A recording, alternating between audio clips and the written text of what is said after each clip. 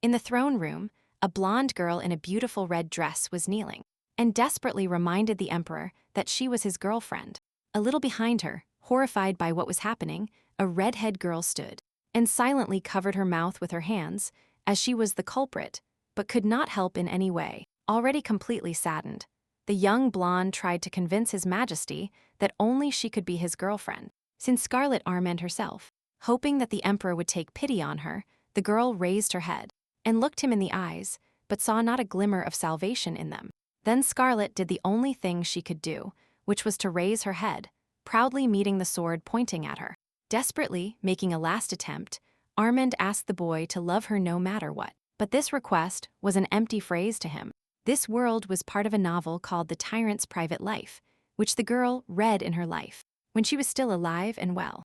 According to the story, the cruel Emperor Carlier kills his own brothers, and then meets the main character. He falls in love and becomes very affectionate. Since the advisors kept the tyrant's private life secret now, being in Scarlet Armand's body, the girl did not know how the tyrant becomes courteous.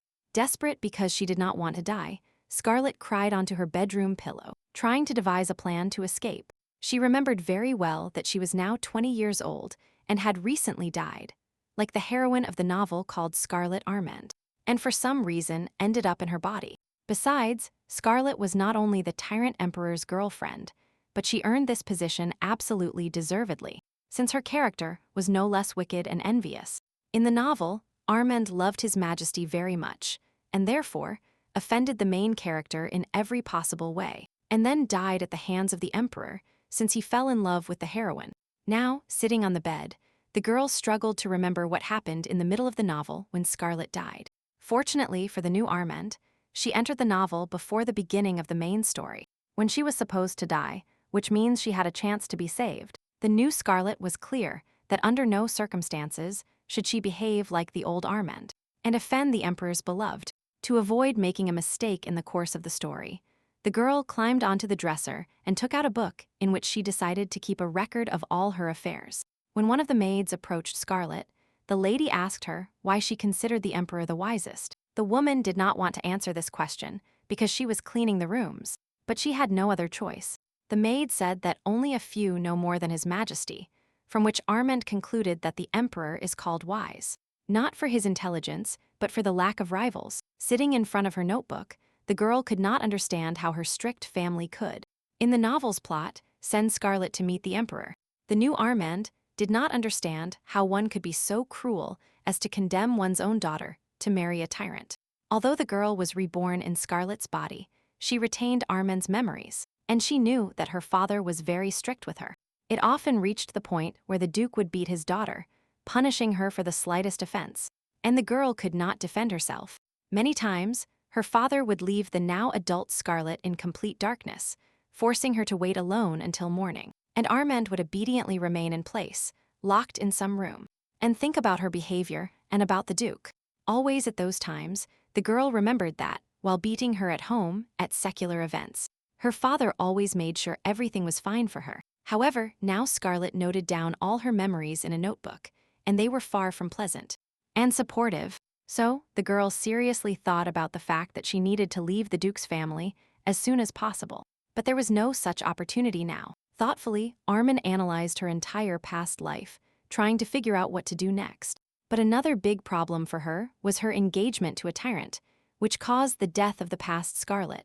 The first meeting between the tyrant and Scarlet was supposed to take place literally 10 days later, at an event in honor of the emperor's birthday. And for Armand, this situation will be a sign that the main story will begin, and the girl will need to urgently find something not to die. And right now, looking at the invitation letter, Scarlet tried to remember why in the story she fell in love with His Majesty, because she herself did not like him. If Armand's life was just an engagement to a tyrant, then she wouldn't worry so much. But she will have to die when the main character appears. One of the girl's ideas was an ordinary escape, which the heroes of movies and books managed many times. But she understood that if, according to the story, her marriage to the emperor took place, then everything made no sense. Besides, Scarlet could not break the engagement, because this would also entail consequences in the form of death. Most of all, the girl feared that Armand's memories of her own death would become the future of the new Scarlet. The girl herself didn't care about her family's status, so she really wanted His Majesty to just ignore her and not kill her. Suddenly, Scarlet came up with the idea of why not try to force the Emperor to end the engagement. His Majesty's engagement is sealed by a magical contract, the termination of which requires the death of one of the lovers, or a mutual agreement to separate. So all Armin needed was for the Emperor to agree to terminate the contract, although she would still have to see him a certain number of times, specified in the contract. Although she really wanted to leave, the girl understood that it was better to be submissive for now and not provoke the wrath of the ruthless Emperor. Scarlet smiled predatorily, realizing that she had a very good chance of dissolving her marriage. Armin froze in the middle of the room and started laughing out loud, because she already knew how she would make the Emperor leave her. At that moment, the attendant timidly wanted to knock on the door, but she heard her lady's crazy laughter and froze.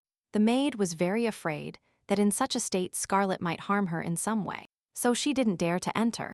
While waiting for the young mistress to stop laughing, the maid worried about her morale, but she couldn't help it all. A few days later, delving into Scarlet's memories, the girl could not find the answer as to why the deceased loved the Emperor so much. The maid, who had been anxiously watching her mistress all this time, remembering her laughter, immediately noticed changes in Scarlet's mood and asked if everything was all right. Armand turned to her attendant named Lucy, but did not explain anything to her, but weakly replied that everything was fine. It happened that Lucy was Scarlet's only attendant, and therefore, she did the best she could. Since the lady was not in the mood to discuss now, she easily agreed to change her dress at the maid's suggestion. And Scarlet herself thought that she would have to leave urgently somewhere when she broke off the engagement, so that her family couldn't find her. The only thing Armand did not understand was why to prepare for dinner already at lunchtime. But she didn't argue with Lucy yet. When the maid left, Scarlet approached the mirror and, looking at herself, declared that her body was very beautiful. Only after telling herself many embarrassing compliments did the girl realize that Lucy had been watching her the whole time. Scarlet was embarrassed, but before she had time to say anything, her gaze fell on the dress the attendant brought her. The dress was made of a simple and completely ordinary fabric, and it was nothing elegant and, therefore, it was not suitable for a banquet. Lucy offered to bring another option, as she herself realized that the pink dress did not suit her well. But Armin stopped the attendant, smiling with delight, because her chance to play the role of a madwoman had arrived. Scarlet firmly declared that she would go to the ball in this very dress. Lucy decided to make sure once more that the lady really liked that dress, because they had enough money to buy another one, but Scarlet did not want to. Armand said that jewels could be added to the dress, as she wanted people to whisper cruelly about her behind her back about the outfit. When Scarlet walked to the carriage, everything turned out like this, and the girl heard absolutely all the silent ridicule from the servants. But she was fine with that. The lady knew very well that no matter how she decorated this dress, it still looked too simple for a banquet. However, Scarlet was going to tell everyone that even modestly dressed, she would still be beautiful, and she wouldn't change anything. Meanwhile, the lady asked Lucy if she was proud of the outfit, since she believed that the attendant had done a perfect job within the framework of what Armand needed. The maid just sighed in response, which Scarlet enjoyed, when suddenly she saw another attendant waiting for her mistress on the street. Armand was the first to greet the maid, scaring her even more than with her outfit. Soon the carriage was ready for the young lady, and she hurried towards it to leave quickly. When Scarlet approached the carriage, the servants did not stop being surprised by the choice of her attire, which brought a wide smile to the girl's face. The girl herself perfectly understood that her dress was too simple for a banquet, but ideal for her purposes. This is because, starting from this outfit, Scarlet planned to declare her madness to everyone, and thus break her engagement with the Tyrant. Armand smiled contentedly while sitting in the carriage, and was glad that even in pajamas, she looked very beautiful, although not elegant enough. The only thing that embarrassed the girl was the terrifying atmosphere during the whole ride, since the family was not happy with her clothes. What pressed Scarlet the most was the look of her father, who mercilessly incinerated her, since he was especially angry now. The girl remembered that the past Scarlet was afraid of the Duke, but the current one did not experience such feelings, and did everything possible to ignore him. But no matter how much Armand tried to look silently out the window, pretending not to notice anything, suddenly she was called. Luckily for the girl, it wasn't the Duke who called her, but her half-brother named Isar Armin. and he asked her if everything was all right with her. When the former Scarlet took her own life, only her brother found her and helped, thus saving the current Scarlet. Then, only after waking up, the girl felt very intense pain, which gradually disappeared thanks to the medicine. She remained motionless for a while, getting used to the sensations of her body. And then she heard nearby voices and turned towards the noise. The brother was in sight and spoke to the doctor, who assured that the worst of Scarlet had already passed, but she still needed to be monitored. But then the girl, who had just woken up and did not know which body she was in or who was near her, asked who these people were. Isar was very surprised by this circumstance, but the doctor said that this condition could be temporary, because Scarlet was dying. So, gritting his teeth, the brother decided to simply help his sister, to whom life had led to such an absurd act. Isar looked at the exhausted and weakened Armin and told her to rest and that they would talk later. Then Scarlet looked at the boy who was kind to her and wondered if she should treat him specially. Then the girl smiled cheerfully and asked what was wrong. What exactly was confusing Isar about her well-being? The boy was not pleased with the girl's incomprehensible happiness and said that her dress was not suitable for the event. To this, Scarlet, not embarrassed at all, asserted that she was beautiful in everything and therefore did not worry about anything. To this, Isar found nothing to answer, and so he froze with surprise on his face, since such a statement was beyond his comprehension. Regaining his senses, the boy remembered that he had been told the girl had gone crazy, and now he believed that these rumors were true. Isar wondered if there was anything he could do to help Scarlet in her condition, so as not to incur his father's wrath. Seeing her brother's inquisitive look, the girl felt ashamed, but obediently agreed to remain silent when he unexpectedly proposed marriage to her. However, in Scarlet's mind, she kept thinking nonstop about why Isar was behaving as he was. Armand was unclear whether her brother was really trying to be careful with his words again, and the boy himself was doing everything possible not to pay attention to her anymore. But his silence did not last long, as the Duke could no longer stand it and struck the carriage seat with his fist.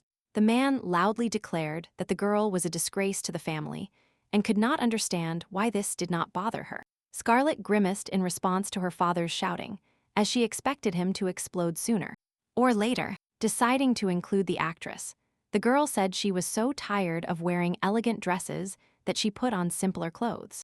And to finally divert attention from herself, Scarlet pointed at her brother, saying that yesterday he returned drunk. Pretending to cry, the girl said she was very ashamed of Isar, because rumors about his festivities were spreading through all the streets. Scarlet smiled mischievously and asked if he didn't care about his family's reputation, knowing the answer very well at that moment. In her head at that moment, the girl was incredibly happy with the effect she had created. Because the past, Scarlet did not answer anyone. Stopping laughing mentally, the girl turned and looked at her brother to see his reaction. But to her surprise, the boy was not angry that she exposed him to his father, although her sister counted on it.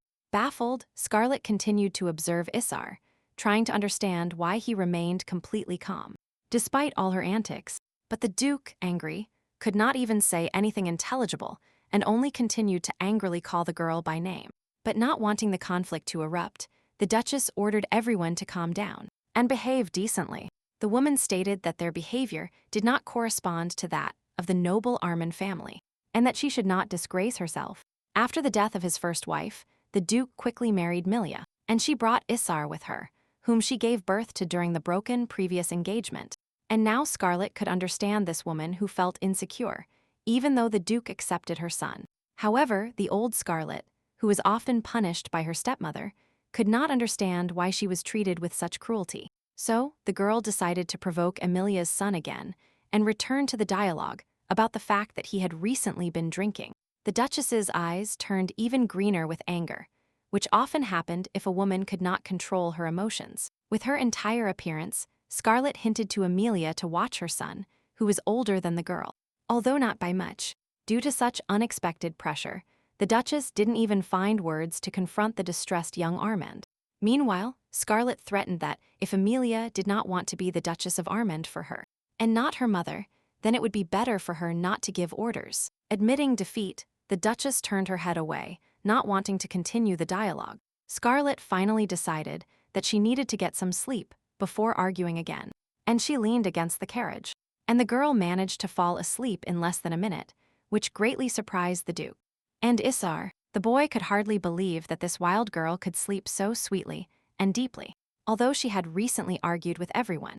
But Scarlet really slept so deeply and sweetly that she didn't notice anything happening around her. But her dreams were far from as peaceful as the girl's appearance. Since she dreamed that someone was crying, unexpectedly for her, Scarlet realized that for some reason it was her who was crying, and no one came to her aid. While she sat helplessly in place, magical clouds of black smoke suddenly began to swirl around the girl without allowing her to escape. When the smoke almost completely enveloped her, Scarlet woke up abruptly and fell onto the carriage floor as she couldn't stay on the seat. Annoyed that no one woke her up, Armand, slightly staggering after sleeping, left the carriage. Unconsciously, something in this dream greatly disturbed the girl, but she couldn't understand what it was. But in the end, Scarlet decided it was just a dream and she shouldn't think about it, since there was something to worry about. This is because the girl was now in front of His Majesty's palace, and very soon she would meet her tyrant fiancé for the first time. There were guards at the palace entrance, and one of the guards almost immediately noticed Scarlet's silhouette in the distance, who was slowly approaching the entrance. The thing is, the girl was very tired while covering the distance from the carriage to the gate, so she barely arrived and was not in a good mood. But approaching security, the young Armand turned to the actress and quite easily asked her to open the gate for him. To the girl's surprise, she was suddenly refused, which made Scarlet freeze in surprise. However, the poor guard explained that he could not announce the girl's name because His Majesty had already started the event. Scarlet realized she would have to take a detour to enter the palace, but she was prepared for it, so she repeated her request. Seeing that the young Armin insisted and was even starting to get angry, the guard gave in and let the girl in. Scarlet, who had never been to the palace before, was amazed by its beauty as soon as she entered.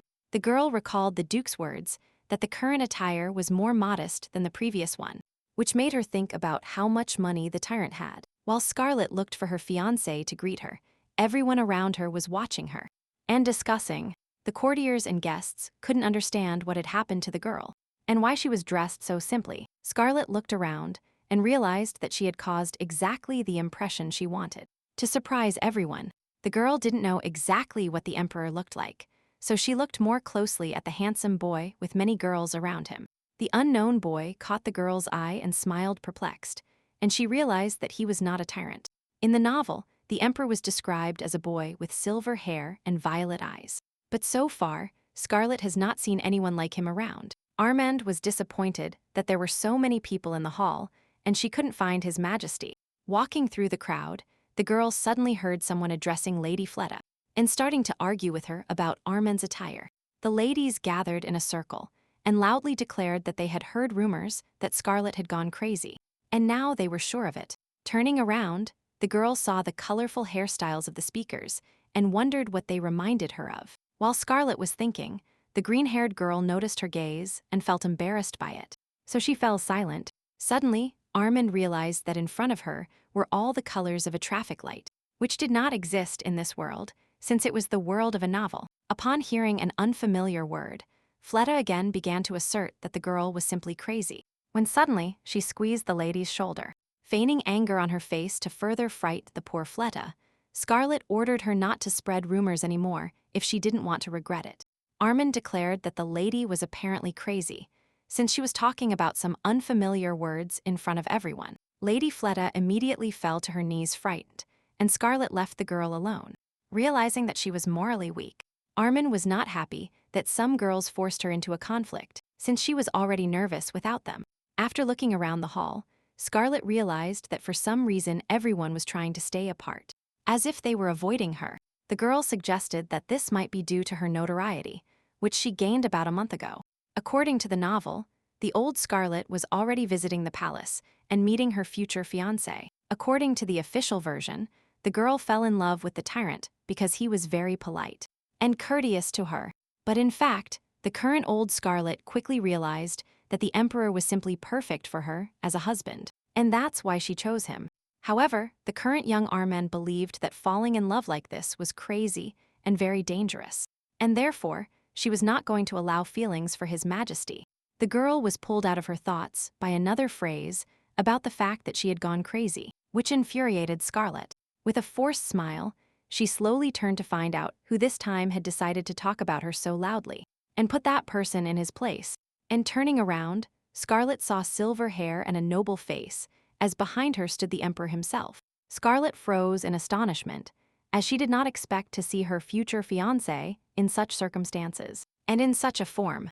Although the girl was confused for a moment, she quickly regained her senses, and introduced herself to the Emperor correctly. In response to her curtsy, His Majesty didn't even blink, and it seemed as if he didn't care at all.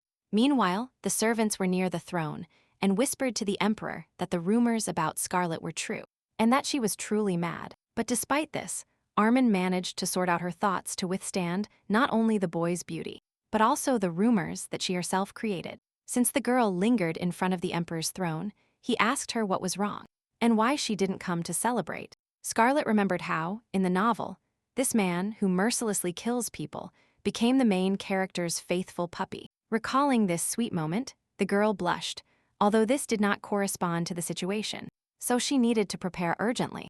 Therefore, Scarlet loudly declared that she was amazed by the beauty of His Majesty, and that she could not afford to stay away from him. Without letting anyone say a word, the girl asked if it was true that the Emperor loved unusual things that interested him. But His Majesty pretended not to care and asked not to do anything strange, since he did not want to see it. But the indifference on the boy's face did not stop the girl, and she pitifully said that she really wanted to surprise him. Scarlet affectionately asked the Emperor to look at the prepared oddity, which made the boy's gaze darken, because he had already said he didn't want to.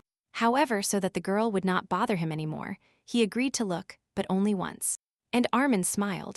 His Majesty said he wouldn't be surprised if Scarlet had prepared poetry, as he had already heard many of them in his life. But smiling, the girl took a glass of red wine and asserted that the Emperor had never seen anything like it before. Standing almost in the middle of the hall, Scarlet shouted that now, with the help of magic, the color of her dress would change from pink to red.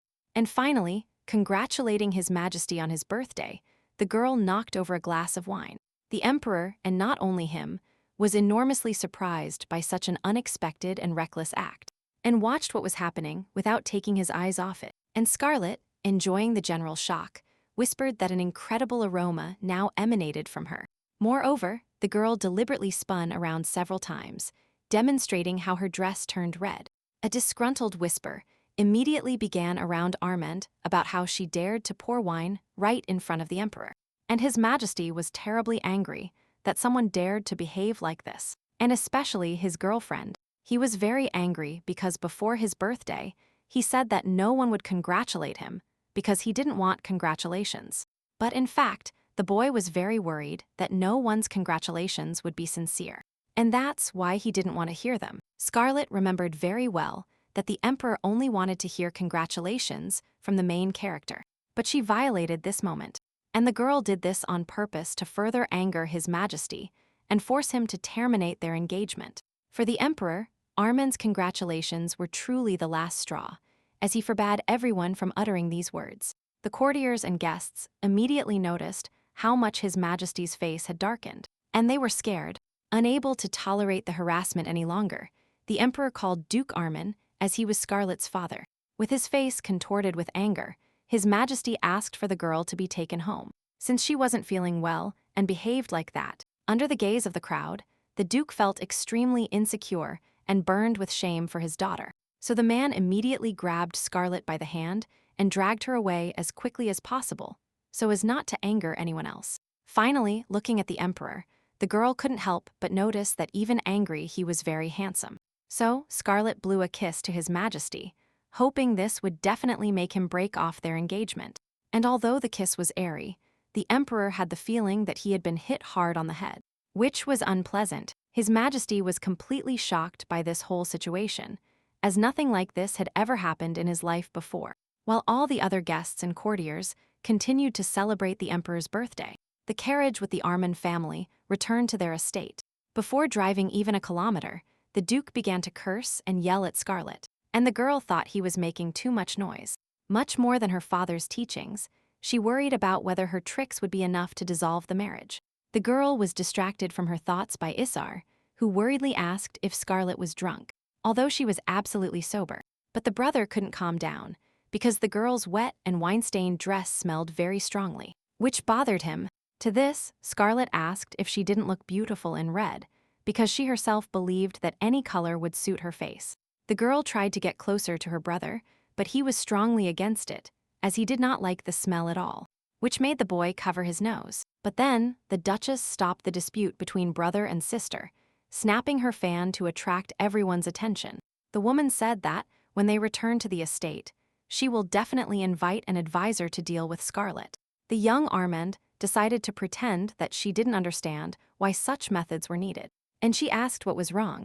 To this, Duchess Amelia asserted that due to the girl's behavior, she had no choice but to find a person to put her brain back in place, which made the girl laugh, although she tried not to show it. Instead of laughing, Scarlett put on a very innocent and incomprehensible look, pretending to be sad and embarrassed, although in reality, the girl thought that this might be another way to break the engagement. But she continued to put on the most innocent face possible. Isar, who attentively observed the girl's behavior, was surprised by the ostentatious sincerity of her actions. Realizing that he couldn't do anything with his clever and cunning sister, the boy turned away with a deep sigh. Meanwhile, the girl cheerfully declared that she would like to be in His Majesty's arms. Dressed all in red, Isar, after hearing Scarlett, excitedly asked if she wouldn't die, to which the girl replied that she would never die. Acting completely crazy, the young Armand exclaimed that she had ideas akin to the Emperor, and that therefore he wouldn't touch her. With her red eyes shining, Scarlett said that at every meeting she would ask His Majesty for a lock of hair. This circumstance greatly frightened the brother, and he asked why the girl needed all this, to which Scarlett replied that she would put all the collected locks under the pillow, and thus conjure happiness before the wedding. The brother was so scared by his sister's logic that he couldn't find the words to answer her. Realizing that it was useless to convince the girl to behave decently, Isar once again simply sighed. When the boy walked away silently and thoughtfully, looking towards some corner, Scarlett worried that she had overacted. But then, Isar still turned to the girl and began his words with the fact that he didn't exactly care what she thought. A little later, the carriage headed to the Armand dukedom and stopped so that the family could disembark safely and go to rest at the estate. One of the gentleman's attendants was surprised that the Armand family was returning so early, because they were expected much later. The boy quickly realized that Lady Scarlett must have gotten into some kind of trouble again. He approached the carriage to help the lady and the gentleman get out, when suddenly a woman's leg appeared from the open door. Before the attendant had time to regain his senses, all of Scarlett jumped out of the carriage and hurried to hide in her room to avoid punishment for her behavior. Following young Armand, the Duchess calmly exited the carriage and asked to urgently call an advisor to treat the girl. The attendant promised to do so and then turned to the carriage, only to discover that it was empty. The guy turned surprised towards the CRA. "Milia, where did Mr. Isar go?" Because he was supposed to go with them. The woman sighed and turned to the attendant to waste a little time, but to tell him what happened. It all started with the fact that, while still sitting in the carriage, his brother began to convince Scarlett that she would soon die if she continued to behave like a madwoman. Quite rudely, the boy said that he hated funerals, and his mother intervened in their dialogue so that he would not behave so brazenly. However, Isar did not give up, so the Duchess ordered the carriage to stop, and for her son to get out of it. And then the boy had to walk to the estate alone, although not a very long distance. After Isar, the Duke decided to turn to Scarlett to scold him again, but she raised her hand and told him to be quiet. The young Armand remembered that she is now His Majesty's fiancée, which means the Duke must stay away from her and not offend her. Once again, with her eyes shining crazily, Scarlett easily defended herself from her father's verbal attacks, which pleased her. The next morning, when the sun was at its zenith over Carliora and birds sang cheerfully outside the window, Scarlett was busy.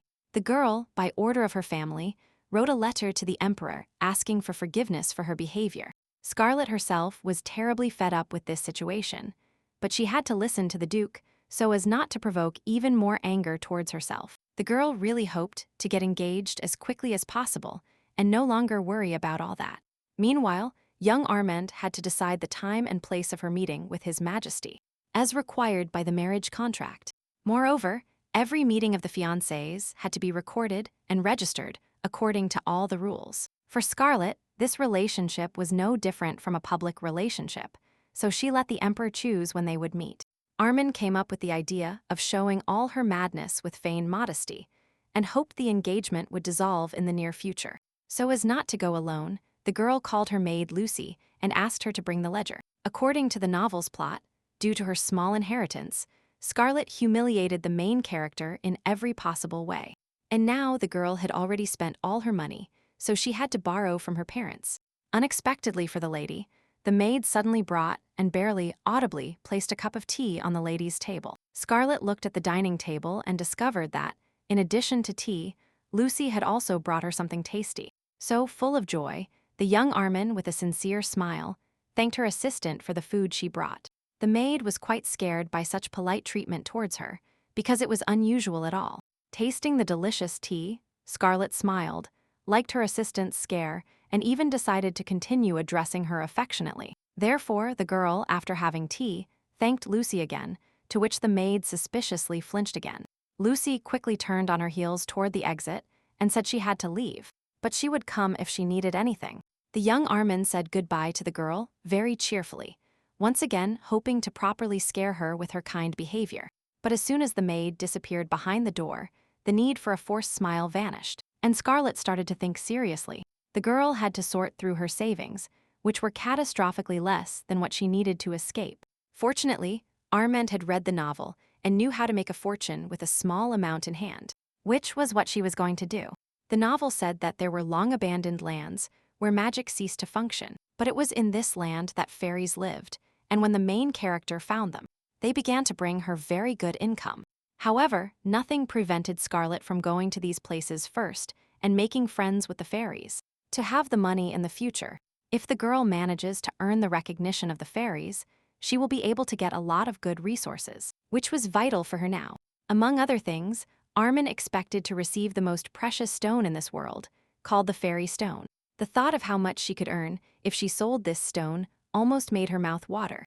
Therefore, Armin jumped up and urgently ran in an unknown direction, and she only told the maid that she was going to the bank. Scarlet laughed cheerfully while taking a bunch of things to put in the bank, although Lucy was against it. That same evening, tired after such a hard day of work, the emperor changed clothes in his chambers. Very slowly he removed his outerwear, because he was deeply immersed in his thoughts. Falling onto the bed, the emperor sighed with relief, as he could finally rest peacefully without worrying about anything. But for some reason, His Majesty could not just fall asleep, because for some reason, all his thoughts came down to Scarlet. The boy perfectly remembered her displeasure and disgust at the moment when the girl cheerfully congratulated him on his birthday. And Scarlet's face, shining despite the wine splashes on and around her dress, still surprised the emperor. His Majesty could not believe that this girl stood before him without a drop of fear or regret. After all, since childhood he was called the sinister son of Carlier and avoided, and the little emperor had no choice but to swallow resentment and pain, without understanding why they avoided him. And people were still afraid of His Majesty like fire, and said that they should be more careful in their expressions in front of him. After all, just by one of his orders, one could lose one's head more easily than pluck the bud of a delicate rose. And the boy thought that he knew well how others treated him, but Scarlet showed that it was not so. As a result, the emperor could never sleep, because the memories of Armin even made him sick. He jumped on the bed and became grim, remembering the kiss the girl sent him before leaving. After thinking a little, His Majesty realized that he felt a sense of dirtiness from Scarlet's behavior, which was unpleasant for him. However, the girl was from a noble family, so it was beneficial for the emperor to maintain his engagement with her no matter what. When His Majesty's attendant learned about Scarlet's character for the first time, he said that she was evil and ruthless. The servant was very worried whether such a ruthless girl was really suitable to become an empress. But this time, His Majesty only smiled when the attendant once again called Scarlet evil. After all, this girl was nothing like someone who could be incredibly cruel. His Majesty thought that Scarlet might be crazy, but she was not completely insane. Therefore, after thinking a little, the boy decided to wait and observe Armin's behavior in the future. While Scarlet had breakfast calmly after waking up the next morning, Lucy politely distracted her. The maid said that a reply had arrived from the palace and handed the lady an envelope with a letter. The young Armin immediately cheerfully began to print it, as she was sure that she was now free from marriage. But instead of refusing the engagement, the emperor sent the girl his schedule for the whole month, which she did not expect. But Scarlet was not upset, because for her this letter became a reason to show something even crazier. Suspecting nothing about the restless girl's plans, the emperor calmly sat in his chair and read business letters. Suddenly, one of the servants distracted him while knocking on the door and asking for permission to enter. It turned out to be an advisor who had arrived by order of His Majesty, and he had some news to report. The assistant brought so many work documents that needed to be read that the cup of tea on the emperor's desk wobbled. Seeing this pile of papers, the emperor instantly felt dissatisfied, since he was already tired of dealing with paperwork. And the advisor, who was Earl Clover, meanwhile said that a lot had happened during the morning, but that he would try to tell it briefly. Smiling terribly, Clover said that since His Majesty had breakfast, it was time to get to work. Obediently picking up the first papers, His Majesty merely sighed as he realized the advisor was right, and that it was necessary to review the documents. Here, to distract the emperor and his advisor from business, Count Lumen, who was the intelligence commander, contacted His Majesty via a magic ball. Clover immediately tensed, because such an urgent conversation with Lumen did not bode well. And indeed, the emperor didn't even look at some of the documents brought by Clover, but asked the counselor to review them again. And Count Lumen, because his report was not heard, almost burst into tears of displeasure. Hearing the dialogue between the intelligence commander and the emperor, Clover realized that the intelligence objective this time was the Armand family. The ancestors of the Armand family were the founders of the Carlier family, and Risible, who were heroes shoulder to shoulder. And these ancestors left a legacy that not even the Tyrant, that is, Scarlet, could handle. Therefore, the emperor now thoroughly learned all the information from Count Lumen, so that he could get as much information about the girl as possible. But in the end, for some reason, the connection with the tear-soaked Count was cut, and His Majesty could not obtain further information. Count Lumen himself fell into even greater panic, because he could no longer contact the emperor. But their dialogue did not continue. Seeing this, the advisor realized that overtime awaited him, as the information received was not enough for His Majesty. As Clover expected, after thinking for a while, the emperor began to dictate an order, and the assistant began to listen attentively. In a tone that did not admit objections, His Majesty told the advisor to find out everything about the Armand family. In Scarlet herself, Clover adjusted his glasses and silently accepted this task, as it was more or less possible for him. Therefore, the boy bowed to the master and promised to do everything in his power to obtain all the necessary information. To do this, Clover asked the emperor to share the schedule with his fiancée, which His Majesty was slightly displeased with. But the advisor quickly convinced the gentleman that if he had a schedule, it would be easier for him to learn something about Scarlet. So the emperor had to admit that the schedule had not yet been approved, but he had a desire to see the girl again. All because this young lady, despite all her efforts, did not push His Majesty away from her, but rather interested him. So, thinking of the girl, the emperor even smiled slightly, which he usually did not allow. And then he asked the advisor to draw up a schedule on his own, as he would still find out everything about Armin. This was not Clover's plan, but he had no right to object, so he got down to business. Walking through the palace corridors, Clover thought about how much trouble he was in, since he had a lot to learn. But what hurt the counselor the most was that, remembering Scarlet, the emperor seemed happy. Clover was scared by the fact that the young Armand was able to influence His Majesty so quickly, and therefore, she could control even his decisions regarding the country.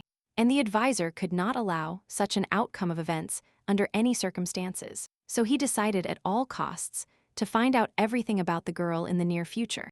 A little later, Scarlet received a letter from the counselor sent on behalf of the emperor, inviting her to a meeting tomorrow. According to the letter, His Majesty scheduled a meeting for tomorrow and said that he would arrive on foot. Scarlet was surprised by this format of the walk and hoped it contained a hint that the meeting would end soon. The girl wondered what she should do, since she had already made a strong enough impression with her red dress and pink, and if now Armin does something a little weaker, she herself will get angry, because she did not want to lower the bar of madness.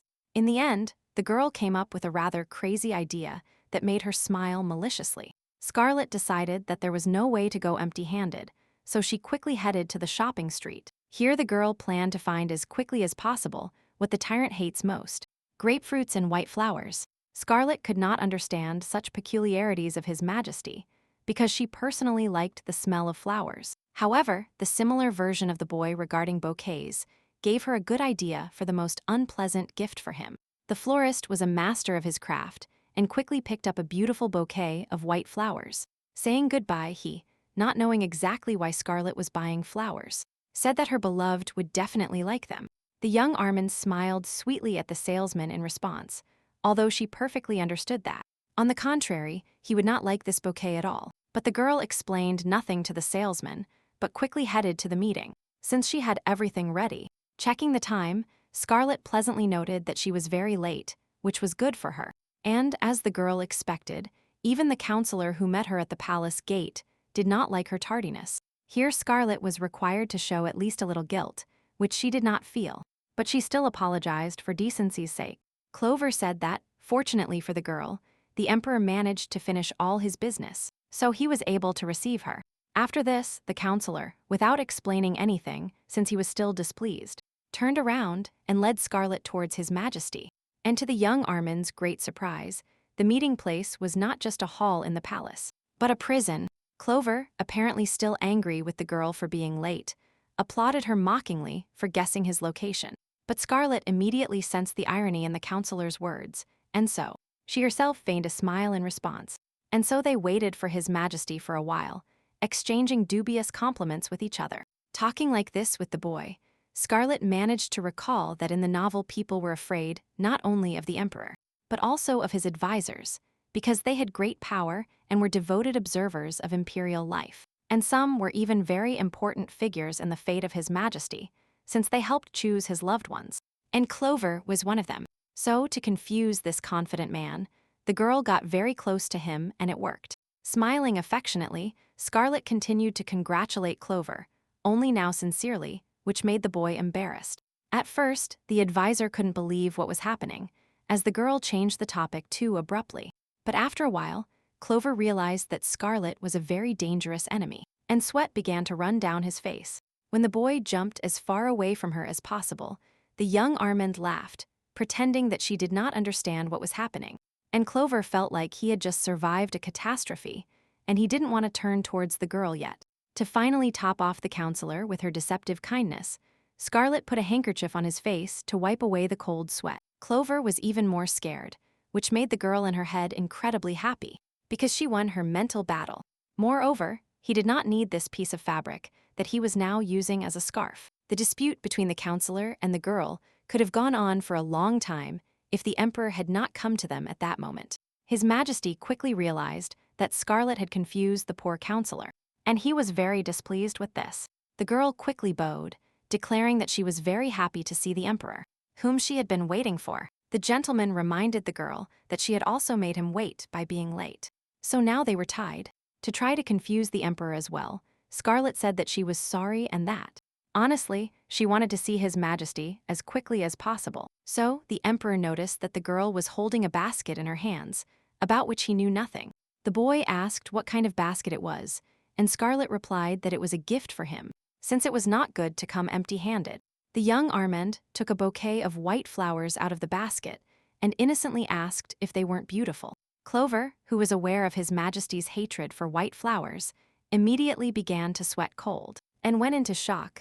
And Scarlet, not at all embarrassed, followed the bouquet with a grapefruit, which he also disliked, and handed it to the emperor. The girl said that she chose the most beautiful grapefruit to please His Majesty as much as possible. Meanwhile, she herself watched the emperor's face and was happy to see the reflection of disgust on it.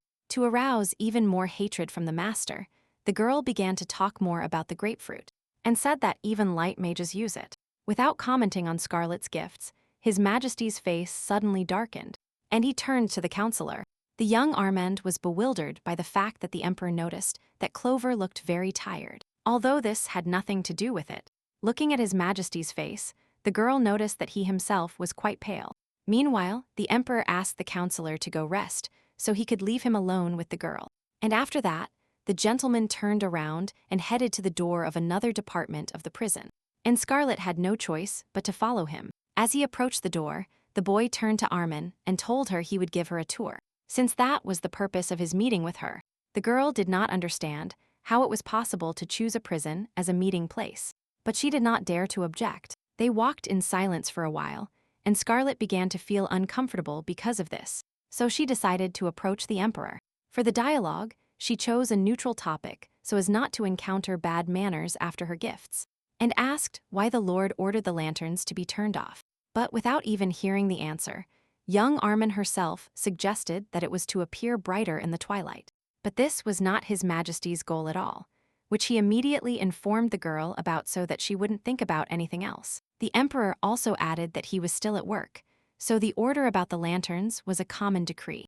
And current, Scarlet wondered how she could turn such simple words from the master into madness to continue living up to her crazy image. So the girl reduced it to the fact that when His Majesty speaks in that tone, he cannot help but admire it.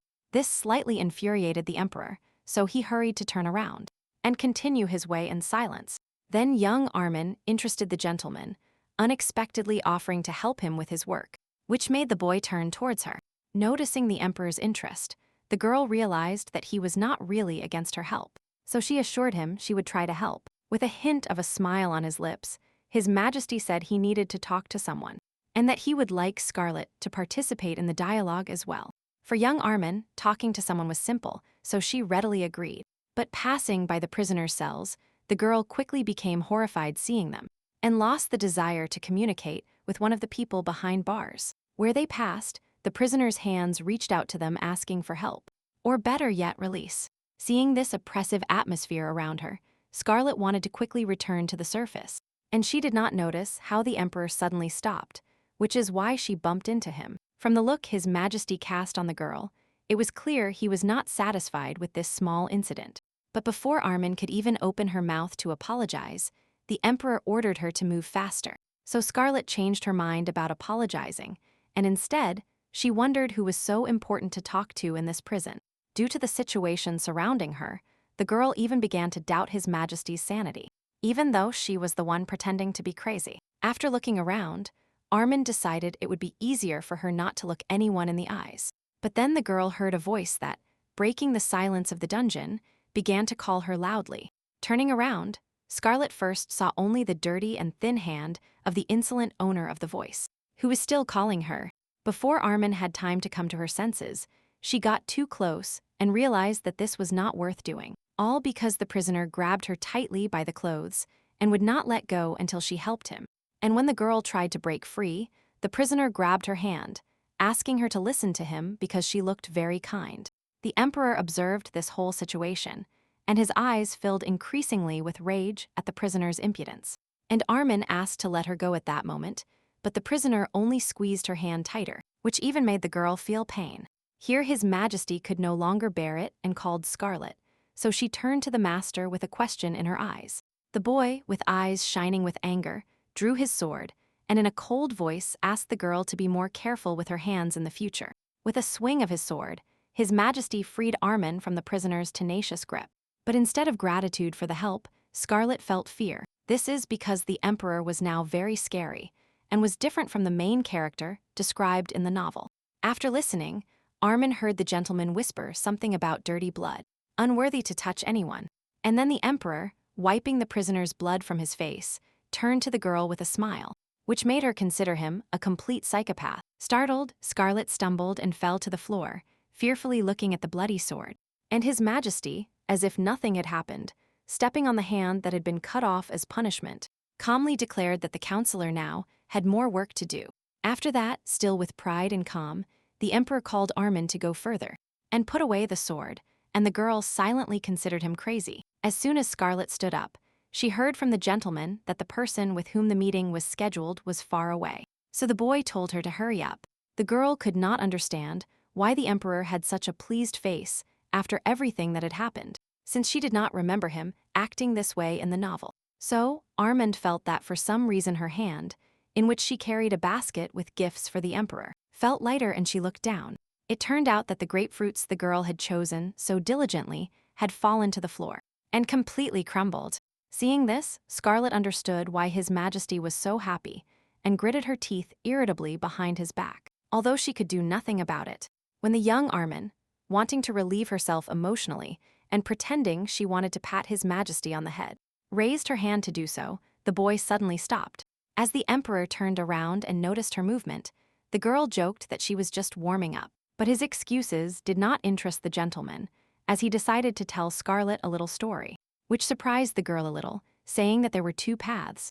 Recalling the insidious smile of the man who told her this, the emperor slightly flinched, and added that one of those paths was approaching. When Scarlet asked what His Majesty meant, he explained that the same man they were going to, and who was a seer, had told him so. But at that moment, the boy and the girl stopped in front of the room of one of the prisoners, who appeared to be a very nice old woman. Although the emperor himself came to her, the woman continued to communicate sweetly as if to herself. Scarlet thought that this grandmother was exactly the person they were going to see, and therefore she felt somewhat ashamed of the old woman's madness. The girl decided to try to talk to the woman no matter what, since they had come this far. The emperor said nothing to Armin, as he decided to follow her actions and draw conclusions about her character. And at that moment, the Lord himself remembered the legend of the seer, who was imprisoned for 19 months. And all this time he kept silent, and then he spoke. The seer asked to keep him imprisoned, and in return promised to tell a prophecy, to which the emperor agreed with interest. And then, that woman said that there were two paths in His Majesty's life, one of which was the most likely for him. However, this path was also the most undesirable, as it led to destruction, and to a long and difficult struggle. According to the prophetess, if the emperor chooses the difficult path, he will not be able to enjoy even a drop of happiness throughout his life. And at that moment, the words of that woman gave His Majesty no peace, so he decided to talk to the prisoner again. Paying no attention to the emperor's consideration, Scarlet had already managed to ask her grandmother who exactly she was talking to. Looking at them, the boy thought if he could use the seer to find out all the secrets of the Armin family. Meanwhile, the girl was surprised when the old woman said she was talking to fairies, since that was her goal too. Armin did not even suspect that at that moment, the gentleman was also thinking about whether he could use her for his own purposes. Seeing that Scarlet managed to smile sincerely, the emperor unexpectedly allowed himself a small smile. But he didn't notice it. But then, the boy's face suddenly changed, because the girl allowed herself to get too close to the bars. His Majesty tried to tell Armin to step away, but carried away by the dialogue, she didn't hear him. Instead, Scarlet continued to ask the old woman behind bars for information about the fairies. The emperor even forgot that he wanted the girl to step away from the bars when he heard what she was asking the woman. And the old woman cheered up notably when Armin showed so much interest in the fairies, and said that only those with a pure heart can see them. Scarlet was somewhat disappointed by this statement and abruptly got up from her knees, which her grandmother did not expect. At that moment, the girl approached the emperor and hugged him, declaring that she had always had a weakness for him to demonstrate the purity of her intentions. His Majesty could not predict any other crazy antics from Scarlet at all, and therefore, he even froze in place. Instead, the old woman reacted very violently, being very surprised that young Armin called the emperor almost by his first name when she hugged him. But before the prisoner could ask anything, His Majesty finally recovered from his surprise, and angrily looked at Scarlet, who once again declared that they were together. The girl could not calm down, because the evil expression on the emperor's face greatly amused her, and the boy was indeed very angry. While His Majesty and Armin were arguing among themselves, the old woman decided to approach the girl to take her hostage. But the emperor noticed and immediately drew his sword. Now all of His Majesty's powerful anger was directed not at Scarlet, but at the prisoner, who was only pretending to be crazy. The guy reminded Armin once again that in front of them was a criminal whom it was better not to trust, since she was playing with people's minds. Taking a noble pose, the emperor said that in a place like a prison one must always be careful. Seeing how seriously the gentleman spoke, Scarlet hurried to apologize for her mistake so that His Majesty would calm down at least a little. But what surprised the girl most in this situation was that the first thing the emperor did was block her with himself, as if wanting to protect her. Armand did not know whether to believe what she saw, so she attacked the actress again to change the topic to a more neutral one. With an innocent face, Scarlet said that she believed in fairies.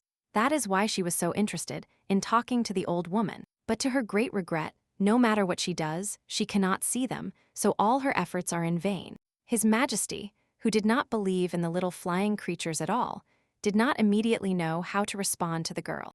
In the end, he simply smiled, moving slightly away from her, as he considered all rumors about fairies to be empty inventions. Without saying anything further, His Majesty moved on, and Scarlet concluded that this topic was closed for them.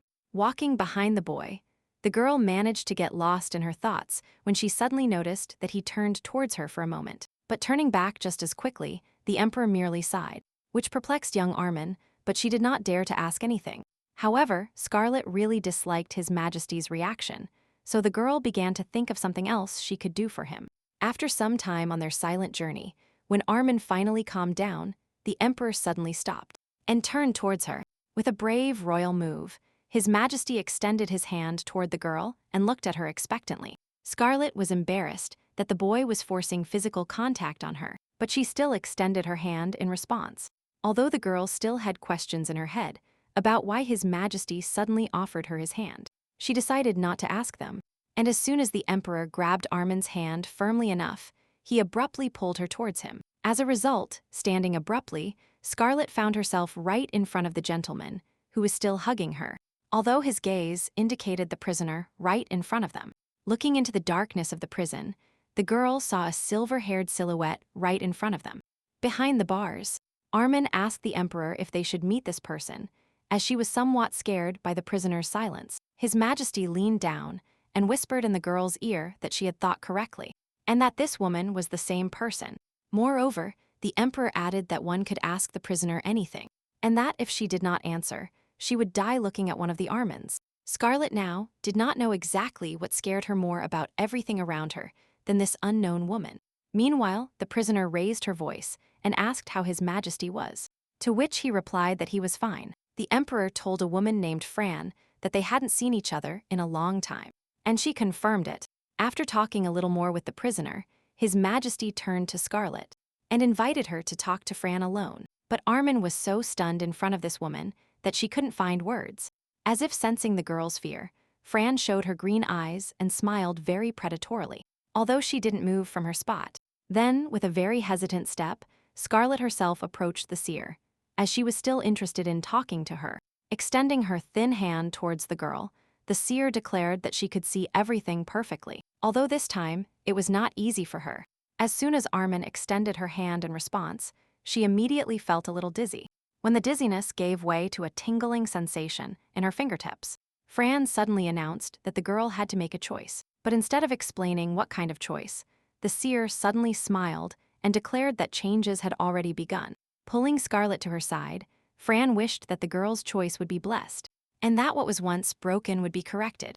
Perhaps the woman would have said something more, but then the Emperor pulled Armin towards him and asked the seer to stop.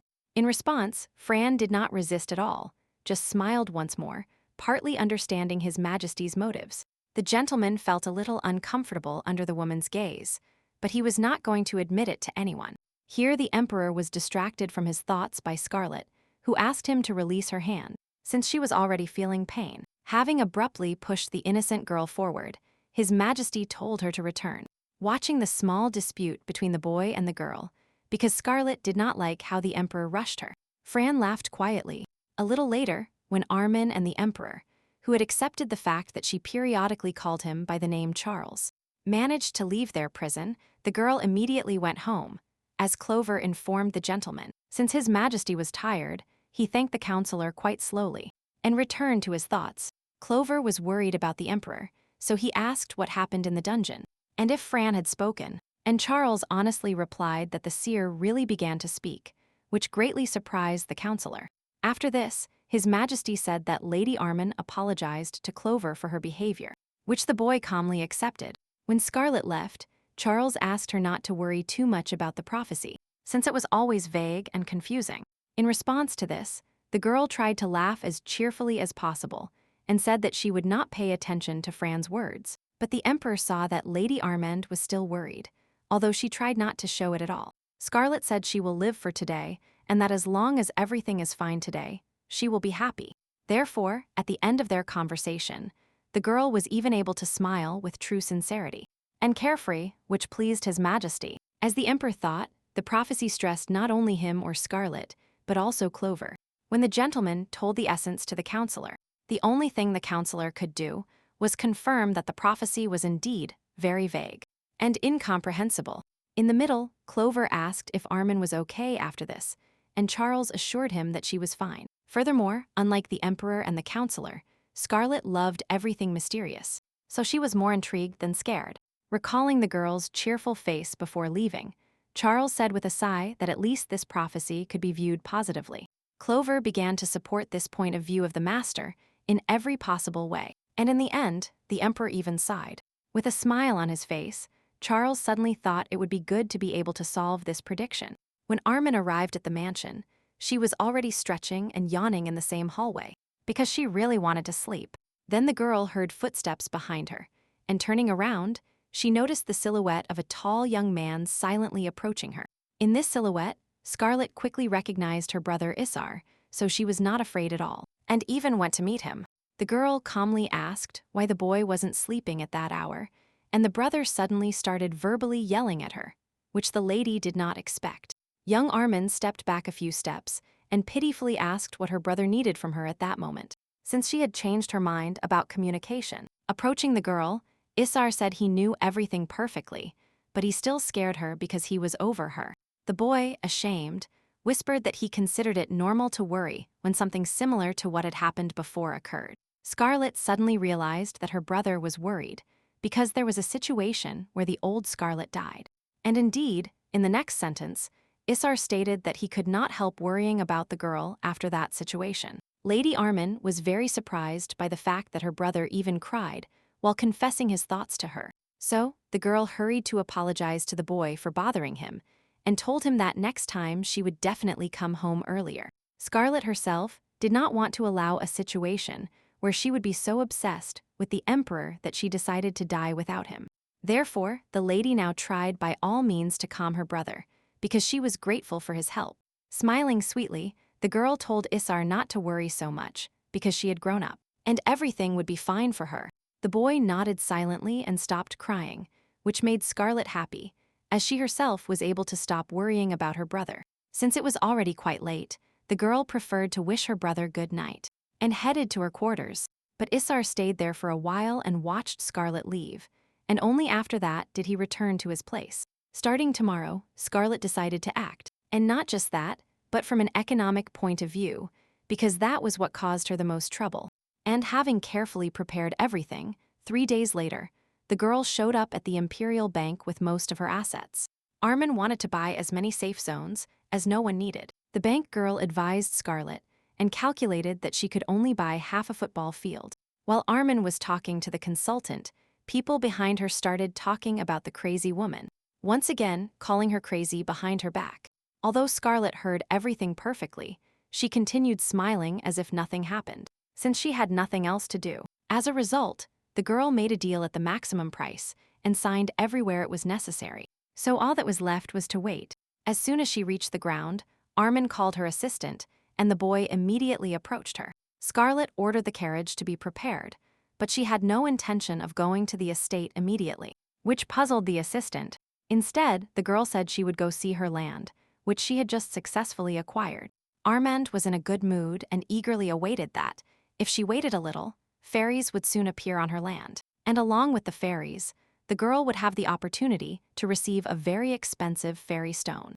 By selling it, she would become instantly rich. Examining the safe zone bought with her own money, the girl noticed that it was closer to the palace than it seemed initially. In the novel, when the main character found the fairies, they had already been starving for 6 months. But here the fairies were not yet visible. However, they would soon be born and happily eat the sweet fruits that Scarlet planned to plant. In the book, the fairies met the protagonist because, out of anger, the ex-Lady Armin submerged her in juice. Perfectly remembering this whole plot, the girl wondered where exactly it would be best to buy magic fruit seeds. Walking further in her area, Scarlet thought about the fact that she needed very few fairy stones, as long as they were there. At that moment, the Emperor and his assistant were walking through the same territory and discussing state affairs. Charles was displeased about the problems with the temple and did not allow the monks to receive aid, even if they started dying. Lady Armin overheard the boys from afar and initially hid behind a tree, forgetting that she had the right to be in the garden. Hearing the emperor and the assistant from behind the tree, Armin realized the principles Charles held, since he did not want to help the priests in any way. Briefly looking at his majesty, who had managed to calm down after a stormy dialogue, the girl decided it was time to come out. The conversation between the boys continued, and Scarlet couldn't help but laugh as she was amused that no one noticed her. Charles immediately heard Lady Armin's laughter and began looking around in surprise, trying to figure out who was laughing and where. But the emperor didn't have to search for long, as Scarlet herself stepped out from behind the tree and cheerfully declared that she missed his majesty. Then, unexpectedly for her, Lady Armand felt herself begin to tilt sideways because she couldn't stay standing. The assistant was the first to notice this, but he didn't have time to react in any way to help the girl. He only feared for her. However, Charles caught Scarlet with a skillful move and thus prevented her from painfully hitting the ground. Grumbling discontentedly, the emperor recalled how someone told him that Lady Armand behaved like a child. But then he didn't believe it. The girl didn't know what to say to this, as she really did her best to annoy the gentleman. Suddenly, Charles's face changed, and he menacingly asked what Scarlet was doing here, which greatly frightened the girl. And the emperor's assistant himself was no less frightened than the lady, and decided that he would be punished for being here. The servant also feared that his majesty might be in a bad mood due to the situation with the temple, which could affect Scarlet.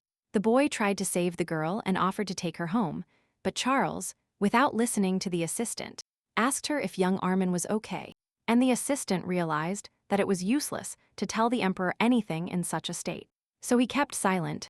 However, Scarlet herself felt no threat, and boldly declared to the master that she had only hurt his heart because of her beauty. A little later, the assistant tried again to distract his majesty from the girl, reminding him that they had a lot of work to do. The boy suggested leaving, and Lady Armand also turned around to return home. But for some reason, Charles remained in place. Scarlet realized that he wanted to leave with her, and this tensed the girl, who tried to break the engagement. After all, if everything continues like this, then her story will boil down to the original story of the novel, where Scarlet dies. Therefore, Armin decided that she needed to act even crazier to drive his majesty away from her. But now the girl had to maintain good communication, so when she and the emperor left the counselor, she herself started a dialogue. Scarlet remembered that Charles wanted to know what she was doing here, and the boy said he was still interested. And then, the girl surprised his majesty, telling him that she had come to inspect the land because she was going to buy it. The emperor did not understand at all why Lady Armin needed this, and therefore made a grimace of disgust. And Scarlet, smiling innocently, said it was because there were fairies in this place. This statement completely unsettled Charles, as he did not believe in fairies at all. But Lady Armin, without any shame, declared that she believed in fairies, regardless of her age, and hoped to meet at least one someday. At the same time, the girl tried to behave like a complete idiot, and looking at the emperor, she realized that she had achieved her goal, and he sighed deeply. However, this was not the end, as Scarlet didn't even think about stopping at the achieved effect. With a cheerful wink at Charles, the lady reminded him that she was his fiancée, and therefore asked his majesty to sell the land to her cheaper. The oppressive silence due to the emperor's displeasure lasted for almost several minutes, until Scarlet herself became confused. The girl assumed that she had gone too far in her antics and requests, so just in case, she apologized to the gentleman.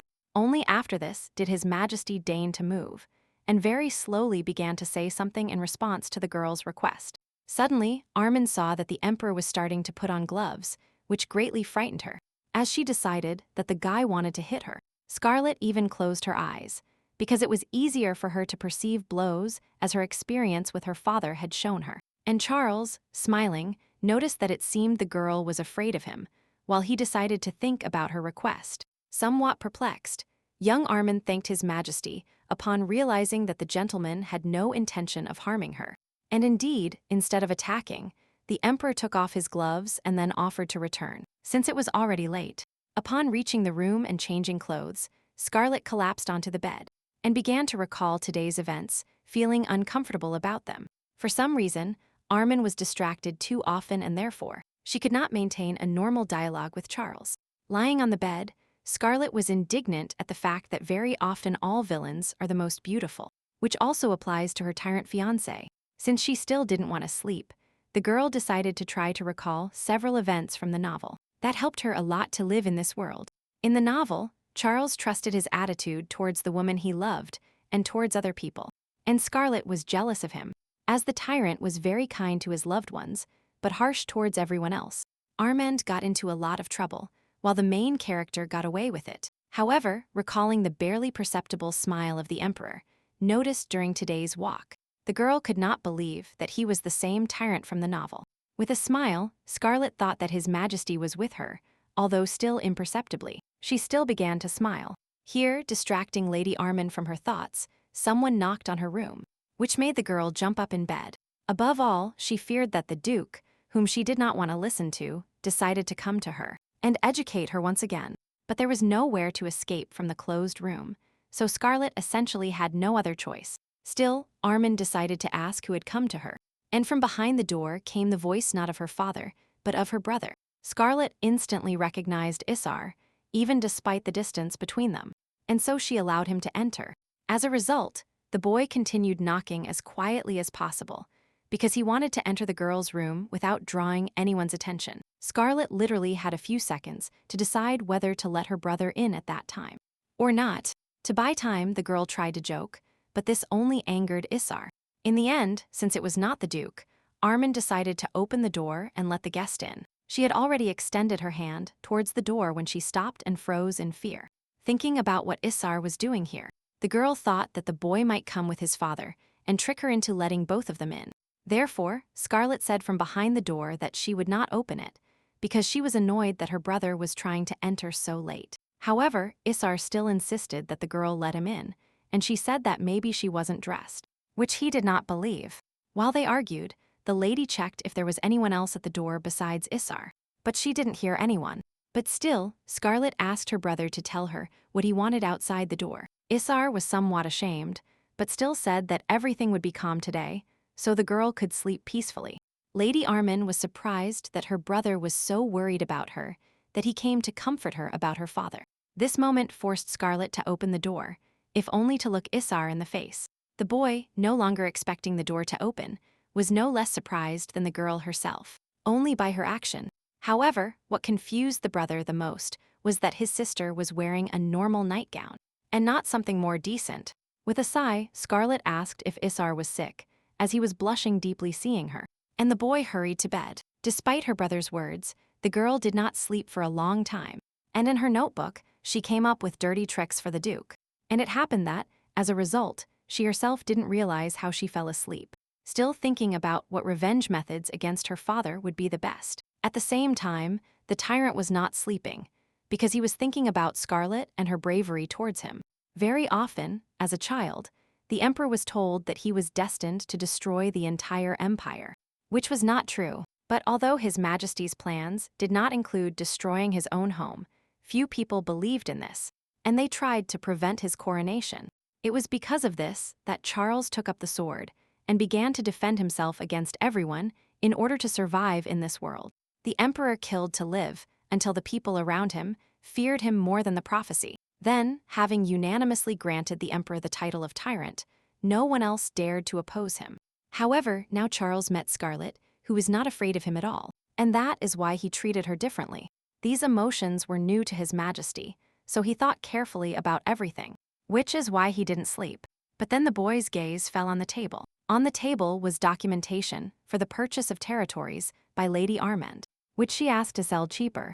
Recalling that place, the Emperor understood that the girl had given him good reasons to think. His Majesty could not say whether Scarlet was scared or embarrassed at the moment.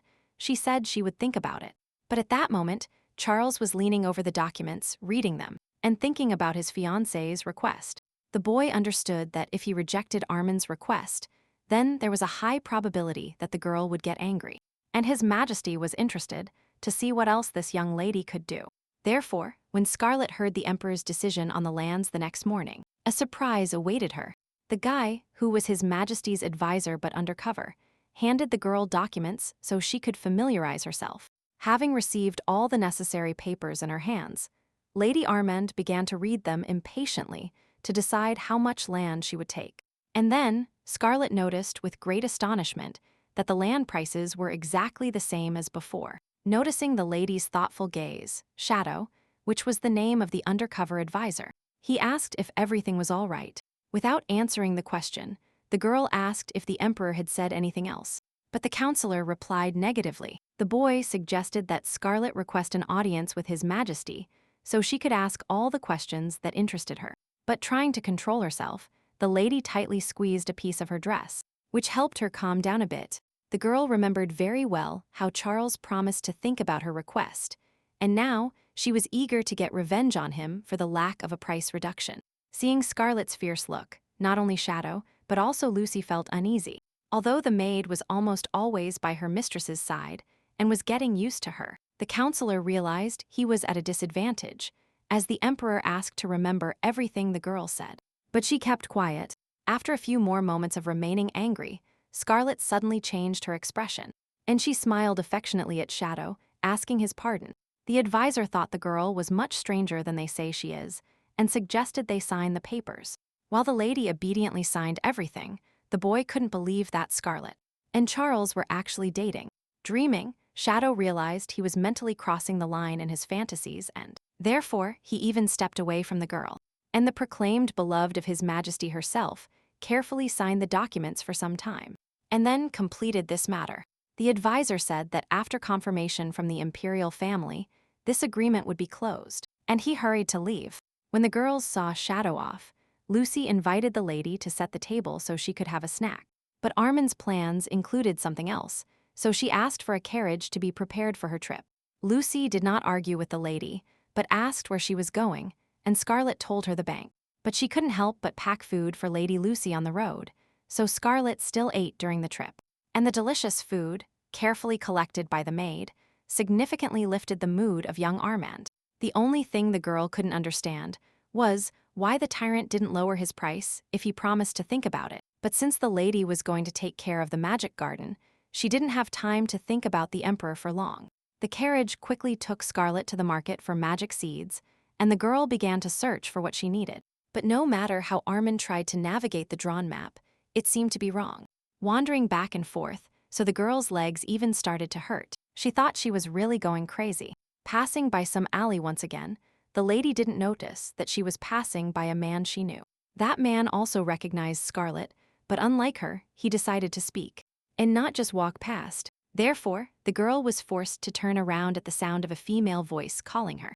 And that girl immediately started laughing at Lady Armand upon realizing she was lost. The person laughing at Scarlet was a green-haired girl fanning herself cheerfully.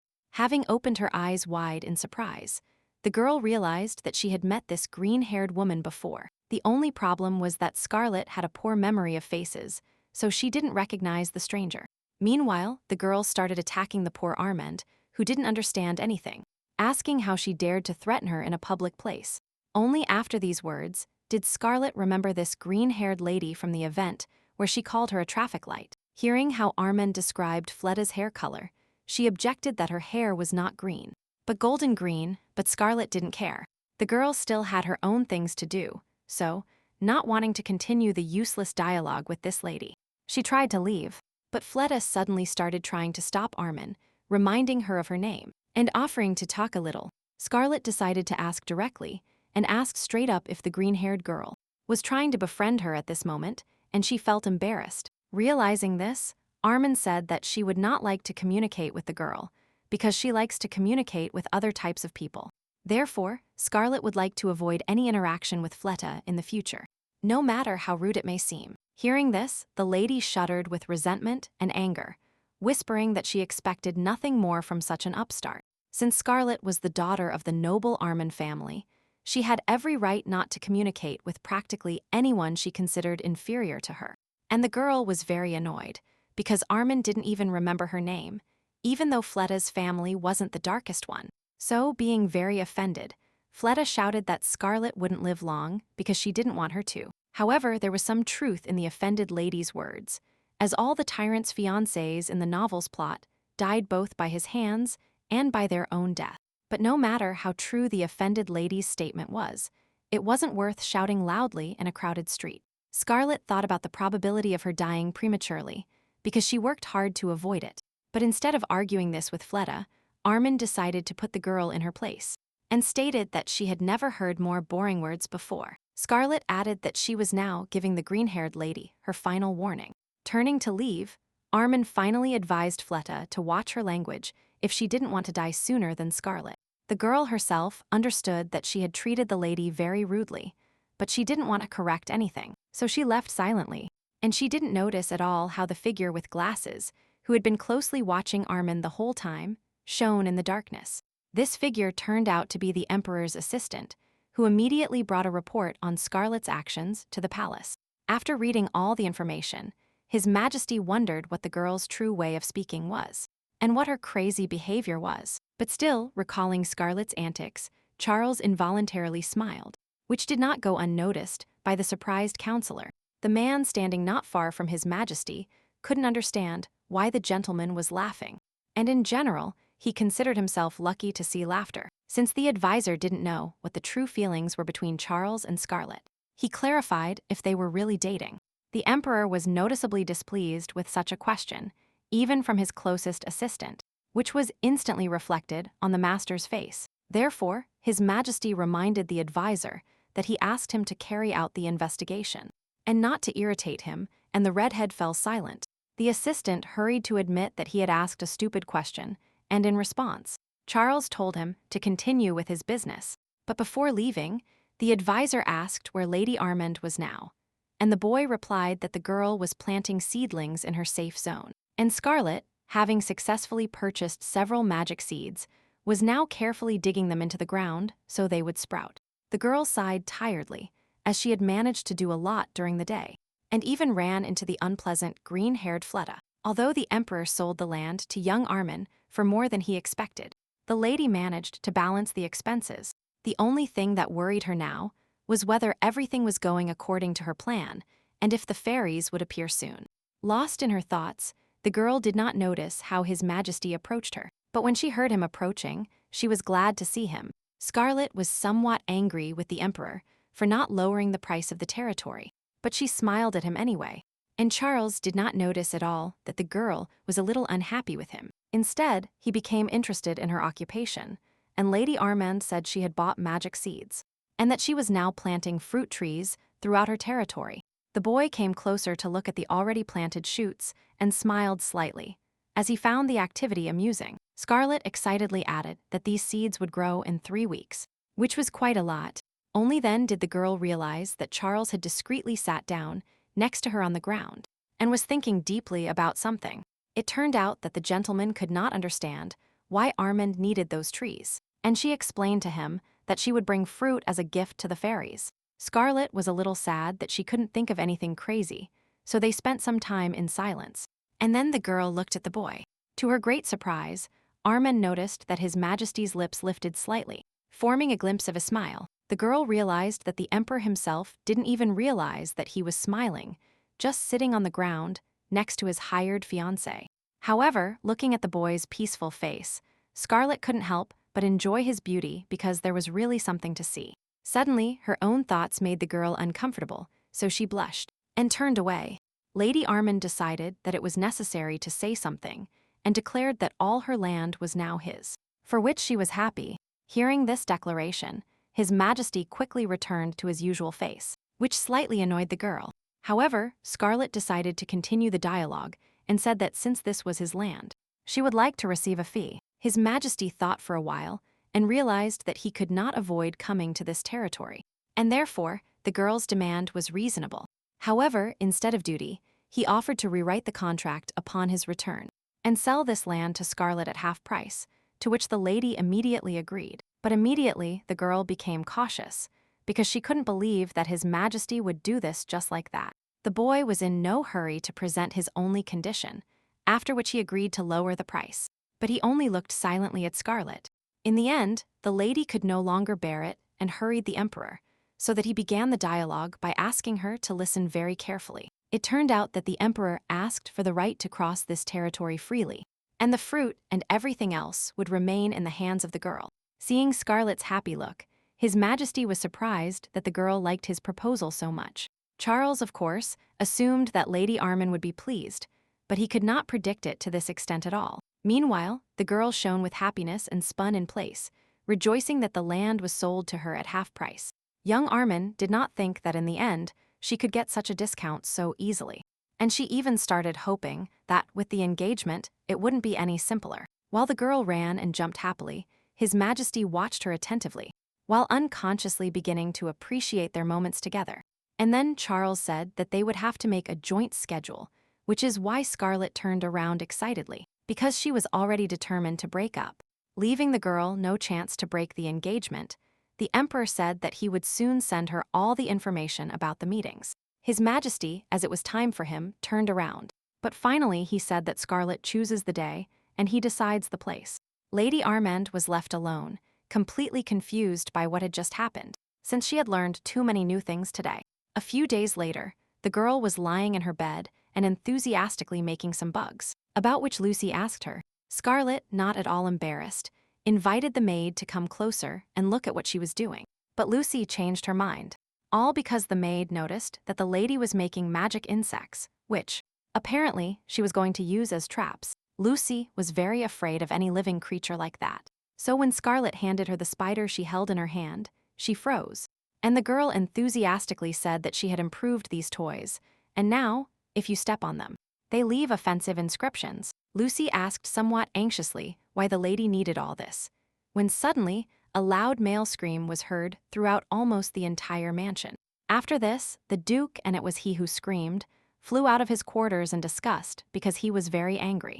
The Duke called Scarlett throughout the house, knowing very well that the inscription on his face was her doing, and wanting to punish the girl for it, since yesterday the father insulted the girl and even hit her a couple of times.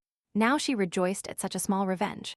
Lucy warned that the Duke would be here soon, and Scarlett asked for a carriage to be prepared for her, and also for the maid to get dressed. The maid was surprised that she also put on a beautiful suit, but she didn't ask, but did everything obediently. Scarlett at that moment explained that she would like to escape her father with Lucy and enjoy a rich meal somewhere.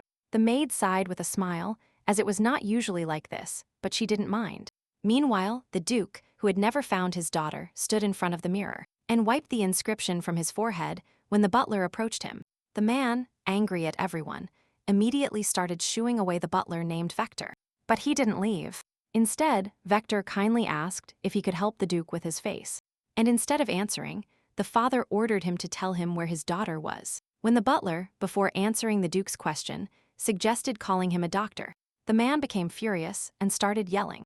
After having ordered all the servants to immediately find Scarlett, the Duke promised that he would definitely deal with her today. The maids, seeing all this, sadly thought that a couple of years ago they couldn't imagine it, since another Duke ruled. The first Duke, whom everyone loved and who was the older brother of the current Duke. It was Aaron Armand.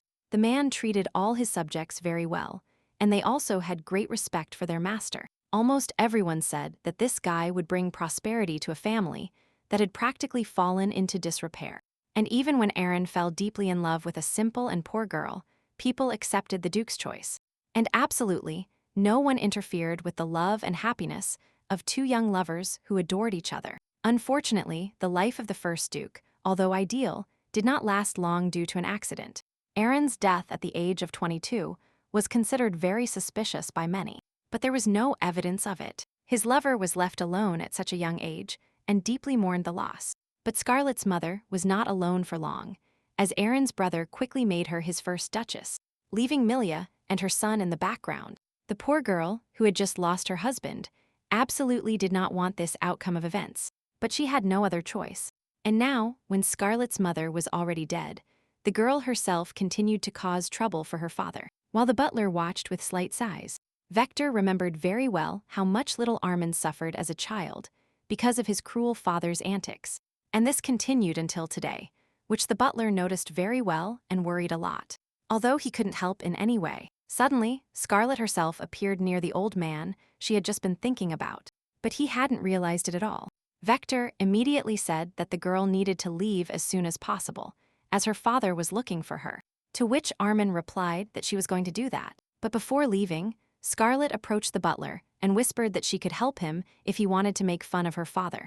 And Lady Armin also asked the kind old man, who always helped her, not to tell the Duke anything. Vector nodded his head and the girl smiled happily, as she liked the butler. and the fact that he was on her side. That night in his palace, Charles again recalled Scarlett's behavior and laughed a little, as her actions differed from his expectations. The boy didn't expect the lady to run through the garden with such vigor and joy when she heard he was selling it to her at half price. The emperor had long ago discovered the girl's plan, that she wanted him to break off the engagement with her because of her supposed madness. But Scarlett had no idea that her behavior, on the contrary, attracted the tyrant because he was having fun with her. However, breaking off the engagement that Armand so desired was only possible in one way, which was too cruel. This required the death of Charles or Scarlett herself, which neither of them wanted to allow. But until it was necessary to think about it, His Majesty wanted to continue pretending he had no idea about the girl's plans. Besides, this ordinary observation would not harm anyone, as the emperor himself believed. And he was right, but the boy couldn't know that. Literally, in a month he would do everything possible to get Scarlett Armand. The next morning, Isar Armand walked calmly through the mansion, taking care of his business, since everything was calm until now. But then, a cheerful female voice called the boy and the girl, and he looked around curiously to find out what was going on. And it was Scarlett who called him, who saw her brother and decided to have a nice conversation with him, since they hadn't seen each other for several days. The boy immediately started complaining to the girl about being too late, and they had an important event ahead of them. All the servants prepared the estate in advance for this event, meticulously decorating it with flowers and ribbons, and all because today was one of the main days in the duchy, specifically a dinner with the elders, which no one could miss. Before entering the hall with the elders, Isar decided to ask Scarlett why he heard the Duke today. However, Lady Armand could never find a clear answer for her brother, although initially she didn't want to attend the banquet by her father's order. And the reason was that the girl was simply very interested in how all these important elders looked. Scarlett caught up with her brother and immediately started boasting about the acquired safe zone, and Isar asked not to talk about it with the Duchess. Then both heard a sharp female voice, which called the boy and the girl, because he was not satisfied with them. Turning around, Scarlett and Isar saw the same Duchess they had just been talking about. And who was Isar's mother? Lady Armand, as good etiquette dictated, greeted her stepmother moderately, as she didn't want to address her in any other way. In an important voice, in response to the greetings, the woman said that the children should enter the hall, since the elders would arrive soon. At the same time, the Duchess looked at Scarlett curiously, as she noticed that she had a more dangerous look. Therefore, the woman couldn't help but turn to the girl, telling her that she constantly does useless things, because she wanted to see a reaction. Moreover, the Duchess deliberately crossed the line and mentioned Scarlett's mother in the dialogue, which made the girl instantly angry. Turning to the woman, Scarlett began to fix things and asked if her stepmother was scolding her once again for something. Isar tried to restrain his sister, but that was not the case, as the girl became very angry after her mother was mentioned.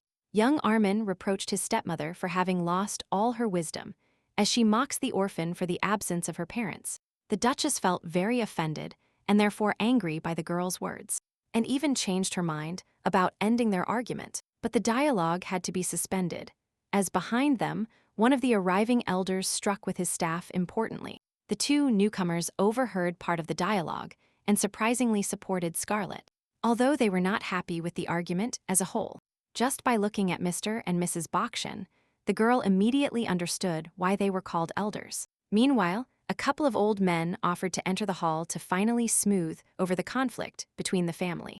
They slightly embarrassed the stepmother and daughter for starting to fight in front of everyone, but they didn't scold them too much for it. Isar, who was initially against this dispute, and now the elders also saw it, simply sighed, and the Duchess and the lady, looking at each other, decided to stop saying bad words, as it looked very ugly from the outside. When everyone gathered and even had time to eat, Scarlett sat happily at the table and carefully wiped her face with a napkin. The brother, who was sitting next to her, with a face of dissatisfaction and concern, asked the girl if she was feeling better. Scarlett realized that her brother was worried about what he had heard from the Duchess, and told him that it wasn't him who should be asking for forgiveness for this. Only after that, the girl said that she was fine, so he should eat and not worry about her. Not having calmed down much, Isar at least tried to pretend he was participating in the banquet, and not thinking about the situation with Scarlett. And Lady Armand deliberately turned the conversation in a different direction, drawing attention to the elders sitting proudly almost in the center of the table. Isar immediately changed the subject and said that the girl was most likely important to the elders, since she is very similar to her mother. The girl learned from her brother something that is not described in the novel. That is, about the interaction of the entire Armand clan and the elders who fought the monsters together.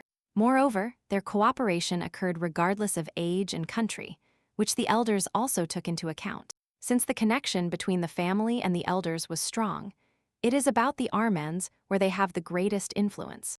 Therefore, to become the true head of the Armand family, it was first necessary to gain the trust of the elders. And the first duke did this wonderfully, as everyone loved and respected him, and they wanted to continue cooperating with him. However, now, thanks to the current duke, many things have changed, and some even started to hate the Armand family. Therefore, Scarlett's existence was important to the elders, as she was the daughter of the first duke's lover. Having told all this, Isar noticed little interest from the girl, and therefore decided that she was ashamed to talk about her family. But in fact, at that moment, Armand simply remembered that in the book, even the great elders died as a result of the conflict and the corruption of the family. Scarlett was very worried that if she only thought about herself and ran away, everything would happen exactly as it did in the novel. And then, all the people she knows will die at the hands of the tyrant for a reason only he knows. The girl thought so much about the book's plot that it wasn't the first time she heard her brother call her name. With concern, which he didn't even hide now, the boy asked again if his sister was okay, to which she replied affirmatively.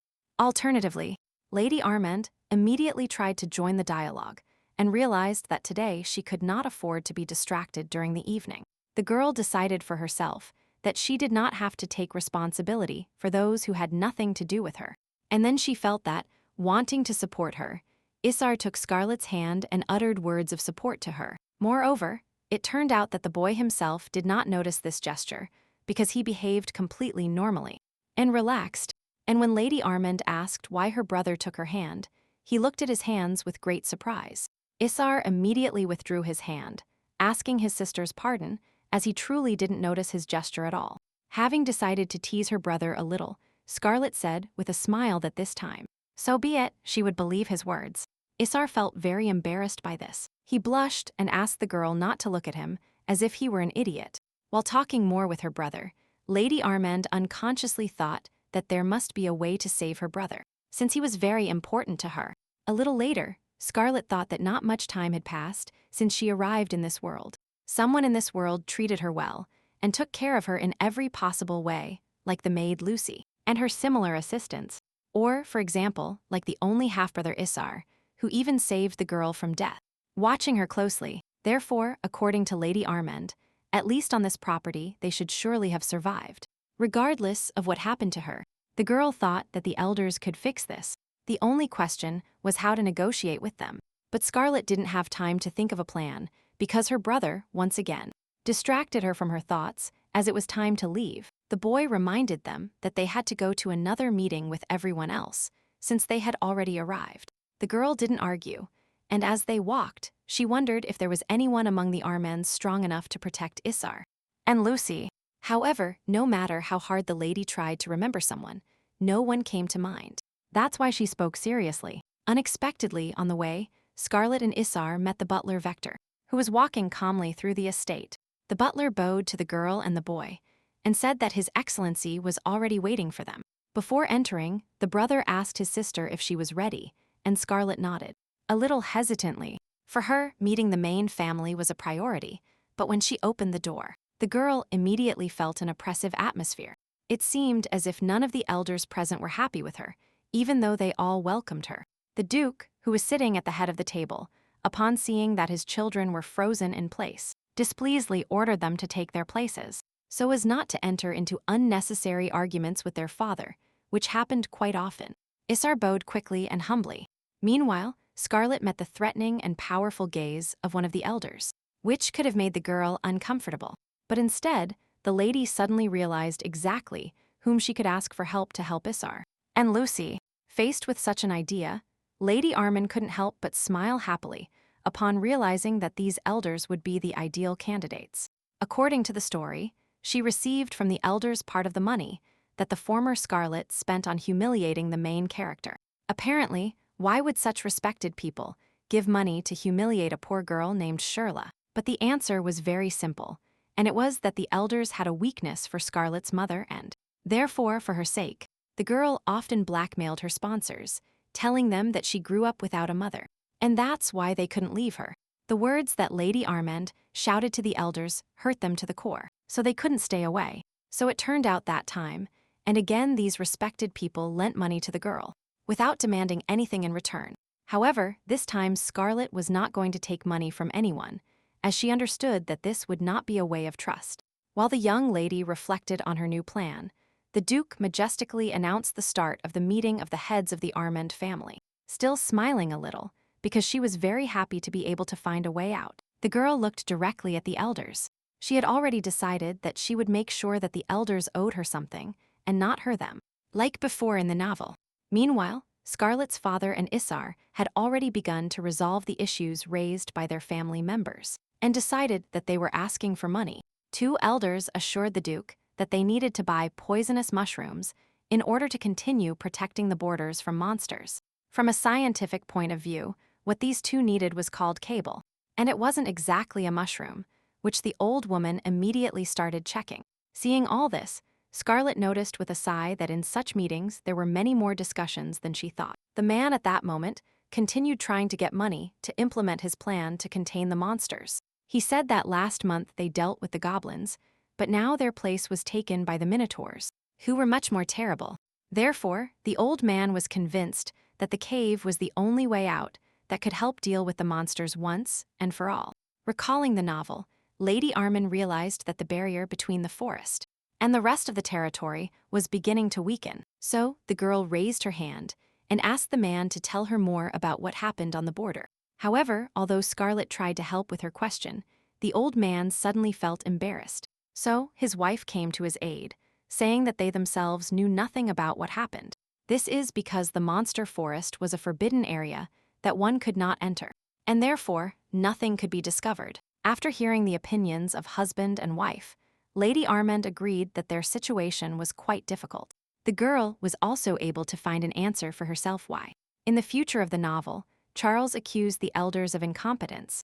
In short, we can say that the culprit of everything that was happening was a flower unknown to everyone, because it turned common monsters into real mutants that stopped feeling pain and became stronger. Unfortunately, the elders did not know this and tried to fight the monsters with cable, but the situation only ended up getting worse. Therefore, after some time, the Tyrant personally entered the forest to solve the problem with the monsters and mutants. For some time, the young man wandered through the monster forest, but soon managed to find a magic flower. Since Charles had little knowledge of magic, he immediately realized that the problem was this plant. As a result of this, stability returned to the monster forest, but all the elders, without exception, went to the guillotine. All this moment in the novel was quite bloody, and therefore, Lady Armand would not want it to repeat itself in reality. While the girl remembered this whole story, the Duke kept claiming that he had no money, so he would not give anything. Scarlet just rolled her eyes at her father's statement and tried to remember exactly what the flower looked like in the plant magazine. For several minutes she couldn't do this, but suddenly Armand found the answer she needed, and she was very happy. Therefore, now she could help the poor elders, hoping that in the future they would help her. Then her brother approached the girl, who noticed her sister's laughter not for the first time. And only then did he ask what was wrong. But it would take too long to explain something to Isar, so Armand simply said she had an idea. The boy tried to find out what she was doing, as she was very inspired. But Scarlet told him nothing more. The next morning, all the elders began to leave for home, and old Mr. Bakshin carefully supervised the loading of things. Before the elderly couple left, Scarlet ran up to them and greeted them politely. Miss Bakshin, however, took Armand's arrival as mockery towards them. But the girl quickly explained that this was not the case at all. Moreover, Scarlet intrigued the elders by telling them she wanted to give them something. To the great surprise of the Bakshin family, the girl suddenly took out the jewels and said she inherited them from her mother. The elders were, to put it mildly, very surprised that young Armand gave them this. Mr. Brian Bakshin asked why the lady was doing this, as she owed them nothing. In response, Scarlet simply reasoned that the elders would definitely need this money. since they asked the Duke for it. The girl explained that she was not the head of the family, and therefore, this was all she could give. Armin assured that her family values the elders, and the fact that they refused today really means nothing.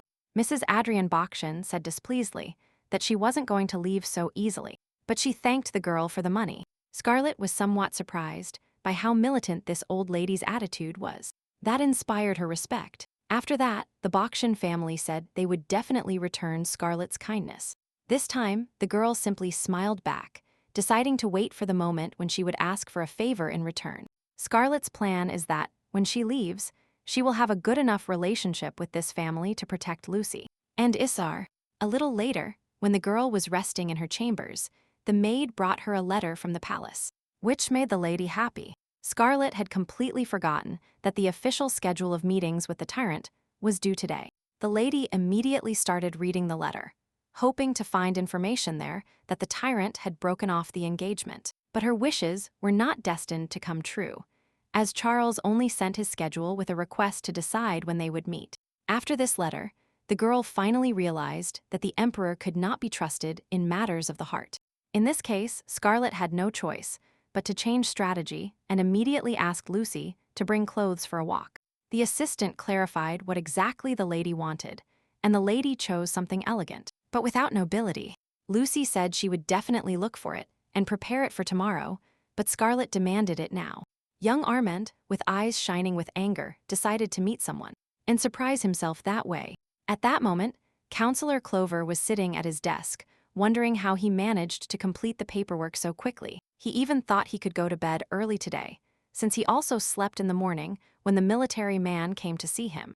Reluctantly, the boy turned to him and realized that he definitely had more work to do. And Clover was very surprised to learn that Scarlett had come to see him. The guard said that the girl declared the incredible importance of her arrival, and that's why she didn't even give notice. The military man also added that he asked the girl to wait in the carriage, but it turned out she got out herself. At that moment, as if sensing she was being watched, Scarlett lifted her head and immediately met the gaze of the counselor, who was not happy with her arrival. But the girl was not embarrassed at all. She just greeted him cheerfully with her hand. So Clover said to let her in.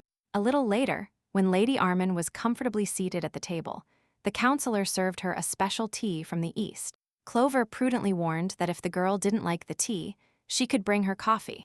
And then the boy sat opposite the lady and realized that for some reason he was afraid to say anything. But still, in a trembling voice, the boy managed to ask why the girl came to him. And Lady Armand immediately started implementing her plan, declaring that she didn't believe the counselor didn't care about her arrival.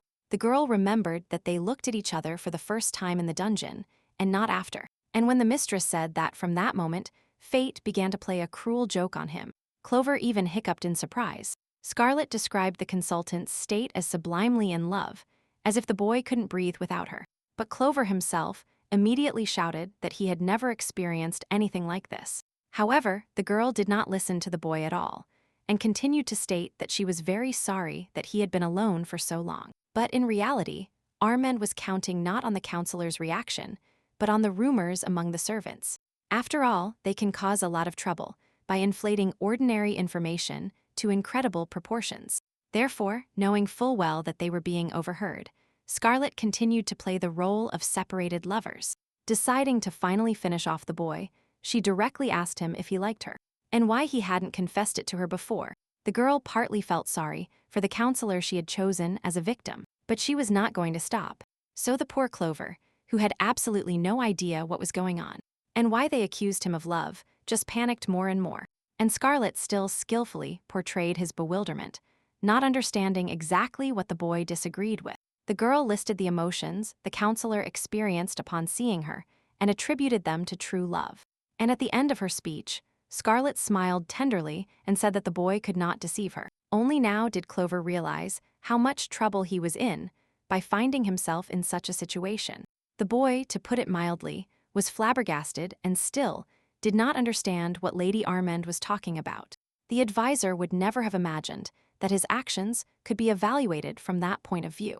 He began to worry greatly that everyone else might think exactly the same as young Armand. Until the end, Clover could not believe that one of the smartest people in the kingdom could be trapped so easily. The problem for the advisor was that he was single and had never had a relationship. So it was to be expected that he was confused, and Scarlett took advantage of the fact that the boy was blushing and specifically asked him loudly if he would admit that she was attractive to him. The girl benefited greatly from the fact that Clover spent his whole life working and did not know what love was. And at that moment, the counselor believed that he felt something for her, which was impossible to do, because she was the Emperor's fiancée. Clover weakly tried to remind Scarlett about her engagement, to which the girl said that this did not prevent her from loving him. The boy immediately imagined what would happen if His Majesty found out about this incident. After all, His Majesty will be so furious that he will not forgive even his best counselor. Therefore, under no circumstances should he love this girl who insisted on this. Suddenly, Scarlett noticed with great surprise that Sir Clover not only blushed, but even started to cry. The girl feared she had gone too far with her plan to embarrass the Emperor's close associate. And the counselor, noticing that the lady was beginning to calm down, asked her if she had been laughing at him this whole time. Clover's harsh tone greatly angered Scarlett, who even stopped sympathizing with him, although she herself was confused. So, after walking gallantly around the room, he returned to his cat game, and mouse, where the counselor was the mouse. As a result, the boy fell silent again and wanted to cry, because he thought Armand would back down. But she continued, so the girl turned around and apologized to the boy for offending him, because he does not accept her feelings. As a result, the boy completely stopped objecting and decided to try not to react anymore to everything the lady said. Very quickly, Clover escorted Scarlett to the carriage, and already returning home, the girl thought that everything had turned out worse than she had planned. She could only hope that rumors would arrive that the Emperor's fiancé was having an affair with his counselor. If everyone around her hates Scarlett, there is a high probability that the Tyrant will have no choice but to break off his engagement with her. This is because, as a king, Charles must maintain appearances very carefully, and Armand understood this very well. When Scarlett returned home, after a while, an assistant ran into the counselor's room with a message. But as soon as he looked inside, the guy got scared upon feeling the oppressive atmosphere emanating from Clover. And indeed, the counselor had been sitting for several tens of minutes, practically motionless, and increasingly immersed in painful thoughts. Unexpectedly for Count Lumen, Clover suddenly asked if the boy was popular among the people. And him. He replied that yes. Then the counselor continued his thought, asking if the count knew then what love was. Lumen was somewhat confused, because he had never had to talk to Clover about anything like this before. However, the boy decided to help his friend and began to describe the feelings of love as he understood them. After listening attentively to Lumen, Clover, still depressed, showed his eyes. But he ended the dialogue. The next morning, uninvited, Scarlett decided to visit the elders. But for some reason, she didn't find them there. The girl didn't factor in this moment at all, as it wasn't even lunchtime yet. Lady Armand was worried about never meeting the elders, and that the cookies Lucy had baked would spoil. With a basket of food in her hands, Scarlett was already starting to feel sad that her plan to introduce Lucy to the elders, and then start helping them, was beginning to fail. But then, fortunately for the girl, a soft sound of heels was heard, and Keynes and Miss Bauction appeared behind her. Armand was very happy to see Lady Adrienne, but the old lady didn't understand what the girl was doing here. Scarlett said she was passing by, and decided to visit her before the elders left for home. As if by chance, Lady Armand introduced her maid Lucy to Miss Bauction. Since this turned out not to be of interest to anyone, Scarlett cleverly shifted the topic of dialogue to cable. And then Lady Adrienne had something to say, because she was choosing 3 types at once, not knowing which would be better, since the old lady didn't feel sorry for it, and the cable wouldn't have gotten anything out of it. She took it out and showed it to Scarlett. The girl immediately called the fungus cute, and asked if it really repels all monsters. While Lady Adrienne was talking about how the smell of the mushrooms temporarily paralyzes the monsters, Lady Armand suddenly felt that something was wrong with her. The last thing Scarlett remembered was the thought that for some reason her body wasn't listening, after which she lost consciousness. And since the girl could no longer stand, as expected, she fell directly to the floor. The lady's fall was noticed almost immediately by the maid, only she was a few meters away and, moreover, she had food in her hands. That's why, although Lucy ran towards Scarlett, as soon as she started to fall, she didn't have time to catch her. And the cable that Armand was holding in her arms fell out of her hands and rolled on the floor, causing an alarming sensation. Scarlett woke up without knowing where. She only felt that she had a very bad headache. The girl's last memory was talking to Lady Adrian before the expansion of her estate. However, now the girl had the complete feeling that she had managed to teleport, since she did not recognize the area at all. Armin looked around and finally realized that she had never been to this strange place before, and incomprehensible. So, the girl noticed a movement from the corner of her eye that first scared her, and then interested her. Turning around, Scarlett saw a red-haired girl confidently walking through the forest with a lantern. Lady Armin immediately recognized her as Shirley Deal, who, according to the novel's plot, was the main character, but it was not entirely clear to Scarlett what this girl was doing in such a confusing place. So, Armin overheard Shirley whispering about some remedy that could replace the known cable. And the lady managed to recall that in the novel, this red-haired girl found something that could help her against monsters, along with the mushrooms. But apparently, Shirley did not guess it herself, which means someone else is behind her. Moreover, it was clearly not the Tyrant, as he himself was later surprised by the girl's discovery. Since Scarlett had no other options, she decided to follow Shirley as she still hadn't seen her. And the decision to find out everything about the remedy first was really beneficial for Armin, since she perfectly remembered the route. Just in case, although it was not necessary, the girl tried to follow the main character as quietly as possible. Moreover, she could not recall whether such a scene existed in the novel or if there was any difference. But Scarlett didn't have time to think about it because Shirley suddenly stopped, because she had found what she was looking for. The object of her search turned out to be one of the forest monsters, only it was called Slime Geppetto, and it was harmless to people. Besides that, Geppetto has the ability to feed on other monsters, despite its cute appearance. Although the slime itself is not large, it can easily swallow anyone, even the most terrible monster. Scarlett instantly realized that this was precisely the remedy that Sheila was looking for, wandering for a long time in the monster forest. And now Armin herself is lucky, since she perfectly remembered the location of the slime, so she can return and find it. The girl wanted to move on, but then she heard voices from somewhere outside. And that's why she woke up. It turned out that she was lying on the bed, and her brother was near her and called her in a panic, and asked if she was okay. Behind him was Lucy, barely holding back tears, who called the girl's brother to help her. Scarlett, who didn't know how long she had been unconscious, was very surprised by the company that had gathered. Armin remembered that she lost consciousness on the street, which means Isar himself carried her to bed. The girl found her fall strange, because she didn't lose consciousness while recalling the novel's plot, and also worried the elders greatly.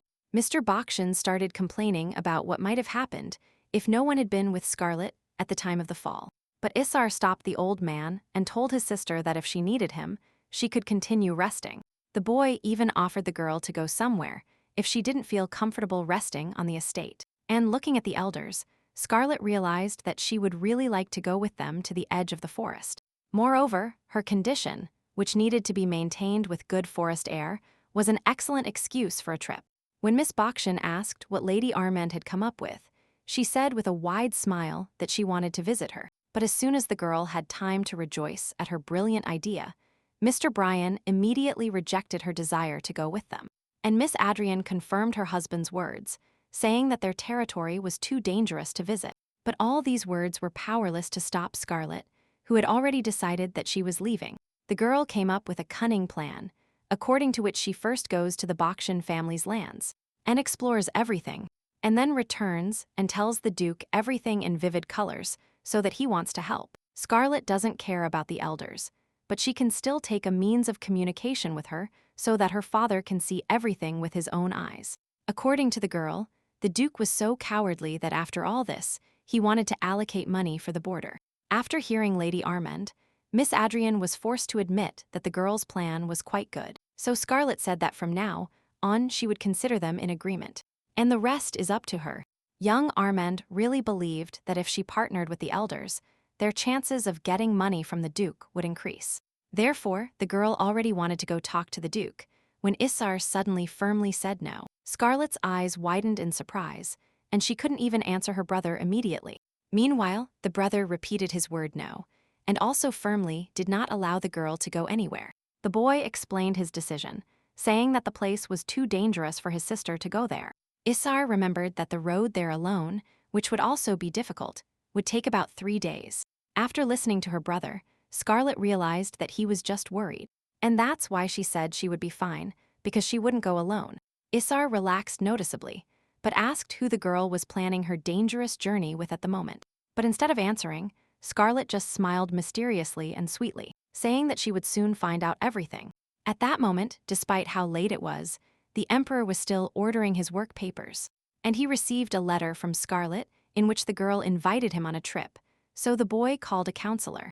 When Clover answered, Charles asked him to move everything up 2 weeks, as he would be busy. The counselor clarified where His Majesty was going, and the boy said with a smile that the young lady was going to travel. The next morning, all preparations for the trip were almost finished, so no one was worried. Scarlett was full of anticipation for the trip, because she had big plans for the monster forest. The only thing that made the girl nervous was that the Emperor was late for some reason, which her father did not forget to remind her of. But at those moments, Isar came to the girl's aid and verbally supported his sister. Lady Armand briefly heard from her brother that the imperial family never visited the Armands, and she was surprised.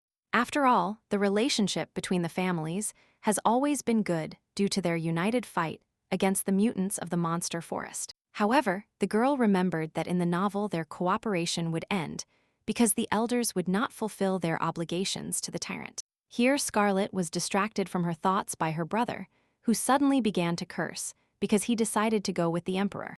But the girl saw no problem in this, because she was His Majesty's fiancée. So the brother asked how his sister asked the Duke for permission, and she replied that she simply asked to go recover. However, Scarlett herself understood that there was something suspicious about the fact that her father let her go so easily when she came to ask. So the girl opened the door too abruptly, without even knocking, so she surprised the Duke talking to someone. The father immediately started yelling at his daughter for not even knocking on the door, while Scarlett saw nothing wrong with this. As the girl slowly approached the table, the Duke tried to cover the magic communication ball with his hands, but his hands were much smaller than the ball.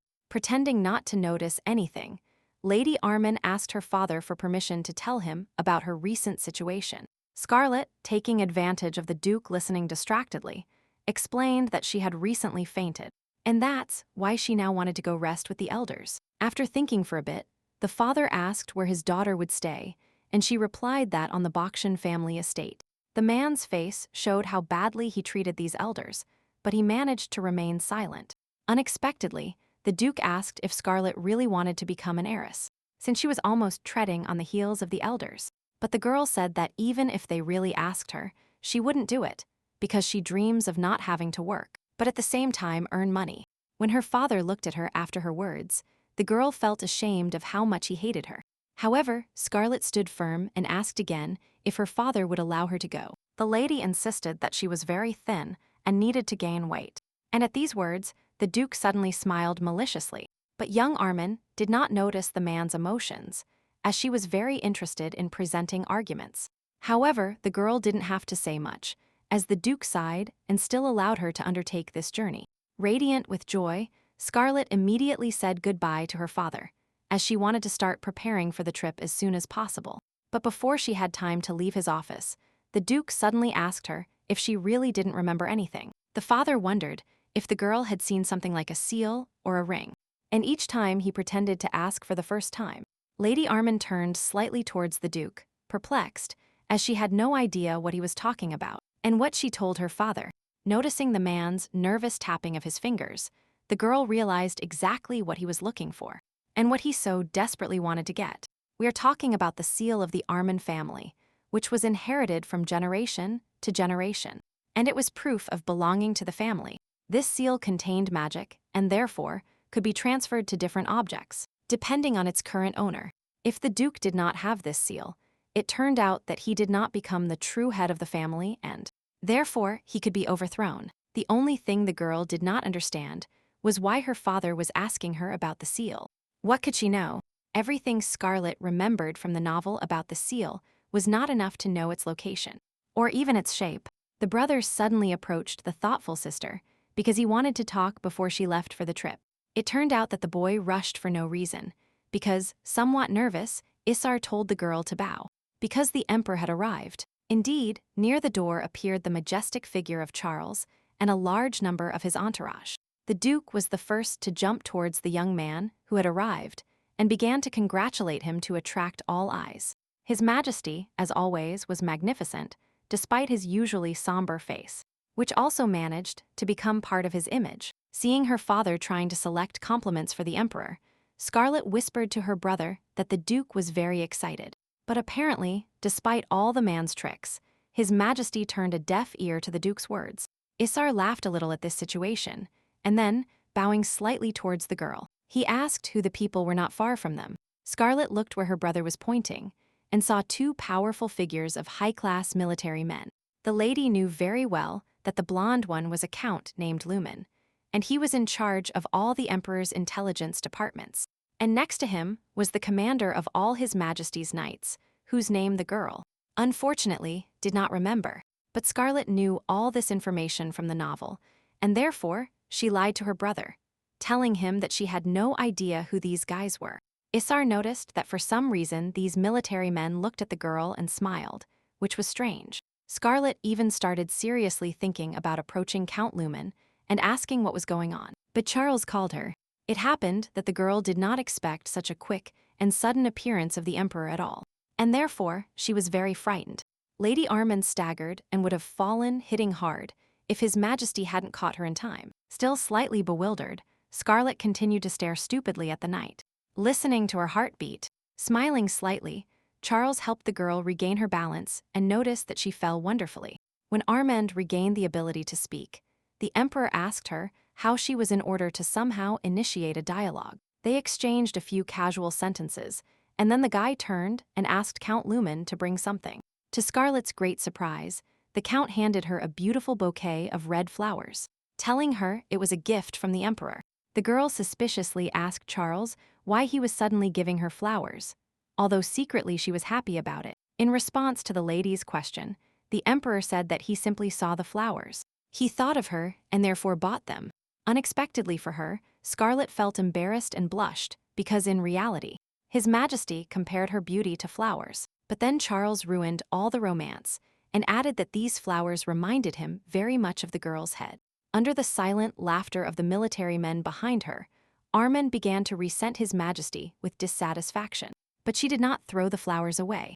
And the soldiers, whom the brother and sister had seen before, knew in advance about such a joke from the knight. That's why they laughed.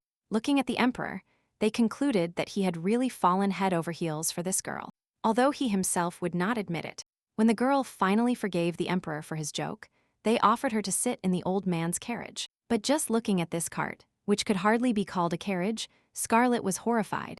But the lady did not dare to tell the elders face to face that she simply disdained traveling in this carriage, but rather wanted to ride in the carriage with the Emperor. The guards immediately ran off scared, as there was no agreement that His Majesty and Lady Armand would travel together. The girl wanted to take offense at the Emperor for not preparing a place for her next to him, but suddenly her brother ran up to her. Scarlet was surprised that he hadn't left yet, but Isar had no intention of leaving because he wanted to talk to his sister. The boy, though a little embarrassed, still asked if the girl remembered their dialogue from yesterday. Sighing, the lady answered the boy with a smile, realizing once again that he was very worried about her. Yesterday afternoon, they played chess together and drank tea, talking about everything. And at some point, when it was Isar's move, instead of just leaving, the guy asked an unexpected question. He asked if the girl liked the Emperor, and Scarlet almost choked on her tea, since she didn't expect that question at all. The first thing the lady did was deny, and state that she didn't like His Majesty at all. Realizing that Scarlet had quite a mixed reaction, Isar became unhappy, since Charles was known for his cruelty. And again Armand almost choked on tea, because, in her opinion, the tyrant was not only cruel, but crazy. Scarlet knew very well that a whole mountain could be formed from the people the Emperor killed. As the girl confirmed her brother's words about Charles's cruelty, the boy asked what his sister thought about it, which confused her. Young Armand wondered if this mattered, and Isar insisted that it did. The boy wanted to know if Scarlet wanted to marry Charles, but the girl said she didn't feel comfortable talking about this topic. So, the brother decided to change the dialogue method and directly said he would like to discuss something.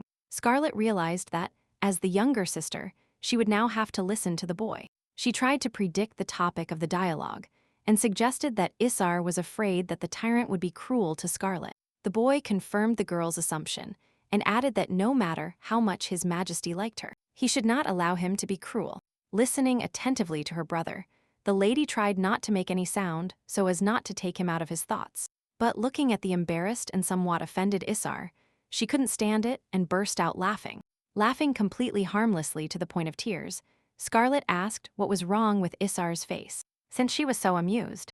Only when Armand managed to calm down, she sincerely thanked her brother for helping her. At the end of their dialogue, the boy handed the girl a magic messaging device so she could take it. Isar asked her to tell him if she was suddenly in danger to have time to save his sister. Scarlet still remembered their dialogue very well, but she reminded her brother to continue watering the sprouts on their estate. Saying goodbye, giving Isar a cheerful smile, the girl promised to return soon safe and sound. The boy, happy that Scarlet understood and remembered everything, smiled back calmly. Soon everyone sat in their places and set off on the road, as expected. The first to get bored on the road was the head of the Emperor's intelligence service, since he didn't like that they stopped so much on the road. For some reason, their not-so-distinguished carriages were repeatedly attacked by robbers, which made the journey very difficult. Even being the head of intelligence, the guy had no idea where all these attackers came from, which irritated him. Listening to the young man, Scarlet suddenly realized that he was just a count, and that he was traveling in an imperial carriage, so the girl asked him about it. In response to this, Count Lumen said that he definitely had no right to travel in the same carriage as His Majesty, so they distributed it this way. And so that Lady Armin wouldn't have time to ask anything else, the head of intelligence looked back out the window again and started talking about the bandits. Scarlet started complaining that robbers were attacking them, when suddenly the elders turned to her. They bowed deeply to the girl, since that was their territory, and the elders were ashamed to attack them. Since Lady Armin treated the Bakshan family well, she exchanged her anger for mercy, and even began to support the elderly couple. She reasoned that the robbers were trying to steal the imperial carriage, but there were too many guards around for them to succeed. But the girl did not know that, at that moment, one of the fleeing robbers was approaching them. The guy tightly squeezed a knife in his bandaged hand, which he intended to use not only for self-defense, but also for the attack. Just as Scarlet finished her conversation with the elders, it became known that one of the robbers had escaped. The commander of the Emperor's army immediately ordered all the soldiers to scatter and find the fugitive. But it turned out that the bandit didn't think of fleeing anywhere, as Lady Armand heard a knock on the carriage, which should not have happened. A robber, whose face and body were almost completely covered in scars, looked inside the carriage with a predatory smile. For some reason, this guy knew Scarlet's name, although she thought they were attacking the Emperor. Not her, but before the robber had time to do anything, Charles appeared from somewhere and completely stunned the bandit. All Scarlet could do was silently observe the sudden turn of events. Looking at the fight in astonishment, the girl noticed that His Majesty's face was twisted with incredible anger. But literally, a few seconds later, the boy regained his senses and politely asked if the lady was all right. While the elders lamented the damaged carriage, the girl confirmed that she escaped with a slight scare. But what surprised the girl most was that, for some reason, the Emperor was so close to her carriage. Looking around, Scarlet saw His Majesty's favorite horse and realized that the guy was not traveling in any carriage. The fact that Charles endangered himself for her greatly embarrassed Lady Armand. And Charles himself paid no attention to his fiancée's anxiety, but looked around for his guards. Suddenly, the Emperor apparently made some decision and then abruptly opened the carriage door and told Scarlet to get out. To the girl's surprised gaze, His Majesty replied that now they would travel together in his carriage. When the boy and the girl got into the imperial carriage, Charles told Armand something that greatly surprised her. The Emperor did not expect that the lady knew nothing about the current situation, and therefore he agreed to explain it to her again. In a calm and reasonable voice, His Majesty said that these bandits were not looking for him, but for Scarlet, which did not fit in the girl's head. The guy asked if the young lady had heard anything about the assassins from the Pan group, but she simply shook her head in shock and negatively. Then Charles said that there is a group called Pan, which is the imperial family in another empire, and it produces many assassins. There are many rumors about this group, but the most popular is that they appear wherever they are mentioned. And no matter who you are, If the assassins find you, you will soon be inevitable and inexorably dead. However, Scarlet could have no relation to this group, as she had never heard of them. Besides, the Emperor doubted that the bandits were from the Pan group, as their skills were too low for that. However, His Majesty quickly concluded that, regardless of what group these guys were from, they were still assassins. After looking closely at the frightened girl, Charles asked if there was anyone who wished her dead. And the only one who immediately came to Scarlet's mind was her own father, who often beat her and kept many secrets.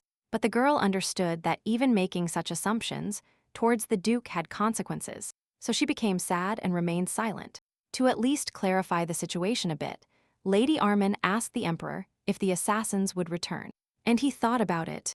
When the boy answered that those guys would most likely return, the girl anxiously clenched her fists. This gesture of concern from Scarlet did not escape His Majesty's gaze, and he became even more serious. Charles said he didn't consider the bandits' return a big problem, which surprised the young lady. Armin couldn't believe what she heard, because she concluded that the Emperor didn't care if she died, or not, as he said it. Excitedly, the girl raised her voice and said that perhaps her situation meant nothing to the boy. But for her, it was no joke. Realizing that the girl had misunderstood him, the Emperor sighed and asked her to listen, which was difficult to do, since Armin was cursing nonstop. When Scarlet finally fell silent, Charles explained that he meant she didn't need to worry about anything since he was near. Hearing this, the girl realized that it was in vain to shout and curse so much, because His Majesty didn't even think of leaving her to her fate. A little later, during a stop, Lord Benzer, who let the bandit pass, sincerely apologized to the girl. The boy begged to be forgiven this time, as in the end everything turned out well and everyone arrived safely and sound. Scarlet, for whom all this plea for forgiveness was made, said that she was so calm that she even managed to sleep. Therefore, Lady Armin held no grudge against Lord Benzer, who accidentally only missed one person among several dozen. Although the Lord was glad that the girl forgave him, he perfectly understood that he should expect punishment from the Emperor. Scarlet, listening attentively to the commander, caught his excited gaze directed at His Majesty, and Charles remained silent and listened as his devoted and strong warrior asked for forgiveness, because he didn't want to be dismissed. Although the girl was not strong in military rules, she could understand that something was wrong, and she asked the Emperor about it. However, His Majesty suddenly said that this time he would release the attendants, since the lady was in perfect order. Seeing Benzer trembling with fear, Scarlet wondered if forgiveness was really that rare. The Emperor at that moment was noticeably sad about the fact that he himself had cancelled the punishment, when suddenly Count Lumen called him. The guy ran up very fast, and therefore he was very breathless, and could not immediately report that he had found something that His Majesty would have to check. Scarlet quickly realized that Charles was being taken away on his own business, so she did not stop the boy, but said goodbye to him before dinner. Before leaving, the Emperor asked the girl to rest, which she was going to do obediently, waving his hand in sign of His Majesty. During the whole time they were together, Armin felt completely safe, and therefore believed that she was the one who should thank him. By evening, when everyone had time to sit comfortably and relax for their own pleasure, Scarlet decided to take a dip. Having found the necessary utensils, the girl gently tapped the glass with a fork, attracting everyone's attention. Some of the military men, who had been free for a long time and didn't know what to do, almost immediately turned to look at the lady. And the second group, who still had work until the evening, only slowed down a bit to listen to what Scarlet had to say. The girl deliberately waited for some time, hoping that the maximum number of listeners would gather. When almost all eyes turned to her, Lady Armand happily announced that she would like to thank everyone for today. The military men did not know the young lady well, but the elders had already seen some of her antics and, therefore, they were suspicious.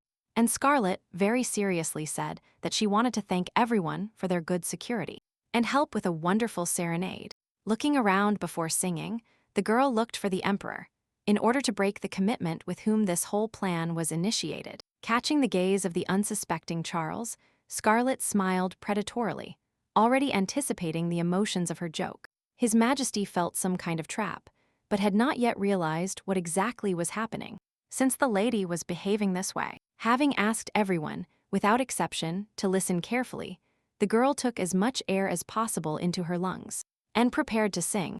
The sounds of Scarlet's voice although not the strongest, immediately began to spread throughout the clearing, and everyone could hear them.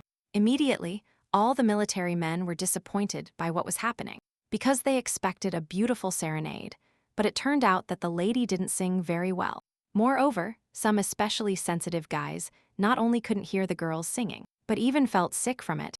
Meanwhile, Scarlett was incredibly pleased with the impression she made on everyone.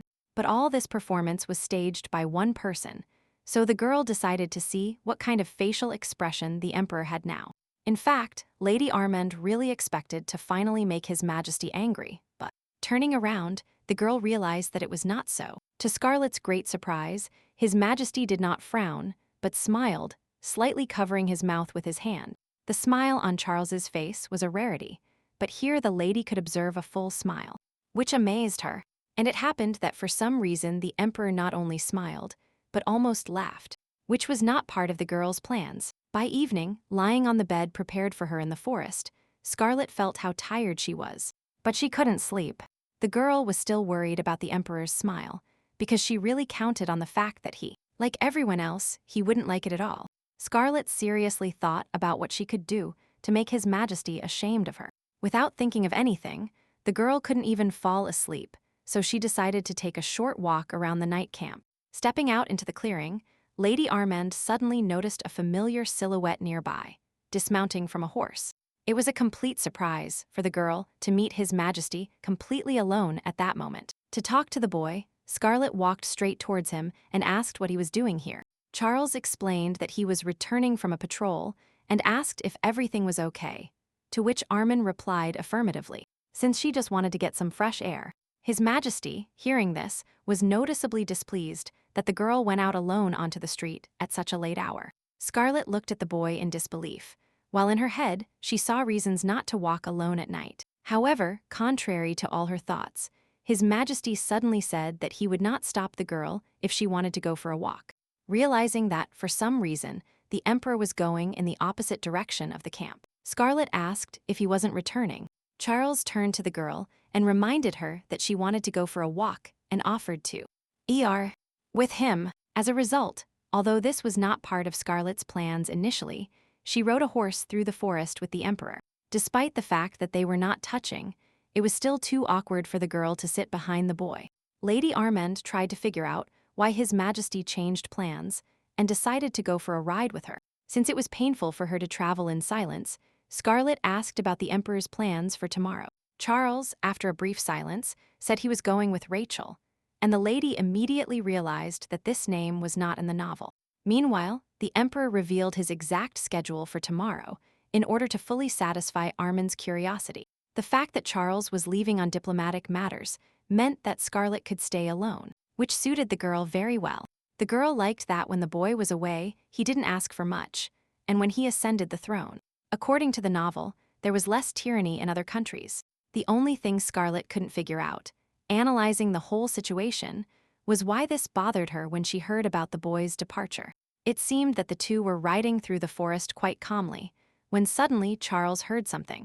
And that's why he became alert. Ordering the girl to hold on tight, the emperor spurred his horse, and they quickly rushed through the forest. Since Scarlett had nothing to hold on to before, she almost fell while driving fast, and grabbed His Majesty to hold on.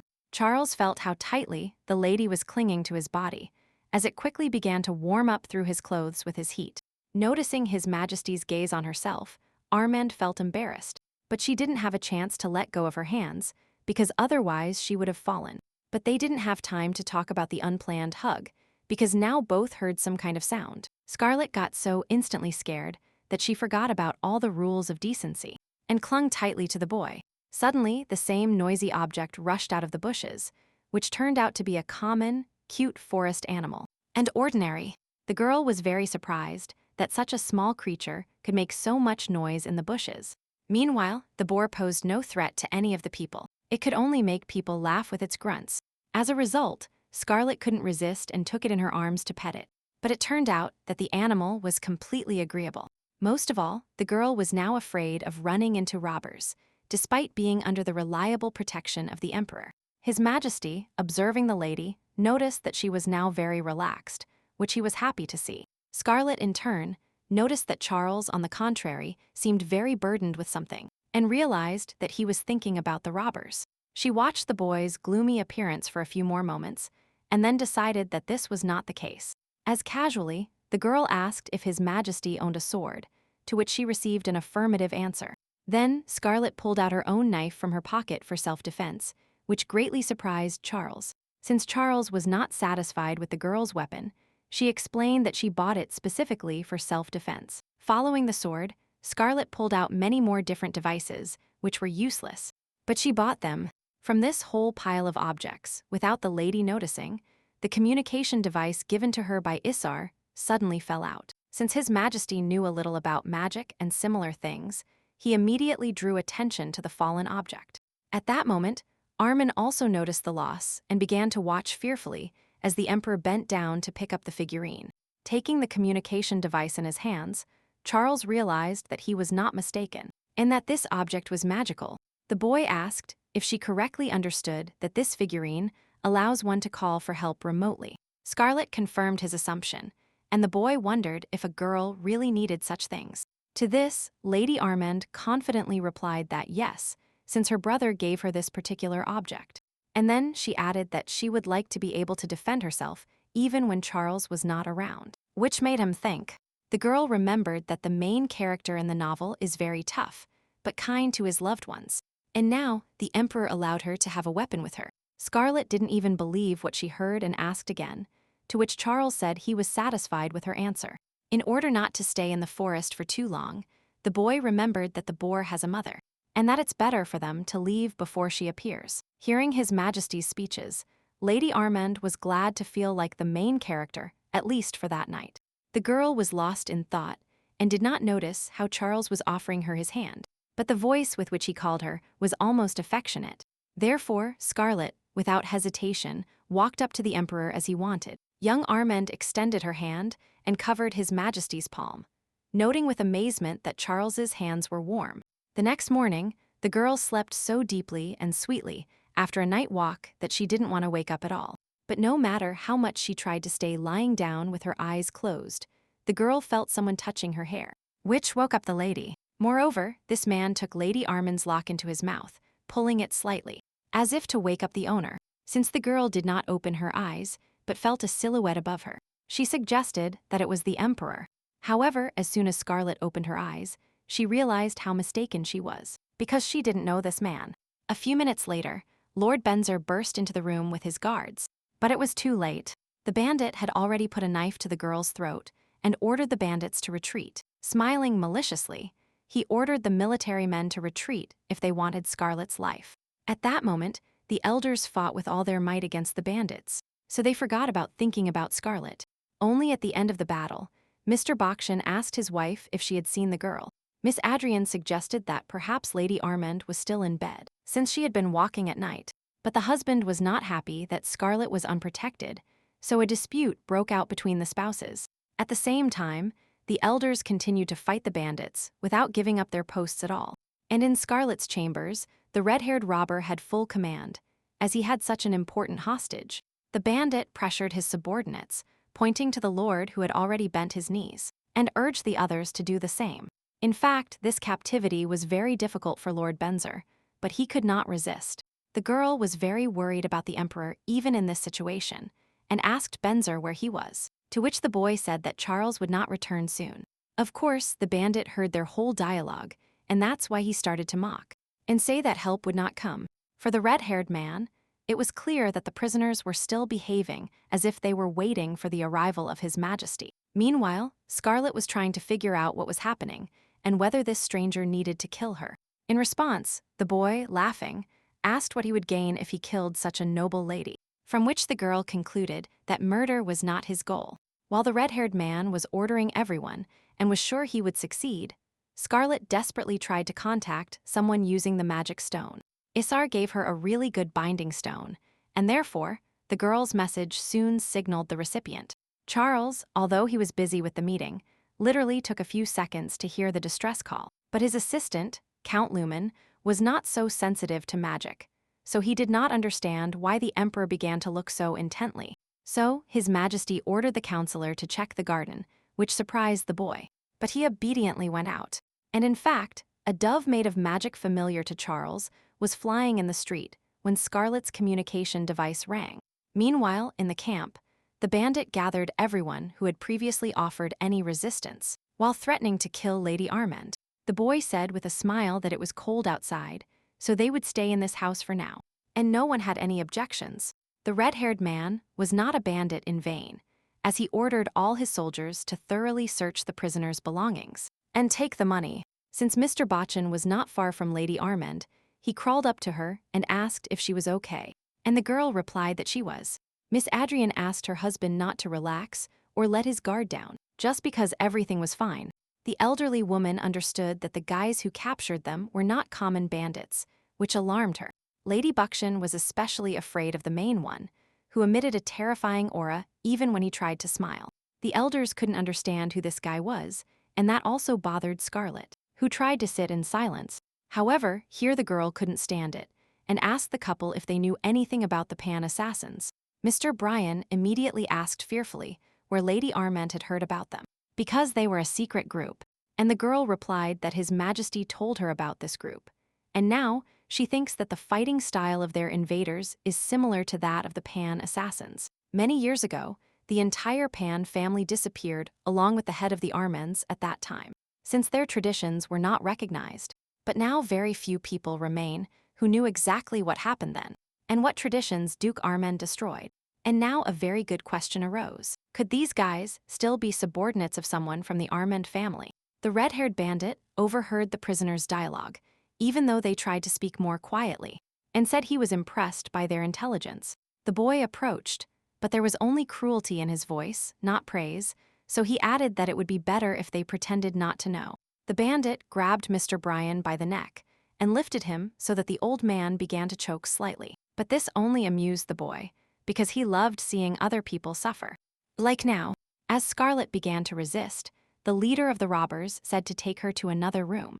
But this did not stop the girl, who continued shouting and fighting, demanding that the elders be left alone. But the red-haired man said that the old man really had nothing to do with it, and that means his death would not affect anything. Scarlet instantly understood that the bandit meant he didn't care about Sir Bryan, so why not kill him? But Lady Armand was not at all pleased with the outcome of the events, so the girl planted her feet and loudly shouted at them to stop. The girl said that she knew they needed her, so she would give them everything they asked for if the bandit didn't touch her friends. The red-haired man looked at the lady in surprise. Apparently, he didn't expect her to confront them so violently. Scarlet decided to take a very careless path and stated that they could kill her right now if they wanted to. But the girl herself expected them to want her life, and judging by the silent leader's behavior, this was indeed the case. And they weren't planning to kill her. However, the lady had no 100% guarantees, so she could really die now. And the boy, looking at Scarlet with a predatory smile, seemed to have deliberately said nothing for a long time, as if he wanted to torment the girl with the unknown. It was the bandit's attention that the lady needed so much, so she decided to keep attracting him so that he wouldn't bother anyone. The girl said that it was too obvious that the bandits needed her, since His Majesty was not here. But suddenly, voices were heard outside, announcing that the Emperor had arrived. Even though the bandits didn't expect it, Scarlet instantly realized that she wouldn't have better chances to escape, so she decided to act. Since the girl had long since unbound her hands, the only thing left for her now was to take advantage of the element of surprise. Therefore, Lady Armand tensed her whole body and pushed the bandit holding her away from her. The red-haired man reacted immediately and shouted to his assistants to grab the girl, because it was impossible to let her go. However, Scarlet thought about this moment. Otherwise, she wouldn't have tried to escape at all, so the girl suddenly pulled out a knife. The elders, who did not know that Lady Armand had weapons, were very shocked by this. And the girl herself didn't even think of attacking anyone, but instead stabbed the dagger into her neck. The bandit couldn't expect such a turn of events, and therefore froze in place from amazement, afraid to move. And Scarlet, smiling with satisfaction, noticed that the boy now looked as if he had never been in similar situations before. But the guy abruptly pushed her back, telling her that a well-mannered lady should not have any weapons in her hands. However, the bandit did not know that Lady Armand had never been restrained by rules of etiquette, and now she just smiled at his words. the girl noticed that the red-haired man didn't like what was happening, and she hit the nail on the head, which only angered the boy. Smiling even wider, the young lady raised the dagger over herself, preparing to strike, since that was the only way to resolve everything. Although Scarlet was afraid to carry out her plan, she still hoped that Charles would have time to save her. And help arrived much faster than the girl would have thought, when someone's hand caught the dagger and prevented Lady Armin from hurting herself. It turned out that while presenting ultimatums to the bandits, the girl did not hear the Emperor's footsteps, who was approaching from behind. His Majesty gently grabbed her arms, protecting her from any harm, since he wanted everything to be fine with the girl. To meet Charles's eyes, the lady looked up and said in surprise that he had returned quickly. However, after releasing Armin by taking the dagger away, the Emperor said they would talk later. At first, His Majesty had a completely different task, which he looked at angrily with bright eyes.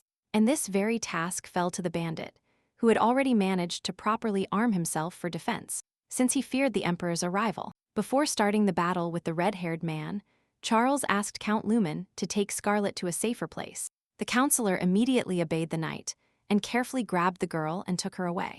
But Armin resisted. The lady was worried about His Majesty, but he, without turning his angry face to her, calmly asked her not to worry about anything. Charles asked Scarlet to leave and close her eyes and ears so as not to see or hear anything, since he was going to seriously investigate it. The Emperor immediately warned that he would not forgive any of the bandits, so they would all have to fight for their lives. And His Majesty also said that there would be nothing fun in the way they would manage the battle with him, which scared the robbers. A little later, when Charles quickly dealt with the bandits, everyone got into the carriages and moved on. The only one Scarlet was most worried about in this situation was Lord Benzer, who was the head of security. Fortunately, after long and persistent conversations with His Majesty, the girl was able to ensure that the Lord avoided cruel punishment. As a result, once the journey was over, Bessner was only sent to one of the disputed borders of the Empire, since Lady Armand managed to persuade Charles not to execute any of the attendants. They enthusiastically thanked the girl for it. The guys promised that they would definitely repay her in kind for her kindness, to which Scarlet simply smiled. Young Armand, smiling mischievously, said that she would remember these words and that they might cost the attendants dearly. But the guys were delighted to return the favor in any way, so they were not at all bothered by the lady's words. Communicating with the Lord and the Count, Scarlet suddenly realized that it was much simpler and more pleasant to communicate with them than it seemed at first. Yes, Count Lumen still cries constantly, but the girl no longer seemed like a blonde upstart. And Lord Benzer himself, who only looks stern, is actually a great guy, kind and a pleasant conversationalist. And so, chatting, they went on their way. And when they stopped, Benzer began to worry about Scarlet, because it was supposed to be cold at night, and she didn't even have a cloak. The girl thanked him for the cloak he had given her, and noticed a strange look on Lady Armand, who was simply spying. And even Sir Brian also glanced sideways, because the lady's behavior suddenly reminded the elders of the late Duke, which irritated her. So, Scarlet tried to ignore the elderly couple and spoke with the counselors, when suddenly she was called. It turned out that the Emperor called the girl by name, who decided to come over to visit. Charles immediately asked if Lady Armand was fine, to which she replied that she was simply tired from the long carriage ride. Then, His Majesty suggested going for a ride, which greatly surprised the girl, because this had never happened before. To Scarlet's surprise, the Emperor replied with a smile and confirmed that he would like to go for a ride alone with her in private. The girl noticed that His Majesty became more playful every day, but she could not understand the reasons for this. After the ride, they set off again, but soon arrived at the place, so the coachman told them they could get off. And despite the gloomy appearance of this territory, which had many problems, Scarlet was still glad that she had reached the forest of monsters. In fact, the girl brought His Majesty to this place because she had her own hidden motives for this. She hoped that upon learning about the elders' real problems, the boy himself would decide to provide them with some kind of help. Because the lady remembered very well that it was almost impossible to discuss the affairs of the magic forest with Duke Armand. So she was very angry with her father, and therefore wanted to act using slightly different methods than his. And His Majesty was an excellent way for Scarlet to fix the situation with the monster forest, as well as save the elders. Looking into the depths of the forest, the emperor concluded that the monsters were somewhere nearby, so it was necessary to strengthen the borders. Then, turning to the elders, he asked how they had been protecting the perimeter from monsters all this time. And Mr. Bryan took the floor, briefly telling the whole story of their battles with the monsters of this forest. In the end, the man added that he has no excuse for the fact that monsters still cross the borders, which perplexed Charles. However, he agreed that the elders' efforts were not getting anywhere, and said he still didn't believe them from the start. While His Majesty and the Beauchamp family were communicating, Scarlet did not distract them. But as soon as they finished, she called Charles. Smiling cheerfully, the girl suggested going alone into the monster forest to explore it. The emperor looked at the lady suspiciously, since according to the official version, she came here to recover, and not to walk in the forest. Scarlet defended herself by saying that she just wanted to check her domain, but Lord Bancer was too worried. So the girl cheated, and said that she wanted to visit the edge of the forest only together with His Majesty. No one could object to this, except that Mr. Bokshin was thoughtful and still addressed the girl with a question. The old man, who knew very well what the forest was like, asked the girl if she had to go there. But Lady Armin kept insisting that she would like to check everything herself. Moreover, the emperor himself supported the girl, saying that he had long wanted to go into the forest. So he went with her. Before leaving, Charles pushed Lord Benzer and told him that something might happen to him, and to Scarlet. At this point, the boy and the girl said goodbye, as they wanted to leave quickly for a walk and be alone. Charles finally gave instructions to everyone over his shoulder, and when everyone understood what they had to do, the emperor left calmly. When they entered the forest, Scarlet immediately began trying to recall the path from her vision about the main character Shirla. Unexpectedly for Lady Armand, His Majesty suddenly asked her if she had been here before, which caused the girl to flinch. Immediately, she said that, of course, she had never set foot in the forest, because even the elders didn't enter it. When Charles said that she was walking too confidently in the area, Armin found nothing to answer, and simply smiled. As a result, the girl came up with the argument that she simply liked such adventures, to which the boy asked her to be careful. After walking a little further, Lady Armin realized that they were there, as she recognized this territory from her dream. As Scarlet ran some distance, she had to wait until His Majesty caught up with her. Upon catching up, the emperor complained that the lady was getting too far ahead, but he fell silent upon seeing the same thing she did. Armand smiled with joy because she managed to find what she was looking for, despite fragmentary memories from her dream. And the girl was looking for a place dotted with yellow flowers that attract demons. When Charles and Scarlet returned to the camp, a large crowd of people immediately gathered around a plucked flower. The guys claimed that this flower was extremely rare, but remembering how many of these flowers were in the clearing, the lady did not believe it. Count Lumen finally looked away from the flower and turned to Scarlet, since he had another question for her. The boy wanted to know where the girl got the strange blue slug in her hands. Scarlet happily told the Count that she found this cute one in the forest and decided to keep it as a pet. Since the head of intelligence had knowledge about monsters, he said that this was not a cutie, but a slime that eats monsters. The girl immediately realized that this meant the pet would have to be returned to its home. And no matter how pitifully Scarlet looked at Charles, he still decided that the slime's home was in the monster forest. Lady Armin sighed and released the slime into nature, and then joined the investigation of the yellow flowers. If initially the work was very difficult, then it became easier to examine the soil and the slime of the area. Of course, as soon as the entire investigation is complete, the flowers will be burned so that they no longer attract monsters. It was decided that to connect the Emperor and the Armin family, these studies would be conducted by Count Lumen and the elders of Bakshin. Scarlet, who had done all she could only hope that her efforts would not be in vain. Before leaving, the girl decided to please the elders by giving them a communication sphere. At first, the elders didn't even want to accept such a gift, since these spheres were very expensive. But in the end, they took the sphere and said that if the lady needed anything, they would be willing to do it. Scarlet was surprised that the Bakshin family so quickly took her side completely. But since this was exactly what the girl wanted, she smiled as she had something to ask. The lady asked the elders to take care of her brother Isar and the maid Lucy if necessary, to which the elders were surprised. However, since it was a request from Scarlet herself, they knelt down, and they swore that they would fulfill everything. Smiling happily, Lady Armin said that he then completely trusted them. And trusted them, already seated in the carriage. The girl shouted to the family that she would definitely come to stay with them in the spring. And Sir Brian and Lady Adrian were willing to accept the girl, just as they informed her. Scarlet knew that it seemed the Duke was going to kill her, so having allies was very useful to her. The lady remained standing in the hallway until Count Lumen called her and told her that the Emperor would like to speak with her. The girl immediately sat down and turned with interest to His Majesty to find out what was happening.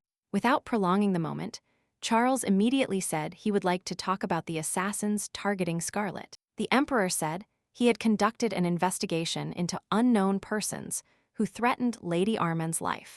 And only one detainee, after a failed escape attempt, confessed several things to His Majesty.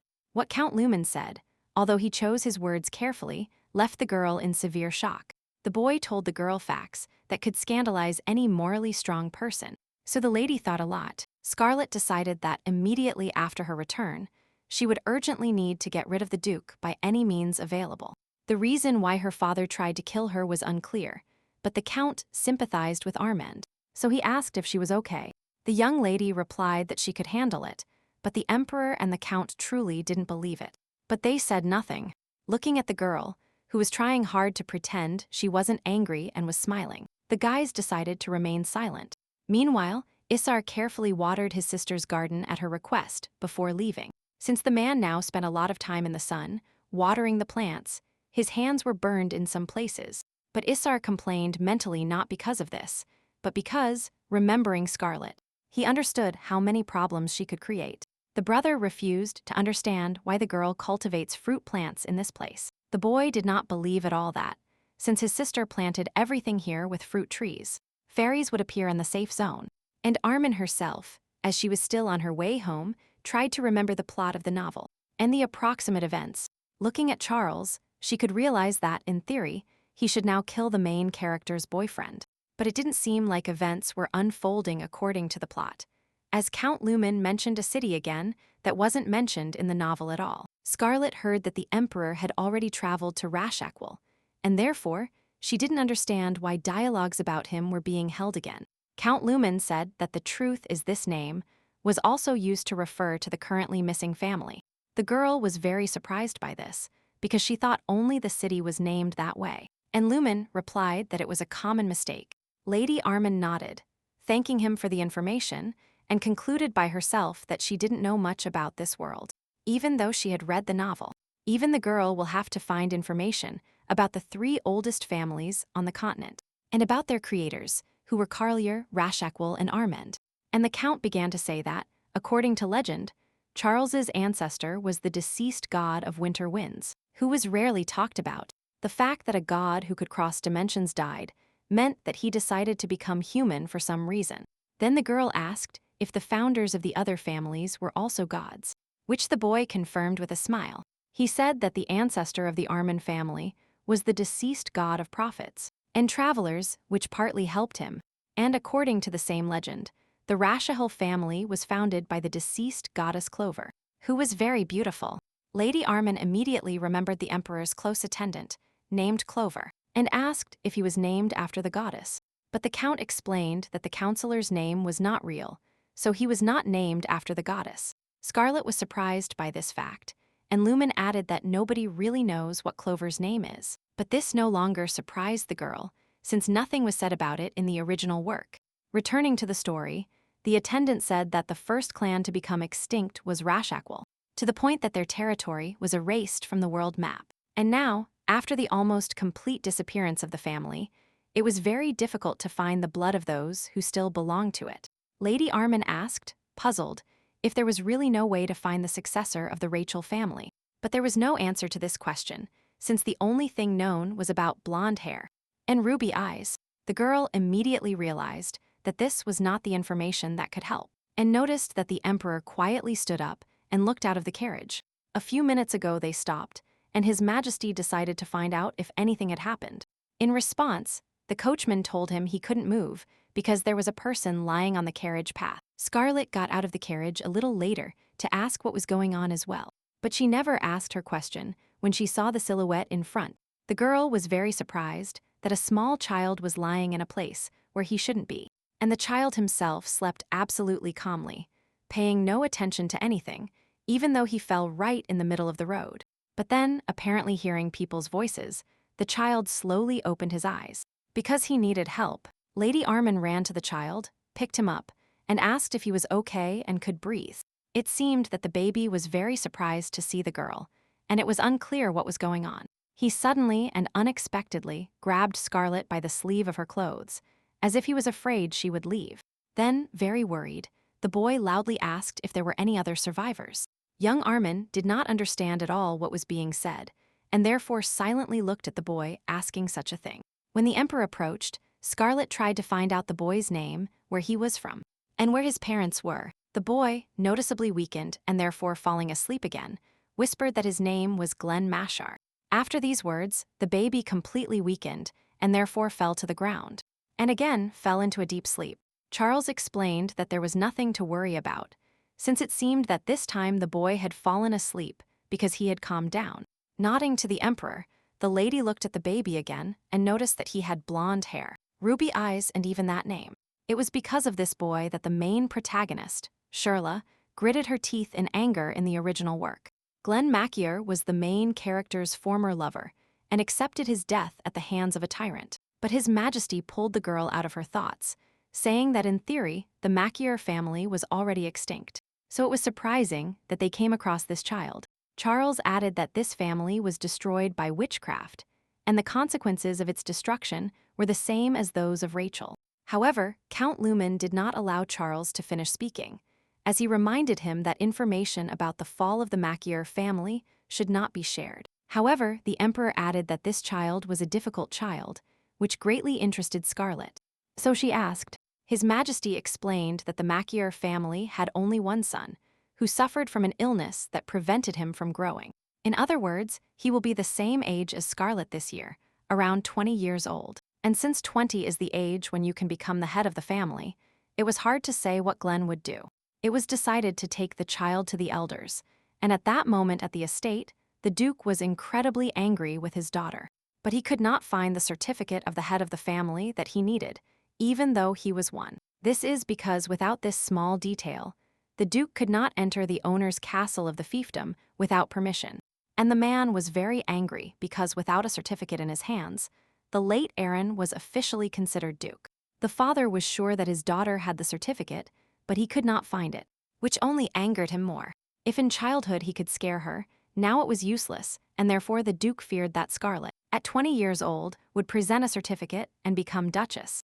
The Armin family had deep roots, and therefore the presence of a certificate was decisive when choosing a candidate for the position of head. So there was a high probability that they would choose a girl who was the continuator of the line through the legitimate son of the family. The next morning, Scarlet finally returned home, which made her very happy. The emperor immediately asked the girl to come in, telling her that he would be there soon. And she agreed, thinking that she had been slightly delayed on the way due to various incidents. Since the girl first wanted to explore the situation and find out what mood the Duke was in, she gladly went to the estate first. Saying goodbye, Scarlet shouted to His Majesty that he could take his time, and only after that did she enter the estate. As soon as Lady Armin left, Count Lumen immediately approached the emperor with work questions. The attendant greatly doubted that it would be possible to establish surveillance at the Armin estate, since it was surrounded by strong magic. In response to this, the emperor stated that he would arrange everything himself and that the count would only need to prepare a crystal ball. Charles was about to head to the estate following Scarlet when he suddenly felt a kind of magic that stopped him. Moreover, he felt something that shouldn't have happened, as this action was the vibration of his sword. At that moment, when the lady returned, all the servants ran to the hall to greet the girl. Scarlet was very happy to see familiar faces and asked if everyone was fine during her departure. A little late, but Lucy ran to Lady Armin, and the girl didn't notice that she had an excited face. The young lady began to have a normal dialogue with the maid, but Lucy interrupted the lady. However, the assistant didn't have time to provide the necessary information because Scarlet heard the Duke's angry voice behind her, and she turned around. It turned out that he was temporarily restrained by the butler Vector, but the father stubbornly continued to break free, since he wanted to get closer to his daughter. Vector remembered that there were guests from the imperial palace outside, but this did not reassure the Duke. Since he still burst out, observing what was happening, Scarlet couldn't understand why her father was so impulsive. And even with a quick look at the man, it was now clear that he was extremely angry. But what embarrassed the girl the most was that, looking at her, the Duke seemed to get even angrier. Before the lady had time to understand something, she received a slap, although she herself believed she had done nothing about it. But from the father's appearance, it was clear that even this was not enough for him, and he really wanted to hit her again.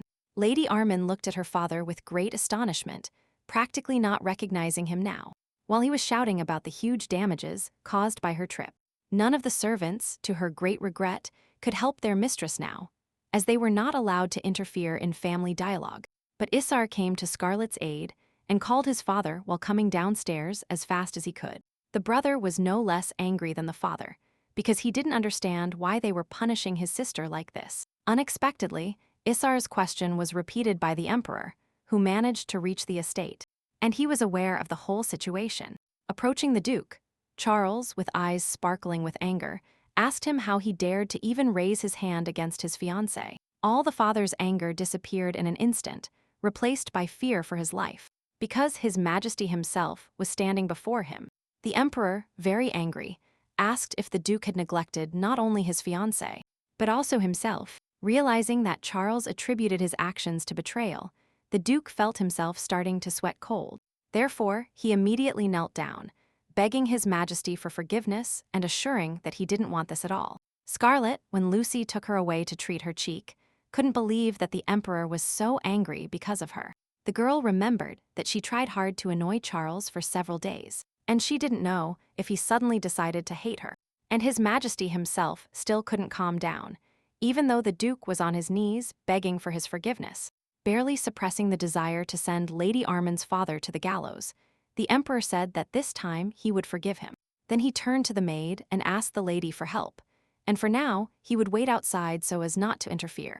Lucy nodded her head and looked angrily at the knight, who was still standing on the floor, since she had no respect for him at all now. The maid turned to the lady to ask if she was okay, but she fell silent upon seeing the smile on Scarlet's face, and the girl laughed at her father, who presented himself so humiliatingly before those whom he himself humiliated. Lady Armin thought this was very embarrassing for the Duke, and therefore could not help but smile with glee. A little later, when they went up to the ladies' chambers, Lucy began to treat her face, and Lady Armand, cheerfully chatting with the maid, felt both delight and anger emanating from her at the same time. Even despite her bruised face, the girl rejoiced at the humiliation of her evil and unloved father, and now shared it with her assistant. But Lucy could not return her smile, since the Duke, who hurt her mistress, made the girl very angry. So, all the maid said in response to Scarlet's cheerful speeches was that she was listening to her attentively. To change the subject to a more pleasant one, Lady Armand suddenly remembered that she had brought a gift for Lucy from her trip. The maid was very surprised by this, and therefore even asked again, not really believing what was happening. So, Scarlet had to reassure Lucy about this again, although the lady said that the assistant would not receive it now, but at some point in the future. Therefore, for now, the young lady invited her assistant to go to the city and eat sweets together, to which she happily agreed. Looking at Lucy, the mistress realized that she had done everything right and decided to protect her because she loved her very much. As the girls were getting ready longer than planned, Scarlet feared that His Majesty had already left, but she stood up and waited. The girl was very glad for this and apologized for being a little late. But His Majesty, silently assessing the girl dressed with his eyes, did not curse. Instead, when he approached the lady, the emperor asked if her cheek was okay, and she replied affirmatively. So, Charles decided to get down to business and discuss the next point of the schedule they had prepared together, which made Scarlet distrustful. While the boy was listening, the girl thought she would have to keep him out of her zone for a while, so she suggested a break of 1 month. With a smile, the lady suggested that since she had stolen a working week from His Majesty, a month should be enough to restore his business. Moreover, if the reason for Shirley to take revenge on the tyrant disappears, the original plot may not start at all. However, for some reason, the girl became emotional looking at the emperor after asking him not to see each other for a month. This was because it seemed to her that His Majesty had a sad and annoyed expression on his face. But after that, the emperor silently turned around and left, leaving the lady thinking that she had done something wrong. Charles really looked thoughtful and sad, but Scarlet never guessed what exactly was wrong. A few days later, Lady Adrian was sitting at her desk, writing a letter to Lady Scarlet. The woman told how things were going with the exploration of the monster forest, that they were doing well. She also mentioned that she was doing her best to make the boy stand up, so that he could wake up soon. As soon as he woke up, Miss Bakshin promised to immediately inform Lady Armin about this, so that she would be aware of all matters. Having finished the letter, the woman exhaled with relief and thought that it wasn't so bad that Scarlet was engaged to the emperor. However, she decided to talk about this only when the young man woke up and the lady came to visit them. Meanwhile, Lady Armin decided to visit her garden once more, as the fruit trees had already grown. She noticed that in her absence, her brother took very good care of this place, so the trees grew wonderfully. So now the girl could only wait for the fairies to appear and meet them. Then she saw how a fruit on the branch of a tree began to sway suspiciously, and she decided that a parasite was eating it up. But suddenly, right in front of the girl, the fruit detached and flew into the air, and a little later, a small fairy appeared behind it. Imagine Lady Armin's surprise to find out that the encounter with the fairies turned out to be much earlier than she thought. The girl looked in amazement at this baby, who moved like a doll, but she didn't understand if it was a fairy from the novel, because they were slender and mature youths. In any case, the girl decided to try speaking to the baby and asked if there were any fairies here besides him. And the boy cheerfully replied that his good and close friends were nearby. But Scarlet did not share his joy, as she assumed that the fairy's friends were just as small. But the lady hadn't lost hope yet, and so she asked if the fairy knew anything about the fairy stone.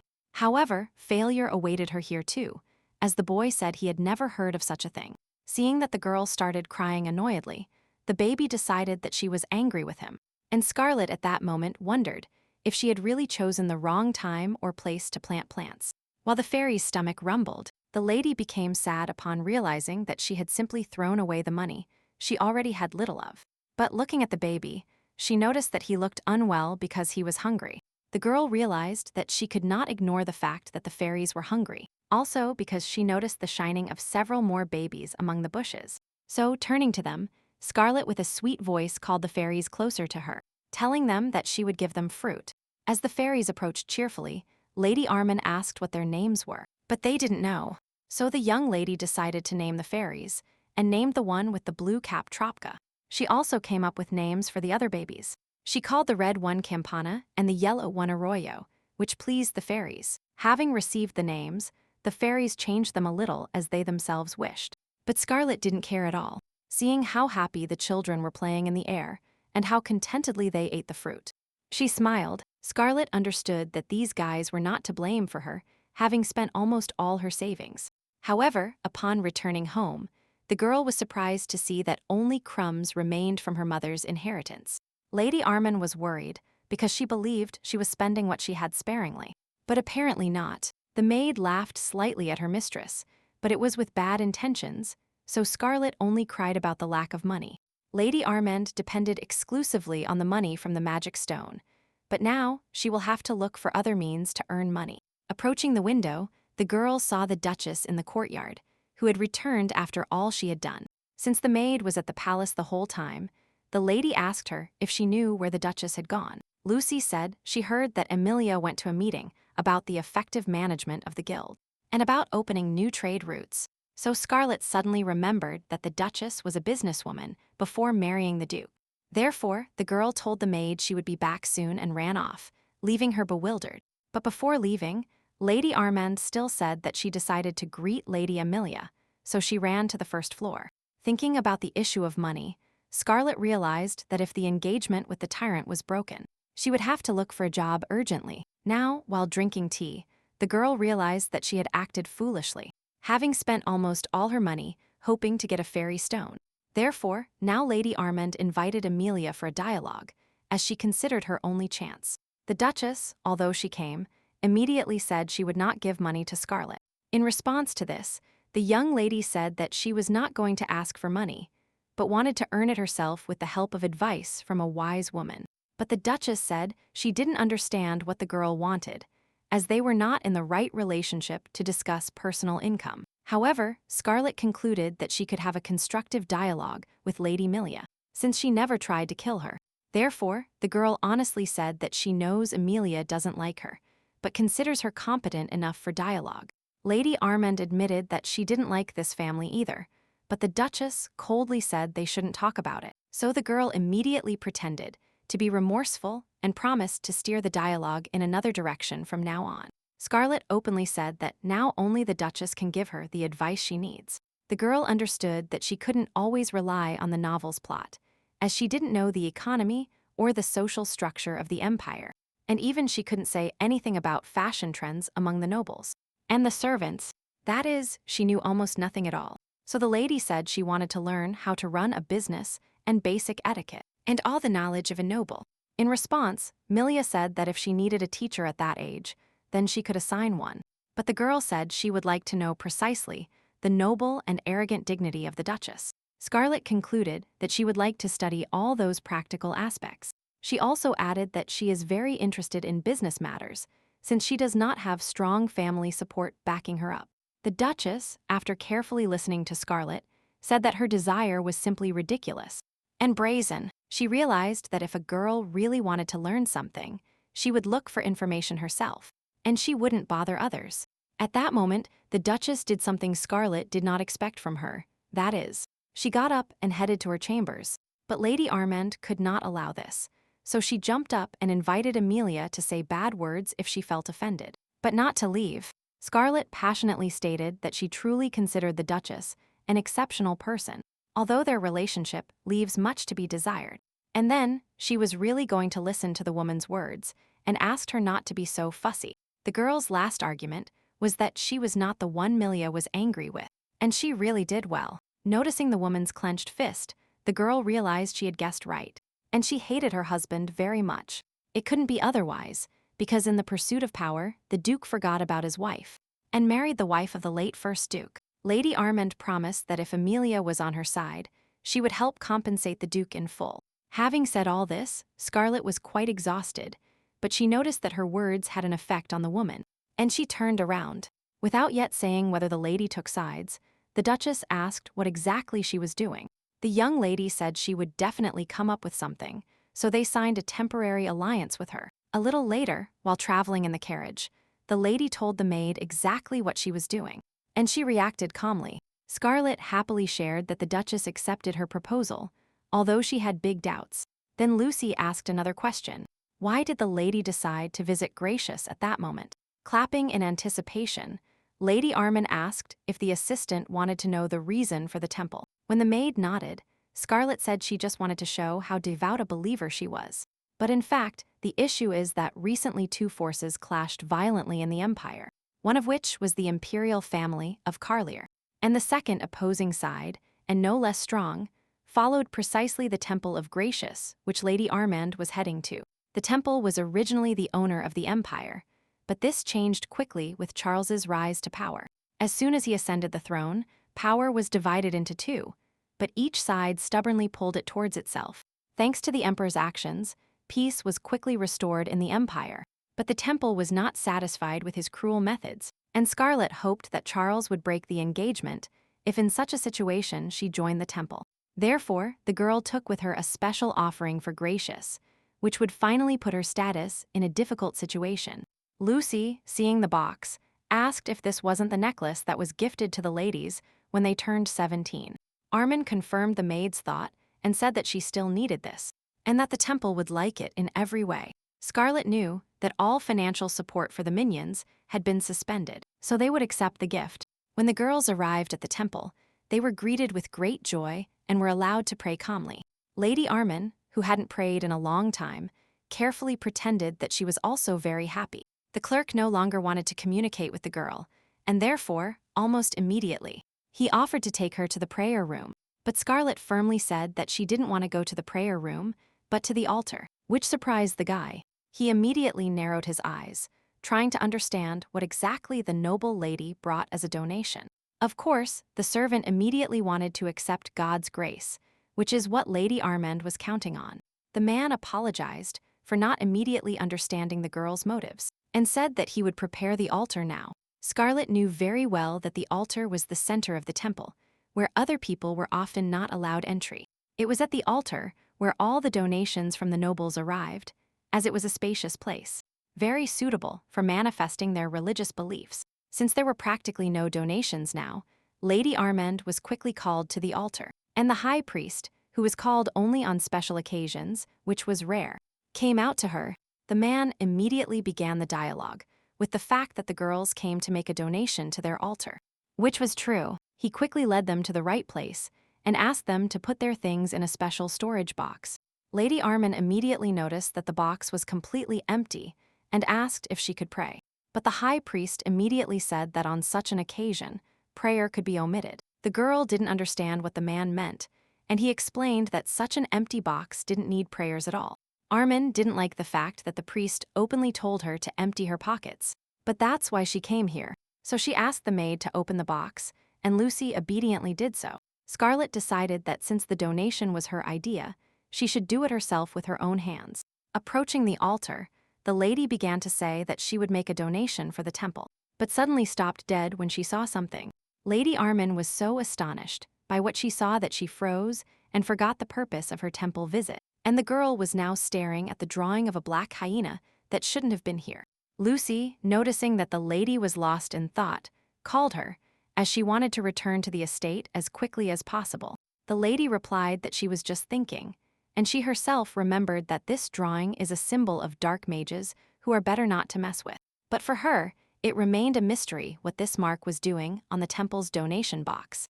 Meanwhile, the priest remembered that one should not stand idle, but make a donation as soon as possible. But the girl had already changed her mind, since she didn't want anything to do with dark sorcerers. The man could only silently watch as the lady and the maid turned around and left, leaving nothing behind. However, she quickly came to her senses and said that she couldn't simply abandon the altar without bringing anything to it. Scarlet replied that she was very sorry that Gracious would not take her well, but that it was God's providence. The lady lied by saying that she urgently needed to hurry to a business meeting, so she dared to leave the temple, but they simply didn't want to let her go. At that moment, in the same temple, Clover was arguing with a clerk, since he was sent by the emperor to report on the complete cessation of funding. To all the boys shouting, the attendant replied that there were no positions under the temple's jurisdiction that required payments. At that moment, Clover was about to leave, but then he heard a suspiciously familiar voice from downstairs. Looking at the first floor from the balcony, the boy saw Lady Scarlet fleeing as fast as she could. The girl tried to convince the priests that they were currently involved in a robbery, trying to extort a donation from her. To this, the head maid shouted that she had already brought these jewels to give them. At that moment, Clover, who was watching the girl, was called by another familiar voice. But this time, the first and second, who were the emperor's military men, approached her, and they were guarding his fiancée by order. The counselor immediately asked for an explanation of what was happening to Lady Armand, and why this crowd was chasing her. To this, the second shadow replied that the girl came to the altar, but for some reason changed her mind about making a donation, and simply ran away. As a result, the priest became enraged and ran after her, and some clerics followed him without even knowing what was happening. But even after the shadows explained, Clover couldn't understand anything, and the shadows confirmed that they themselves were surprised. The first shadow said that she didn't know what the emperor's fiancée was doing, but that she was having fun anyway.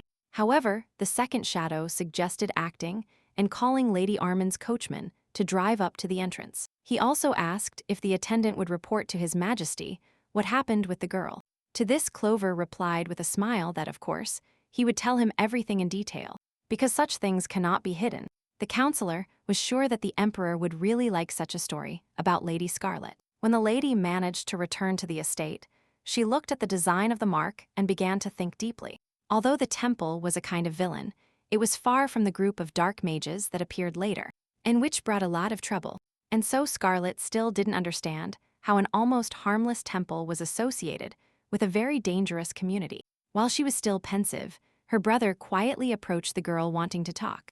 The lady was surprised that Isar was home, but greeted him cheerfully. The boy said he was just looking for his sister, because he had received a message from the imperial palace.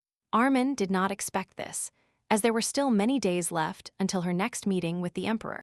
The brother replied that he didn't know what the letter was about, but it had been delivered a short while ago, so it wasn't too late to read it. The girl became cautious, because after parting for a month, His Majesty behaved as if he didn't want to see her. Upon starting to read, Scarlet was perplexed, which even Isar, who was nearby, realized. In the letter, Charles was very friendly and asked to see the girl sooner than agreed, which did not make the lady happy. The brother asked with interest what the letter was about, but Armand hadn't answered yet because she was still reading it. So the boy turned and noticed that his mother had returned from another event, whom he immediately greeted. The first thing the woman asked was why the brother and sister were together at that moment. Scarlet quickly realized that the Duchess didn't expect their interaction to be warmer than she had imagined, and the girl couldn't deny herself the opportunity to annoy Amelia, even though they were allies. And that's why she hugged her brother. The woman immediately drew attention to this moment, and she really didn't like it. But she didn't dare say anything. Lady Armin, holding her brother's hand, cheerfully said they had greeted a woman, and that therefore they would be the first to leave. Scarlet added that they needed to discuss something and left, which infuriated the Duchess. Lady Armin stepped aside and gave the letter to her brother to read, but he also didn't recognize the Emperor's handwriting. The brother didn't understand why. If the girl was His Majesty's fiancée, she was now depressed. But the girl didn't want to tell her brother any of this, so she continued to lie sadly. The lady admitted to herself that she didn't understand the tyrant's train of thought at all, since she was wrong at the temple and he summoned her to a meeting. Isar kept thinking that the syllable in which the letter was written did not match the Emperor's face. Lady Armin was interested in her brother's line of thought and asked him to explain in more detail, which he did. The boy explained that Charles was strict and cold, and he couldn't believe that guy was his sister's type.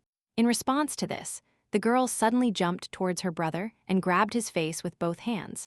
Without saying anything, the boy asked in surprise what was wrong with the girl, since this had never happened to them before. The brother started to struggle, but Scarlet immediately asked him not to move and sit as he was sitting, and Isar, sighing, obeyed. And Lady Armin, still holding the boy's face between her hands, putting on a sweet face. She asked him if he really thought she was that beautiful. Isar expected anything from his sister, but not such behavior, so he was very surprised by the question.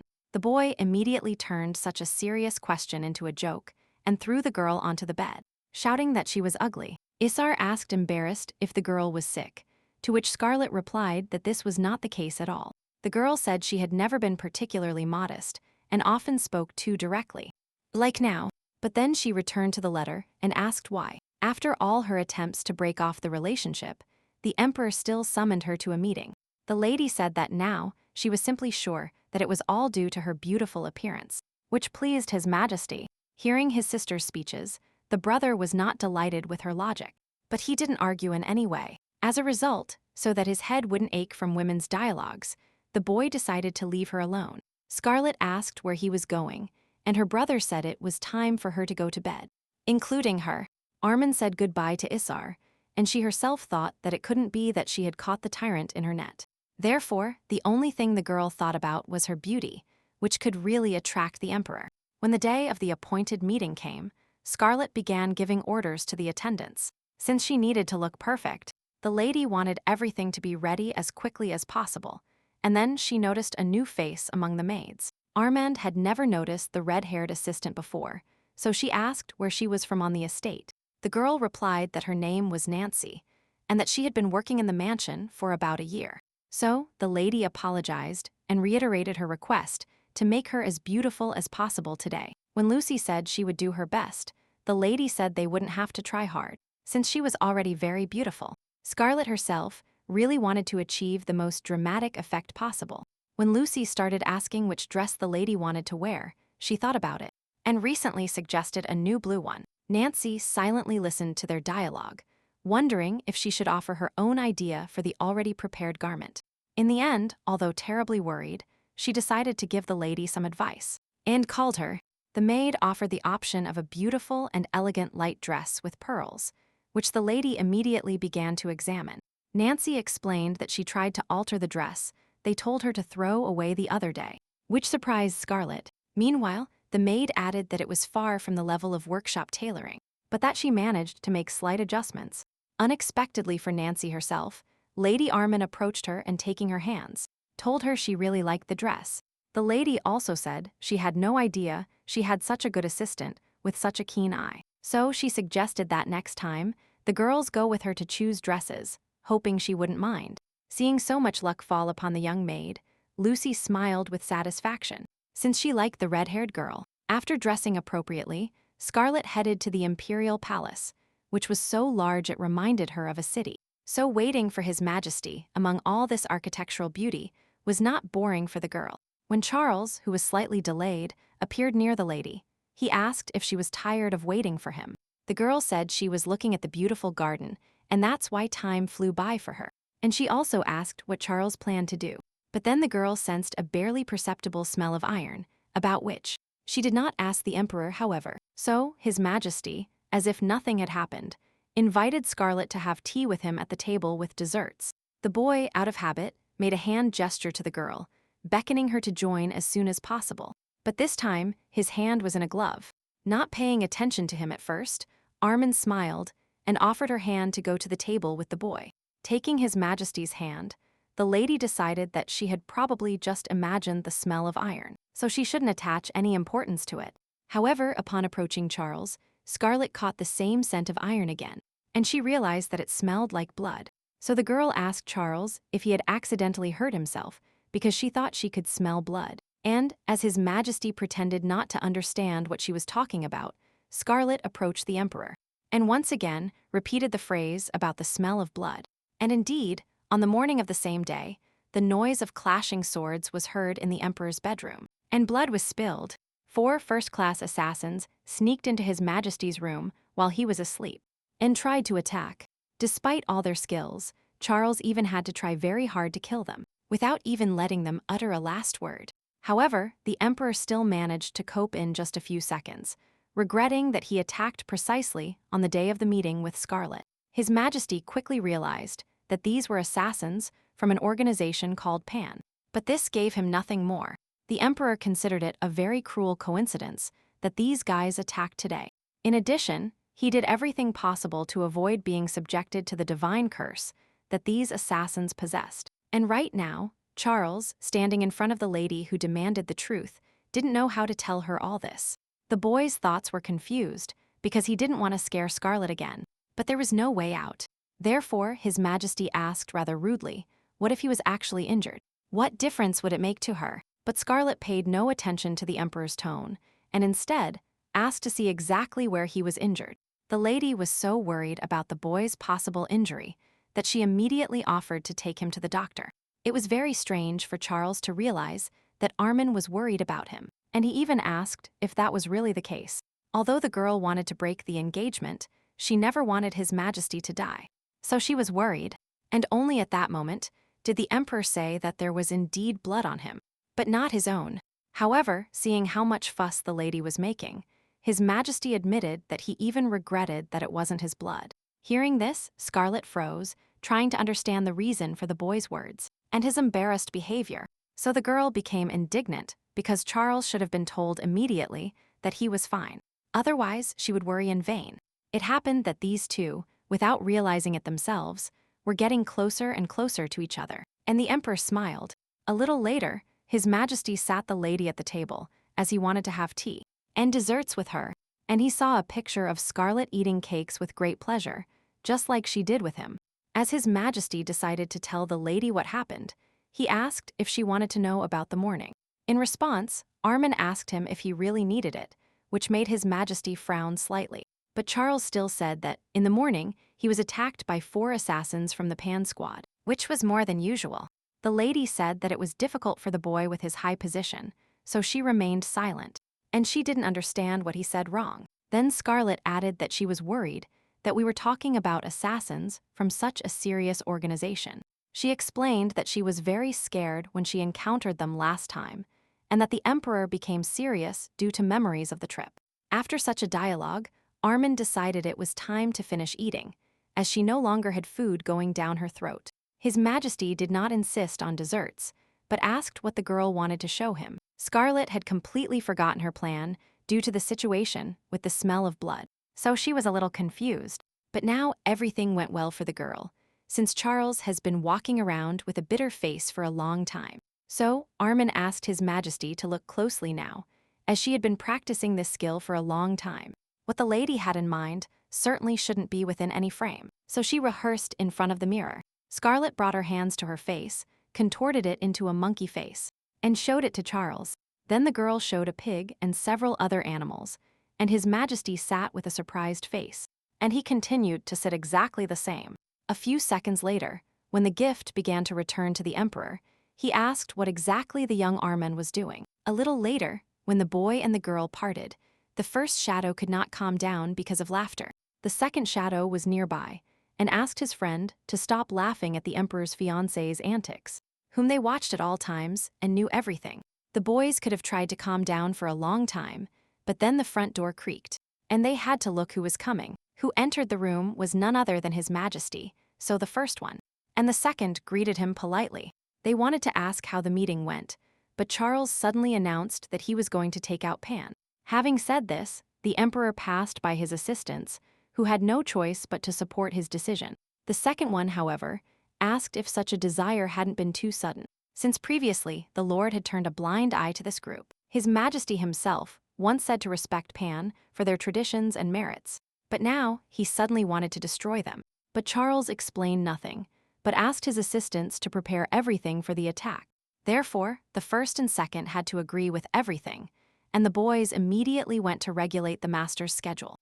And Clover, but to this, the emperor said that he wouldn't go anywhere, so his assistants would have to deal with everything on their own.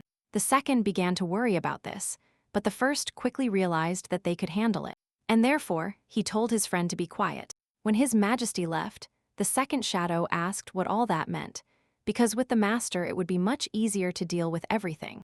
To this, the redhead replied that it was perfectly clear why the emperor didn't want to go with them, although he sent them on a difficult operation.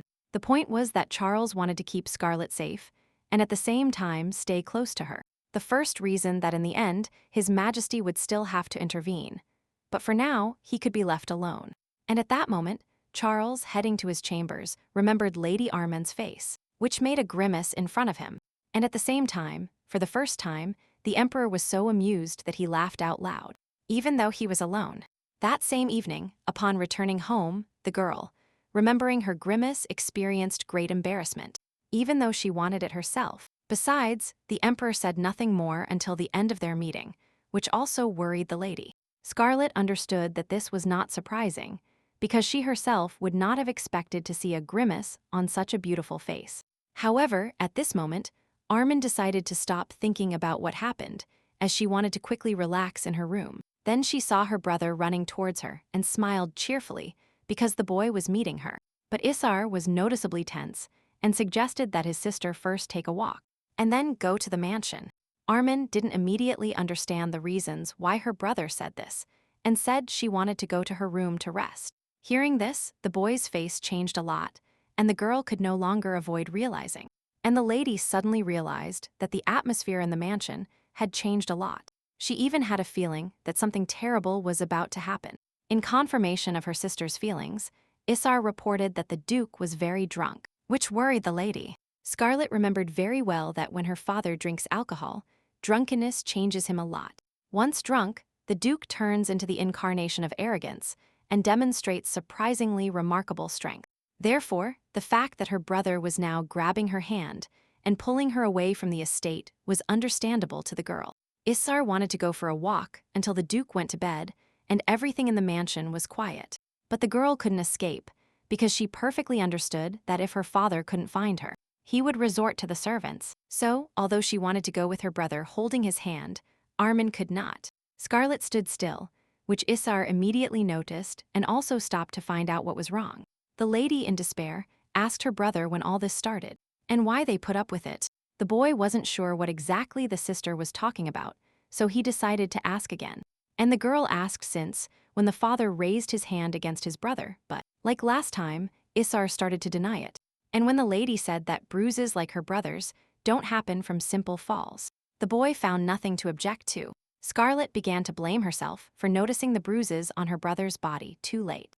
Gently touching the bruises on Isar's arm, she was sad that healing magic didn't exist in this world.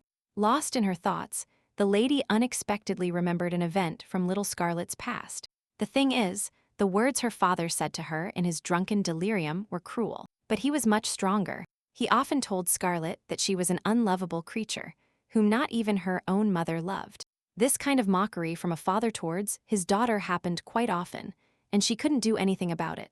The girl could only cry sadly and wait for a better and calmer life to come. And my father, under the influence of alcohol, was so violent that he didn't understand at all when he should stop doing it. But the worst began when the father reached the green bottle with the sign of the constellation of the rich. And then the Duke, forgetting all decency, began to brutally beat his daughter. And at that moment, remembering all the past moments, the girl realized that she couldn't stand it anymore. However, Isar had no idea what was going on in his sister's head and what she was going to do. And Lady Armin decided to go to the Duke and tell him everything she thought of him. Since the brother couldn't stop Scarlet, she entered the estate and soon met the butler. Vector was very surprised to see the lady, who was eager to meet her drunken father. The butler also tried to stop Scarlet, but it was useless, since the lady went straight through.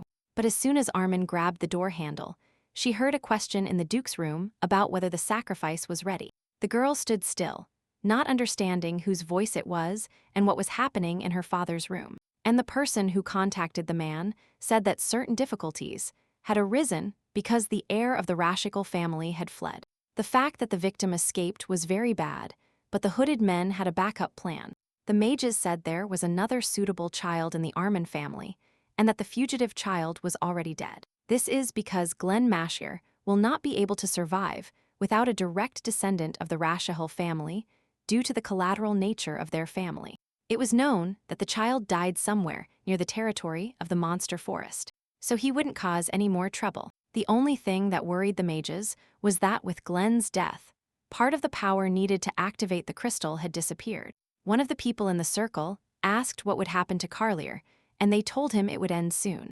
The boss of everyone said he had a plan, but he needed a little time, and that's why he asked them to trust him. So the mages asked, what about the Armand family?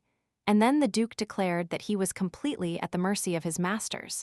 Carlier, Rasheshel, and Mashir, when they were gods, created a seal that captured the demon god, and the occultists were now trying to break it. Since the seal was created with the help of their exceptional powers, it was precisely these powers that were needed to destroy the seal. And it will only be broken when all blood relatives of these families, without exception, die. Then, the last forces of the deceased will return to the cave, where the demon god's seal was contained. And what the mages desired so much will happen. That is, their main leader will be released. Therefore, the occultists moved on to the next victim and asked the Duke to prepare his son Isar for it. The man said that his masters should not worry, as he would definitely bring his own son. Standing outside the door, Scarlet heard all this perfectly and was horrified by the information she received. At that moment, the brother approached his sister and asked what was wrong with her, since she stood frozen in place. Armin turned sharply, because she was not ready to talk to Isar about what happened at that moment. The boy didn't understand what exactly surprised his sister, that she didn't even enter her father's room. When, despite how late it was, they retired to talk, the brother didn't believe this story. Isar was so amazed by the impudence of his father, for whom he had already suffered too much. So now the guy was cursing such a bad father with all his might. Scarlet, seeing how they were killing her brother, did not touch him for the moment, because she understood that he needed time. So, after waiting a little, the lady asked how the boy planned to get out of this house. But the brother objected that his sister was very naive, because we were talking about their estate as a whole, that without them, it would be in even greater danger. So, he believed that escape was impossible for any of them, and that the problem would have to be solved while they were here. Lady Armin accepted Isar's point of view and began to think, since she had very little power to eliminate the Duke. The girl understood that she would have to work very hard so that in the end, everything would turn out well. Something like a plan quickly formed in the lady's head, and she turned to her brother. Scarlet proposed joining forces and together destroying their father, who was unworthy of this title. However, Isar, although he was on his sister's side, was still embarrassed by her joy in such a context. Meanwhile, the girl was already offering to find out as much as possible about the dark mages and their possible weaknesses. So as not to disturb Scarlet in advance, the brother suggested that they at least try. And then we'll see. But before that, the lady was going to take good care of protecting Isar, who was now the target. The boy noticed how suddenly the lady's face changed, smiling insidiously, and he even got a little scared. The next day, the girl went to her safe zone and thought that she needed to find some kind of job for her brother so that he would be protected. However, this was not an easy task, also due to the reputation that Scarlet herself had earned. But for now, the lady decided to stop thinking about it and approached her little friends. However, looking around, Scarlet couldn't find the fairies immediately, so she was confused. But looking closer, the girl could spot them with her eyes and realized that they were simply hiding. The children were looking from behind the trees, and the lady didn't immediately recognize them because they had already grown. The fairies explained that they ate a lot of fruit, the reason why this happened. Then Scarlet asked why they weren't in the garden, and the children said they were flying to get a gift for their friend because she feeds them, to which the girl laughed, saying she didn't need anything. Then the fairies took out the fairy stone and asked if Scarlet wasn't looking for it. Not in vain did they fly after her. From what she saw, the girl was speechless for a moment, as she no longer expected to receive such a gift. The children also clarified if their friend needed this to know whether to bring them more. And Lady Armin immediately hastily said that they were completely right and that she really needed this stone. Since Scarlet changed her mind about refusing the gift, the fairies handed her the stone. And the lady was pleased, since the problem with Isar's employment now disappeared. The young lady asked to bring her more similar gifts in the future, if it wouldn't be difficult for the fairies. The children agreed, but only on the condition that the lady brings them a lot of fruit. Armand was completely happy with this option, so she allowed her little friends to eat as much fruit as they wanted. A little later, after saying goodbye to the fairies, the lady immediately went to the palace with the fairy stone to negotiate with the emperor. In exchange for the stone, the girl asked His Majesty to allow her brother to work with him. Scarlet assured that Isar passed all academy exams with the highest scores, and in general, he was a talented young man. Therefore, Armin wanted Charles to order her brother to leave for exactly 1 week to resolve very important state matters. She also asked to keep Isar close to her until she said stop and provide him with security, which the emperor listened to calmly. Since the deal was too profitable for His Majesty, he formalized it immediately. But Scarlet was still surprised that all her demands were approved so easily, to which the boy explained that the very fact of being able to buy a fairy stone is beneficial for him. Before moving on to the contract, Charles glanced at his fiancée and wondered why she was doing all this. But he himself asked no questions, but convinced the girl that he was not making predatory deals. This is because he was emperor and already had everything in abundance. Only after this, His Majesty addressed his advisors and asked them to prepare the necessary treaty. The emperor wanted to close the deal now, so as not to owe Lady Armin anything later. When all the work was finished, Charles and Scarlet went for a walk, and on the way she told him about Santa Claus. After listening carefully to the story, His Majesty said that if such a grandfather exists, he will exploit him as a donor. Charles said that whoever the grandfather brings a gift for good behavior will receive the best education. But first, the emperor needed to know by what criteria good behavior would be judged, which made Armin find it somewhat funny. Not hiding her smile, the girl said that His Majesty's idea was not so bad. In response, Charles smiled contentedly, because although both understood that their dialogue was comical, they still supported each other. Therefore, continuing this topic, Scarlet stated that if Santa senses the emperor's impure intentions, he will not help him. His Majesty was surprised by such an unexpected turn of events, so he even asked the girl what she meant. With an even wider smile, Armin explained that Santa Claus only interacts with good children, and not just anyone. And the emperor, according to the lady, still had much to learn, so it was not a fact that Charles could cooperate with him. The emperor asked what he should have learned, and Scarlet took out a book she had recently read. Charles asked if it was interesting, and the girl replied that it was very interesting, but that he should at least start reading it. His Majesty clarified if he really should read right now, since he didn't feel like it much. And Armin, since she loved this book very much, told him to read it almost right away. As a result, while sitting on the bench, the boy managed to read the book, and said that it was a normal, run-of-the-mill third-rate novel. However, Scarlet did not share the emperor's opinion, especially regarding the main character. The girl tried to prove to His Majesty that the main character is a sensitive person and very friendly. Pointing to the text with her finger, the lady showed the moment when the main character was described as attentive and slightly assertive. In addition, Armin enthusiastically added that this character has traits that are not present in other books. His Majesty, although he read the book, clarified exactly what these qualities were to be sure. And Scarlet began by reminding us of the main character's different way of speaking, which was uncommon. But Charles did not take this fact as a real argument, but for now remained silent. The second point that was important to the lady was talking to each other as equals between husband and wife.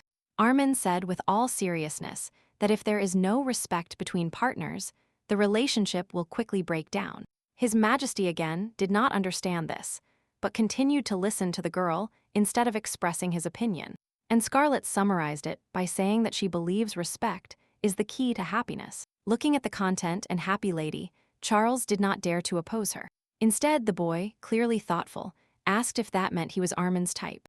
And then, His Majesty explained that he meant the ideal type of lover, and nothing else. Upon hearing this question, the girl wondered if she had really made any major changes in the Emperor.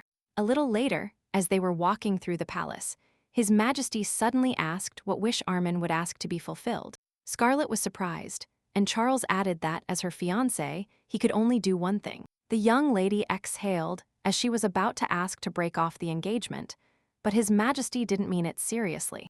However, although the girl said nothing, she still had to mention the wish, so she thought about it. A few seconds later, Armin came up with a brilliant idea that made her very happy. Addressing the Emperor with a smile, the lady proposed that they continue to be friends for the rest of their lives. His Majesty stared at the girl and incomprehensibly asked what she meant, and Scarlet kept finishing off the Emperor with her wish to have friends, which made him droop. Armand, playing dumb, asked if this wasn't a simple and ordinary wish. Typical of the doomed, smiling wickedly, Charles, barely suppressing his emotions, said that this wish was not entirely appropriate. Then, still looking irritably at the girl, the Emperor declared that fulfilling this wish was beyond his capabilities. Charles turned around and left, and the lady had to catch up with him by shouting that having friends was actually very nice. Since the girl's steps and the boy's were very different, it was difficult for her to catch up with him, which infuriated Armin. Doing her best, Scarlet caught up with His Majesty and blocking his path. She reminded him that he himself had offered to grant her wish. But the Emperor suddenly backed away. He turned around and said that he had not said such a thing at all. The lady was astonished by such impudence, and therefore didn't even immediately find accusatory words. Beginning to stutter, not wanting to help the confused lady, Charles looked closely at her, analyzing her thoroughly. Scarlet looked very hurt and sad because His Majesty finally rejected her. Therefore, with a sigh, the Emperor suggested that if it was impossible to be friends for life, they could at least be friends for now. Lady Armin looked at the boy surprised, because he proposed an idea that had never occurred to her.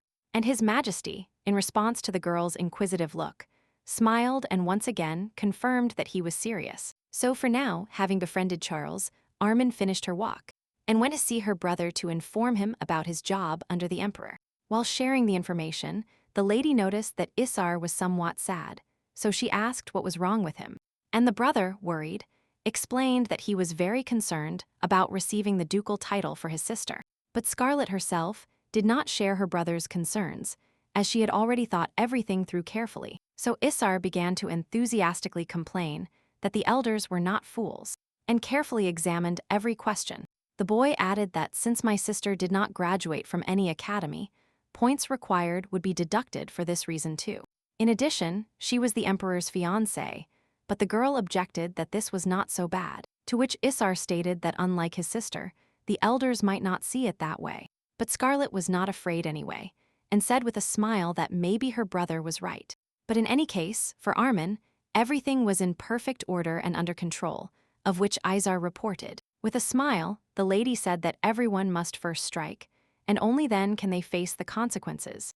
On the night of the same day, a meeting in the Duke's room was broadcast again, where the mages discussed that Carlos had taken Isar into his hands. Scarlet, assuming that her father would contact the dark mages, was already standing at the door eavesdropping. Meanwhile, the occultists were talking about her, saying that Lady Armin was just a stubborn young woman, and that the Emperor represented a threat to them. But at this moment, they could not kill His Majesty, so they decided to remain discreet for now and observe everything that happened. Armand, looking through the crack in the door, heard that the people's target had now shifted towards her, since she also belonged to the Duke's children. And the Duke himself suddenly confirmed that his own daughter was quite suitable for the role of victim, if it was impossible to reach his son. Once the decision was made, one mage said with a smile that he had a good way to trap the girl. The lady immediately began to listen even more attentively, and was surprised when the occultists mentioned someone named Barbar. It turned out that Barbar was the last priest who managed to escape, and now he was posing as a doctor. The Duke hadn't heard anything about this guy either, so for now he remained silent. And the mages recalled how they stole 2 sacred objects from Barbara. But one of the mages said that there was still something that could be taken from the priest. They held in their hands a sacred object that could put the Duke's daughter to sleep forever, and it was possible to escape this trap only if one possessed a certain power. But the mages were sure that Lady Armin did not have it. One of the hooded people said, with a smile, that he understood what his guild mate was talking about, and asked to tell more about the plan. And the man also smiled, and said that they do not have access to the power of the demon god, but that they have mediocre sacred objects. And this plan of theirs was the only opportunity for all the occultists to overcome the powers of the 3 dead gods. One of the mages suddenly said that although he hears the voice of his god, this does not mean at all that they have weakened the seal, because only when the forces of the 3 dead gods gather will it be possible to destroy the seal of the demon god that they themselves created. However, even after decades of striving to achieve this plan, the mages have still not made much progress. So now they decided to change the way they operated in the hope of speeding them up. The mage told the Duke that since he didn't have the head of the family seal, he could lock up his daughter, and thus he wouldn't have to worry about the right to rule. The Duke agreed, and then they told him that a box for storing relics would arrive at the mansion, and that soon its owner Barbar would come to get it. All the Duke would have to do is open the guy's door, then knock him out, and lock him in his daughter's room. Since the plan was not so complicated, the occultists expected the man to be able to handle that task. The mages said that in the book there is a space, a time when you will live very slowly, and forever. So if you put Scarlet there, she will end up going completely insane quickly. In short, unless some miracle happens, Lady Armin will never open her eyes again. Between the 3 families, either a child would be born who would be the soulmate of the other, or a magical contract with a commitment would be signed. As the girl heard everything she wanted, she began to slowly retreat, when suddenly the mages said that it is necessary to die and be reborn to be able to possess the 2 powers of the gods. So far, the mages did not know that Scarlet was exactly that person, and now she runs down the hallway to her room. And the girl was never going to allow the plans of the dark mages and her father to come true. The next morning, the lady decided to do something smarter than her father, so she summoned all the servants. And making sure they were listening, Armin announced that a guest would be coming, who would have to be taken immediately to her room secretly from everyone. The assistants immediately said they would do everything in their power, but the lady was still worried. However, her plan was a success, and soon Barbar was sitting in her room, going to get his book. Scarlet managed to keep the boy close by telling him his book was here, but he was already starting to complain without her. So the girl sighed and brought the sacred object, but she was in no hurry to give it to the boy. Barbar was surprised by the girl's behavior, and so he directly asked her what she was doing. Scarlet said, with a sad look, that she heard there was a very cursed thing inside the box. But the boy himself was surprised that the lady suddenly started talking about this topic, to which he remained silent. But Armin continued to say that she heard that this book was created with the meaning of divine relics. Barbar couldn't stand it and asked how the girl found out about everything, but the girl simply replied that it just happened that way. But then she added that she knew about the dark mages' conversation, that they first want to put Barbar to sleep, and Lady Armin, and then the Emperor.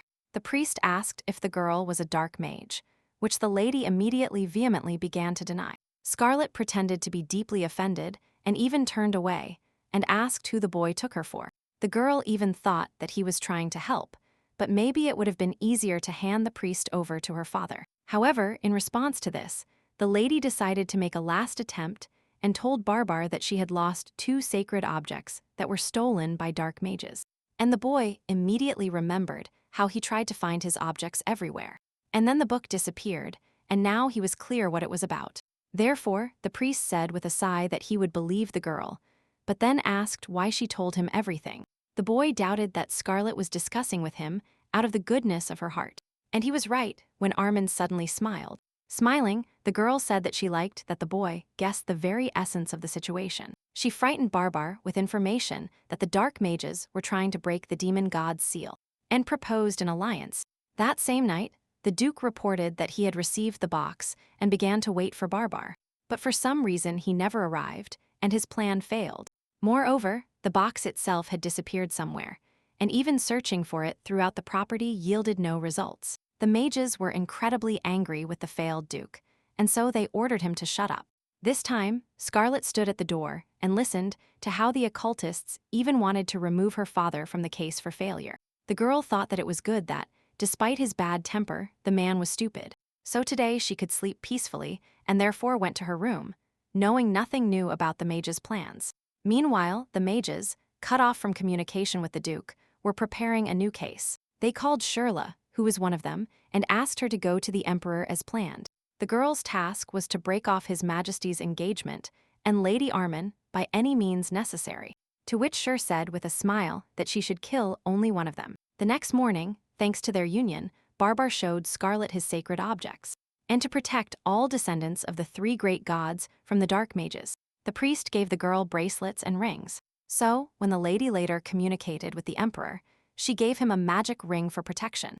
In the conversation about the gods, the girl spoke very seriously, and His Majesty listened to her with no less attention. So, Scarlet decided to ask if Charles knew anything about the fire goddess, but he answered negatively.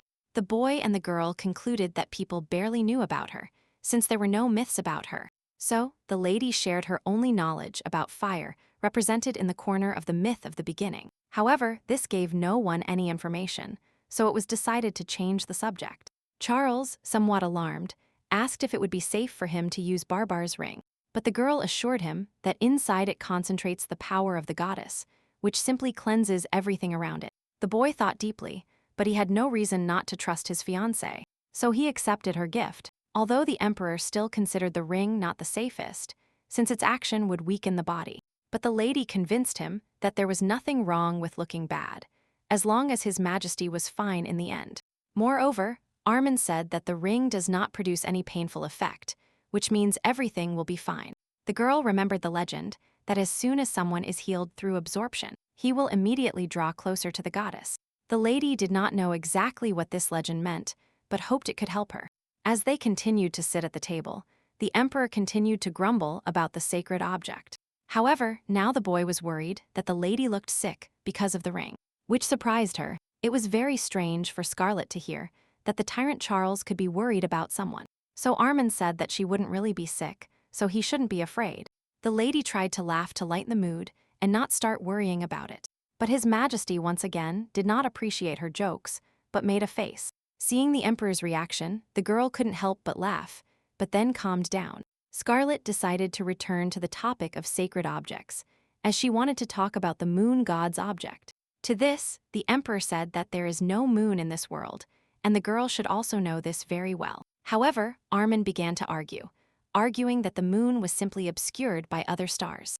As Barbar said, suddenly, Charles asked if he could trust that fugitive priest if he needed him so much to fight the dark mages. The lady immediately said that he could be trusted, and His Majesty decided to take his word. After this, Charles asked his fiancée not to try to solve problems on her own in the future, because they could catch her, to which the lady agreed.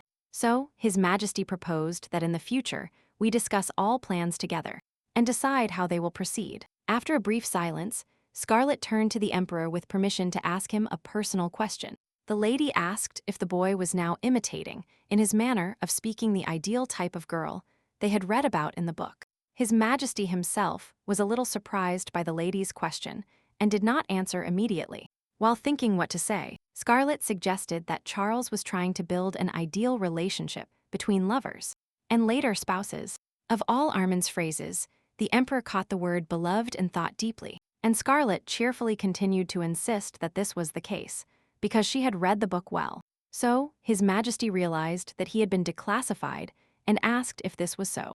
To this, the lady replied with a little sadness that they had become friends and should not behave like that. This plunged His Majesty into despair, because he imagined their relationship somewhat differently, and therefore he became confused. The lady, in turn, did not quite understand why the boy suddenly sighed, as she believed there was nothing wrong with their friendship. In response to this, His Majesty continued to remain silent in frustration, covering his face with his hands due to the emotions overwhelming him. Armand capped Charles, saying that he didn't have to speak to her friend in such a gentle tone. She asked the emperor to behave towards her as usual, so that he too would feel comfortable. In response to this, His Majesty unexpectedly smiled and replied that he understood what the girl meant. Scarlet was surprised that her words reached the boy's consciousness so quickly. Although she was happy, His Majesty clarified that it turns out he can only behave that way with a lady. And the girl no longer expected such a turn of events, so she froze, with her mouth agape in surprise, but fortunately for her, the dialogue had ended. A little later, as they were almost leaving, the emperor suddenly said that something had been bothering him recently, and the lady asked what exactly it was. His Majesty hesitated a bit, and then said that the girl had a small crumb on her face. And indeed, when Scarlet ate the cookies, she got a little dirty. But she didn't notice it at all. Unexpectedly for the girl, instead of answering, the boy himself approached her face to remove the crumb.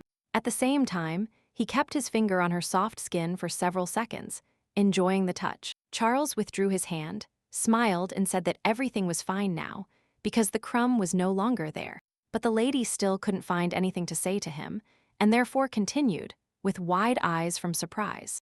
Looking at Charles, to relieve her own tension, the girl decided to embarrass the emperor and said that her beauty could really save the world. His Majesty covered his mouth with his hand in surprise and remained silent for a while because he was pleased. A few seconds later, Charles said he would order even more delicious food for their next meeting. Now, when Armin looked at everything that was happening, it seemed to her that the emperor had decided to practice flirting for couples with her. The lady imagined how, when a boy falls in love with someone else, he would reject her with a cold voice. And this thought horrified the girl so much that her face changed, and Charles didn't understand what had happened. Therefore, His Majesty simply decided to change the topic and asked if the girl had chosen a partner for the upcoming ball. But the lady still had no answer to this question, as she had forgotten about the ball. Meanwhile, this was the main and mandatory event in a beautiful hall. Armin remembered that Isar told her about it the other day, and she told the emperor about it. So Armin put her hand to her face and said that she didn't know who she should go with. Scarlet specifically said that she could go with her brother, but at the same time, she watched Charles's reaction. Since the emperor's face had changed a lot, the lady decided that it was better not to play such games with him. So she put on a sweet face and asked if His Majesty would mind going with her. In response to this, Charles immediately blossomed and smiled, saying that he would do it with pleasure. The girl smiled and said that she was really looking forward to them going to the ball together. The only problem was that Scarlet didn't know how to dance at all. So His Majesty discreetly said that he could teach the lady this if she didn't mind.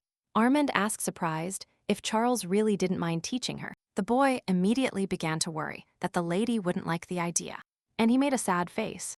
But Scarlet immediately assured His Majesty that she would really like to learn to dance with him.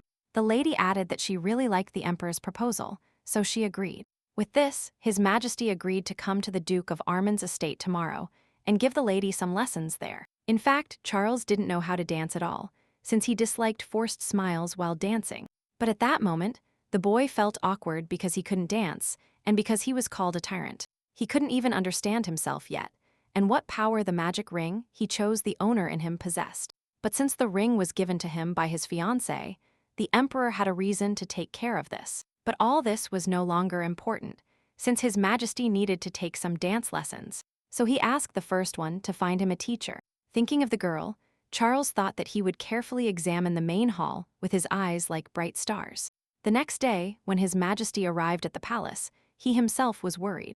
But he asked the lady not to worry. Scarlet assured that she was not worried at all, and then the emperor suggested starting with dance lessons. Their dance began with a handshake, which still presaged absolutely nothing. His Majesty hesitated, while thinking what words to give recommendations for Armin's dance. In the end, he simply asked the girl to follow him and not think about anything. The lady asked what exactly the boy meant, because normally both people participate in the dance. Charles explained that he wanted Armin not to tense up at all during the dance, so that he would be the leader. And then the boy corrected the lady's hand, which she had initially placed incorrectly, which confused the girl a little. Charles asked one last time if Scarlett agreed with the training, and when he heard an affirmative answer, he calmed down. Above all, while performing the movements, the lady was afraid of stepping on the emperor's feet, but so far she had managed to avoid it. The servants watched the boy and the girl dance, and were surprised how bad these two dancers were. If at first Armin still somehow tried to keep up with the rhythm, a little later she completely accepted the fact that she couldn't do it. But she simply couldn't understand why the emperor didn't go into music if he knew how to dance. Tired of constantly straining due to awkward movements, Armin stopped and asked if everything was fine with His Majesty. In response, Charles suggested taking a break as he needed to prepare and left for a while. When, after the break, the emperor returned with Scarlett, he offered her his hand again. Like before, His Majesty and Lady Armin started dancing again, as before, trying to follow the music. And then, suddenly, the girl realized that His Majesty had suddenly become much better at dancing. Even Scarlett herself began to succeed, so she was able to relax and feel freer. In the middle, the lady, for some reason, asked if Charles knew what an arranged marriage was. For Armin herself, an arranged marriage meant marrying after having deep feelings. In response to this, the emperor said that he had already talked about this many times. So he knew, but His Majesty didn't quite understand why the girl suddenly raised this topic. After thinking for a while, Scarlett said that for her this is a sign of a happy ending for any story. While Charles was answering, the lady looked down and thought that if she was extremely careless, she would step on his foot. Then, suddenly, the boy invited Armin to look closer at him, which she did not expect at all. Stopping in place, the lady looked directly into the emperor's eyes in surprise. The boy, smiling, continued the dance and asked the girl to at least show him favor. In fact, Scarlett herself was surprised, having similar thoughts, but she always pushed them away, but now she thought about it. Smiling, the lady repeated her recent compliment, saying that before her was a beauty that would save the world. However, this time His Majesty not only smiled, but also said he would gladly accept her compliment. Such a sincere smile, and the boy's words confused the girl, so she lowered her head. Deciding to change the subject, the lady lightly squeezed her hand on the emperor's shoulder and admitted to him that she was a bad dancer. Charles, laughing slightly in response, only hugged her waist a little tighter to prevent her from falling. Suddenly, His Majesty wanted to toss the girl, so he tossed her into the air and then caught her. Falling into His Majesty's strong arms, Scarlett experienced true happiness, although she didn't admit it to him. And the emperor himself at that moment could not contain his smile of joy and completely forgot that they were being watched. Finally, he dropped the lady to the floor, as there was no longer a reasonable excuse to hold her in his arms. However, Charles replied that he saw no problem in the fact that Armin danced badly.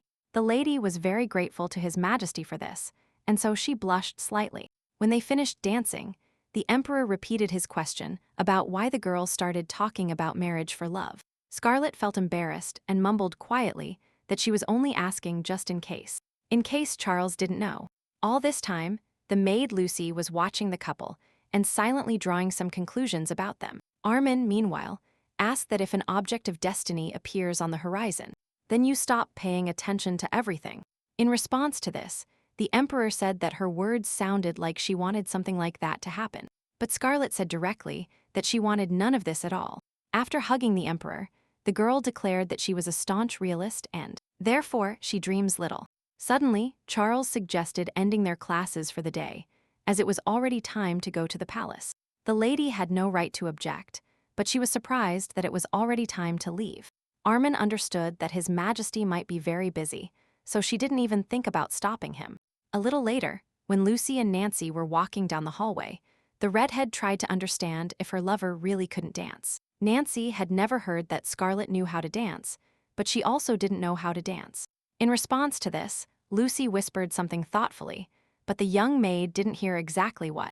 The lady's lifelong assistant thought to herself that she felt like the lady was deliberately out of tune. Meanwhile, Nancy kept hoping Lucy would share her thoughts with her, but she was in no hurry. Instead of telling her, the assistant replied that she was just thinking, so there was nothing important. However, while walking down the hallway, Lucy didn't understand why Scarlet needed to pretend she couldn't dance. Furthermore, she was scared by the fact that when His Majesty looked at Armin, his gaze was filled with tenderness. And in general, their communication today could be described as a relationship of lovers. A few days later, Scarlet was getting ready for the ball and asked Barbar how she looked. The boy replied that even if she starts to wrinkle, she will still look beautiful. As the lady came to her friend's room only to ask about the outfit, she immediately returned, and Barbar was left in complete silence and solitude, which he did not expect. The priest lowered his head and thought that the girl's behavior was somewhat crazy. Just as she was coming down the stairs in her beautiful dress, the lady saw the boyfriend downstairs. Armin immediately called the boy, and he, looking where he heard the voice, saw her too. His Majesty was speechless upon seeing Scarlet's outfit and simply looked at her silently. And the girl really looked incredibly amazing now, because she spent a long time on her outfit. Smiling at Charles, Armin apologized for making the guy wait.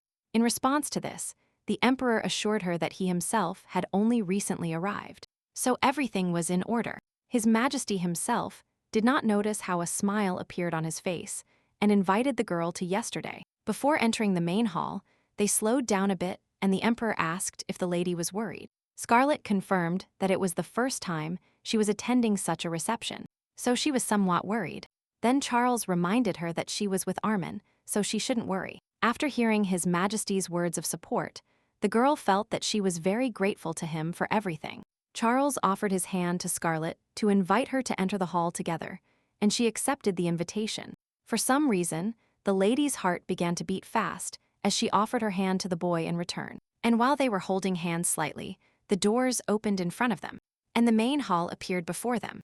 Many noble people had already arrived and were walking importantly around the hall, talking among themselves. When Lady Armin and the Emperor entered the main hall, their arrival was immediately announced publicly. The girl did her best to maintain a proud face and pay no attention to anyone. His Majesty turned to the girl and reminded her that she had promised him the first dance. In response, the lady offered her hand to the Emperor and extended hers to him, and the boy hesitated. Finally, a smile lit up his face because Charles was really looking forward to dancing with Armin. However, he delicately suggested that Scarlet dance with her brother first, and the girl worried that something had happened. She didn't want to give the first dance to someone else, but decided to clarify if the Emperor had told her everything he wanted. Looking at the girl again from the side, the boy realized what a beauty she was. So, Charles openly complimented the lady on her appearance, which surprised the lady. Hearing that she was very beautiful, Scarlet's face changed because she was happy. The boy confirmed once again that if one doesn't know what the goddess looks like, one won't understand how beautiful she is. This made Scarlet really feel it and blush, falling silent for a moment. As the lady blushed heavily, she asked for time and ran out onto the balcony to get some air. Because of the memory of the Emperor's words, the girl felt her heart beating faster. She herself was very angry at this reaction of her own body to such simple events. Now it was difficult for Scarlet because she didn't want Charles to misunderstand her. But she couldn't go back yet, so an acquaintance came out onto the lady's balcony, whose arrival she didn't immediately notice. And so she was surprised, and none other than Barbar appeared nearby and asked what the lady was doing. The boy approached and Scarlet didn't mind talking to him, so she invited him closer. The girl didn't even notice how the priest got here, but she gave him credit, since he really knew how not to attract attention. Barbar explained that he was already tired of the ball, and then asked why Armin didn't even dance with His Majesty. Scarlet replied sadly that she couldn't because she was too distracted by her own emotions. Since the priest didn't quite know how to talk to people, after that, both fell silent. Finally, the boy couldn't stand it anymore and asked if the lady wasn't one of those people who first do something and then regrets it. Scarlet was surprised that Barbar managed to study her so much in such a short time. But before the lady had time to answer that question, the boy asked the next one, because he wanted to know what she thought about the Emperor. The friend's question made the girl think deeply about what she was really experiencing. In the end, the lady said that she wished the Emperor were a little happier. At that moment, Charles approached Barbar and Scarlet to take the girl off the balcony. Charles froze nearby, while deciding to briefly observe the dialogue between the two acquaintances. Meanwhile, Barbar compared the lady to the bright summer sun because she really looked like it. But the priest associated His Majesty with the calm and furious winter wind. The priest understood that these two did not seem to make a good union, but they fit perfectly. After answering her friend's question, the lady asked why he was asking her, because this had never happened before. Barbar replied that it was so, but the girl really didn't believe it. Without waiting any longer, Charles asked what both of them were doing here on the balcony. It seemed to Scarlet that the emperor was unhappy about something, because he asked quite rudely if she had cleared her head. Deciding not to pay attention, the girl introduced Barbar to Charles, as they had not yet met. However, His Majesty did not seem happy about such a meeting, so the lady felt embarrassed. Instead of greeting, he said that he had a conversation with the fiancé, and so he asked the priest to leave. They decided to go down from the balcony to the garden, and Charles covered the girl with his robe. Scarlet wasn't cold, but she still thanked the boy for the cloak, just in case. Charles suddenly said that it seemed to him that Armin didn't want to return to the ball. The emperor added that if the lady wished, she could stay in the garden as well. His Majesty promised to be here too, and instead of dancing, allowed me to stay in my chemise. But the girl did not agree with this, but the boy noticed that her hands were icy. Armin realized that she liked being alone with the emperor like this, and therefore she did not argue, and His Majesty was already seriously worried that the lady would freeze.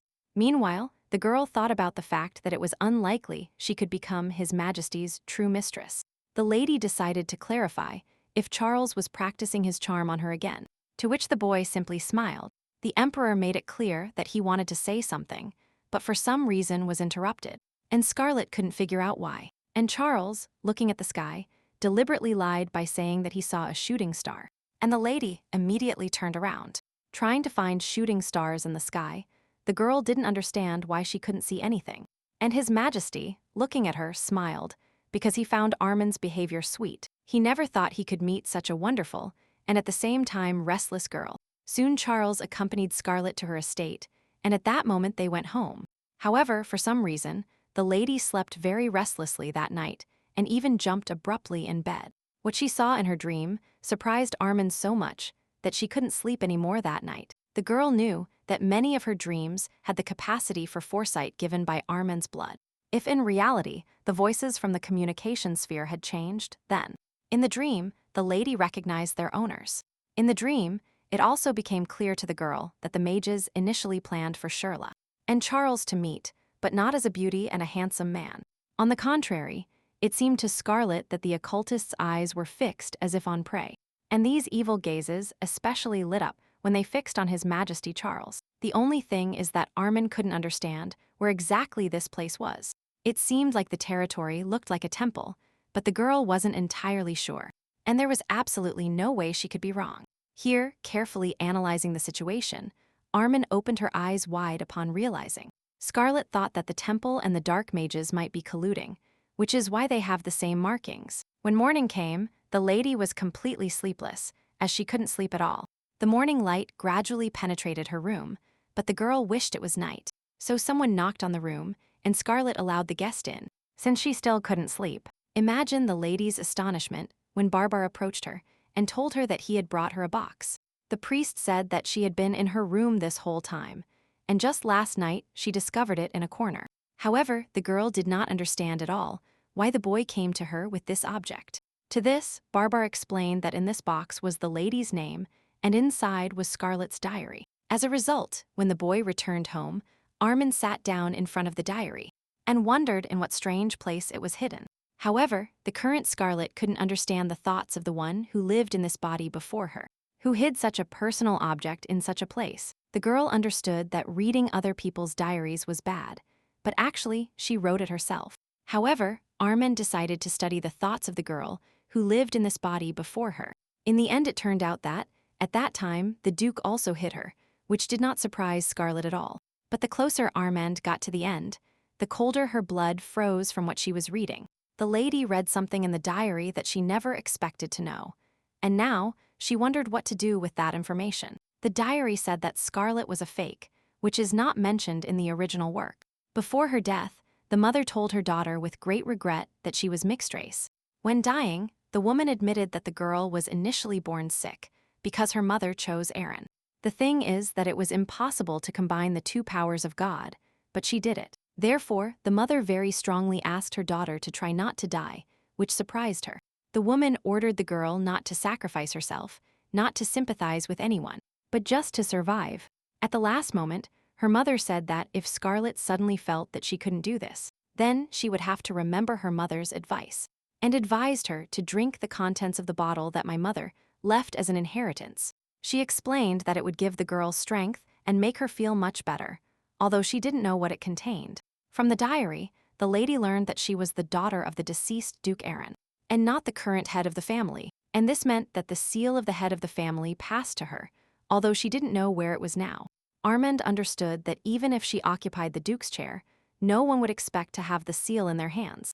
At that moment, her faithful maid was outside the door of Scarlett's room, patiently waiting for instructions. Suddenly, Lucy felt a dark energy coming from behind the door, which made her tense.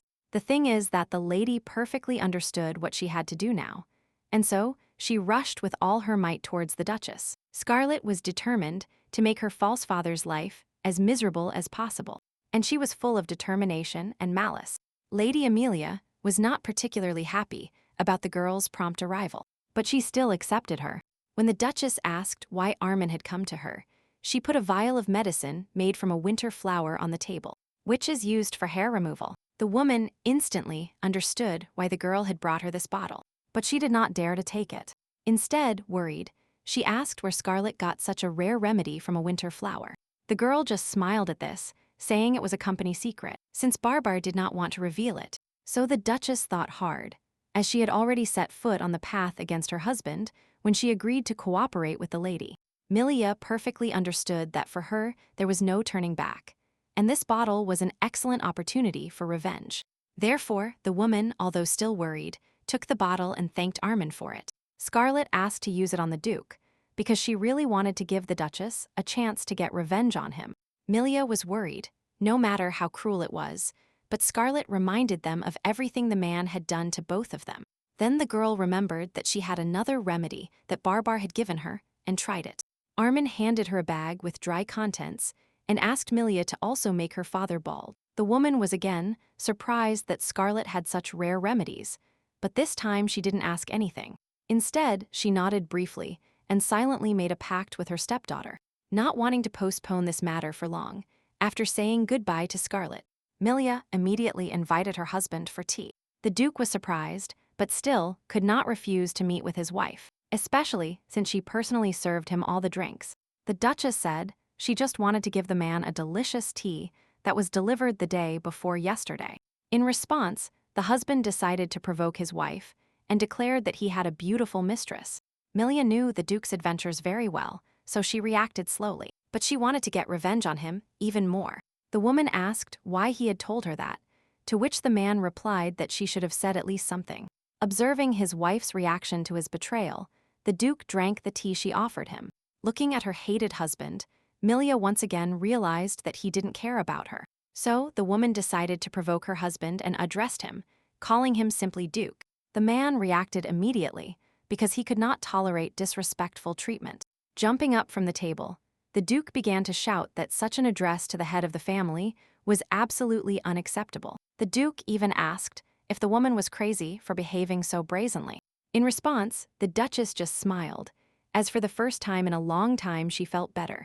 The man suddenly asked if Milia had gone crazy, like Scarlett, which she didn't like. The Duchess suddenly began to defend the young woman, saying that it was because of her that she took that step. Milia just now realized that Scarlett was the one who understood what no one else understood. Therefore, she now regretted not having had any contact with the girl earlier. The Duke suddenly noticed that his wife was laughing at him, and this angered him incredibly. So, the man felt that something was absolutely wrong in his body, although in theory this shouldn't have happened. Staggering, the father fell to the floor, as he could not stand due to his health. Then, Milia said that it seemed the medicine had worked, which surprised her husband. Getting up on his elbow, he angrily asked what exactly she had done to him. The Duchess's answer was the Duchess's laughter, as she was happy about the situation her husband found himself in. With eyes shining with satisfaction, the woman said that a new life would now begin for the Duke. Not wanting to communicate with this man anymore, the Duchess sharply closed her fan, and she turned away. Then Milia turned to the maid, who watched everything silently, and asked her to tell Scarlett that she was willing to cooperate.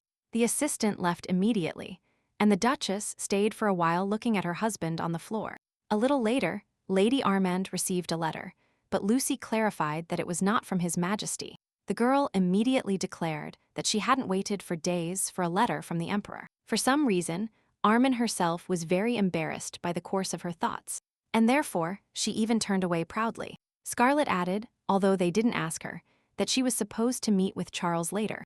Lucy, who was supposed to listen to all this, nodded her head, but she herself wanted to leave as quickly as possible. When the maid left the letter and left, the girl stood still for a few more moments, but curiosity prevailed. It seemed to her that Lucy had become somewhat mischievous lately, although she wasn't sure.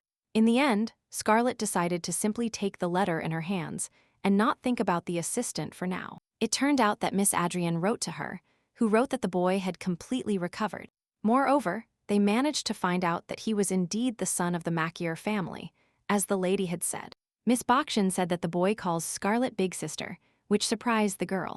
The old woman also asked to be told the time when she could bring the boy to talk to Lady Armand. Scarlett had no idea what her relationship with Glenn was, but it was clear that he knew her. But a letter from Lady Adrian reminded her that it was time to arrange a meeting with the elders.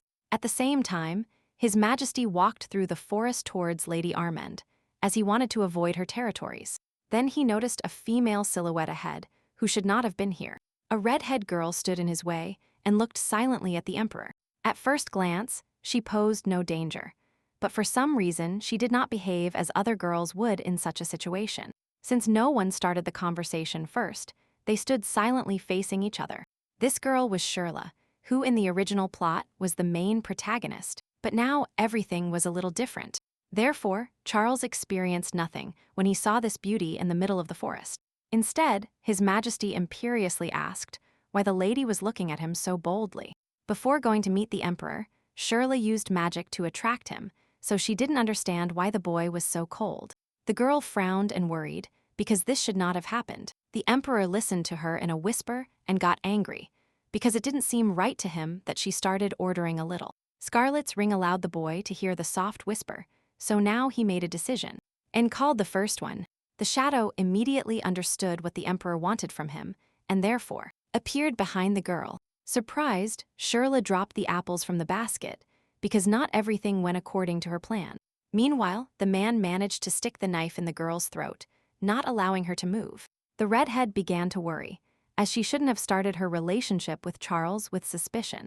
But she decided to calm down, because the only thing required of her was to establish eye contact. But no matter how hard the girl tried, His Majesty remained as motionless as before. But the Emperor's face expressed more and more anger, since the stranger did not want to answer what, in his opinion, was wrong. Shirla had not yet answered, as she expected that the spell cast on her still had an effect on His Majesty. However, for some reason, all the lady's efforts failed miserably. The girl was absolutely sure that she had taken exactly the relic that was supposed to have an effect on Charles. So now, gritting her teeth with resentment because nothing went right, Shirla tried not to cry.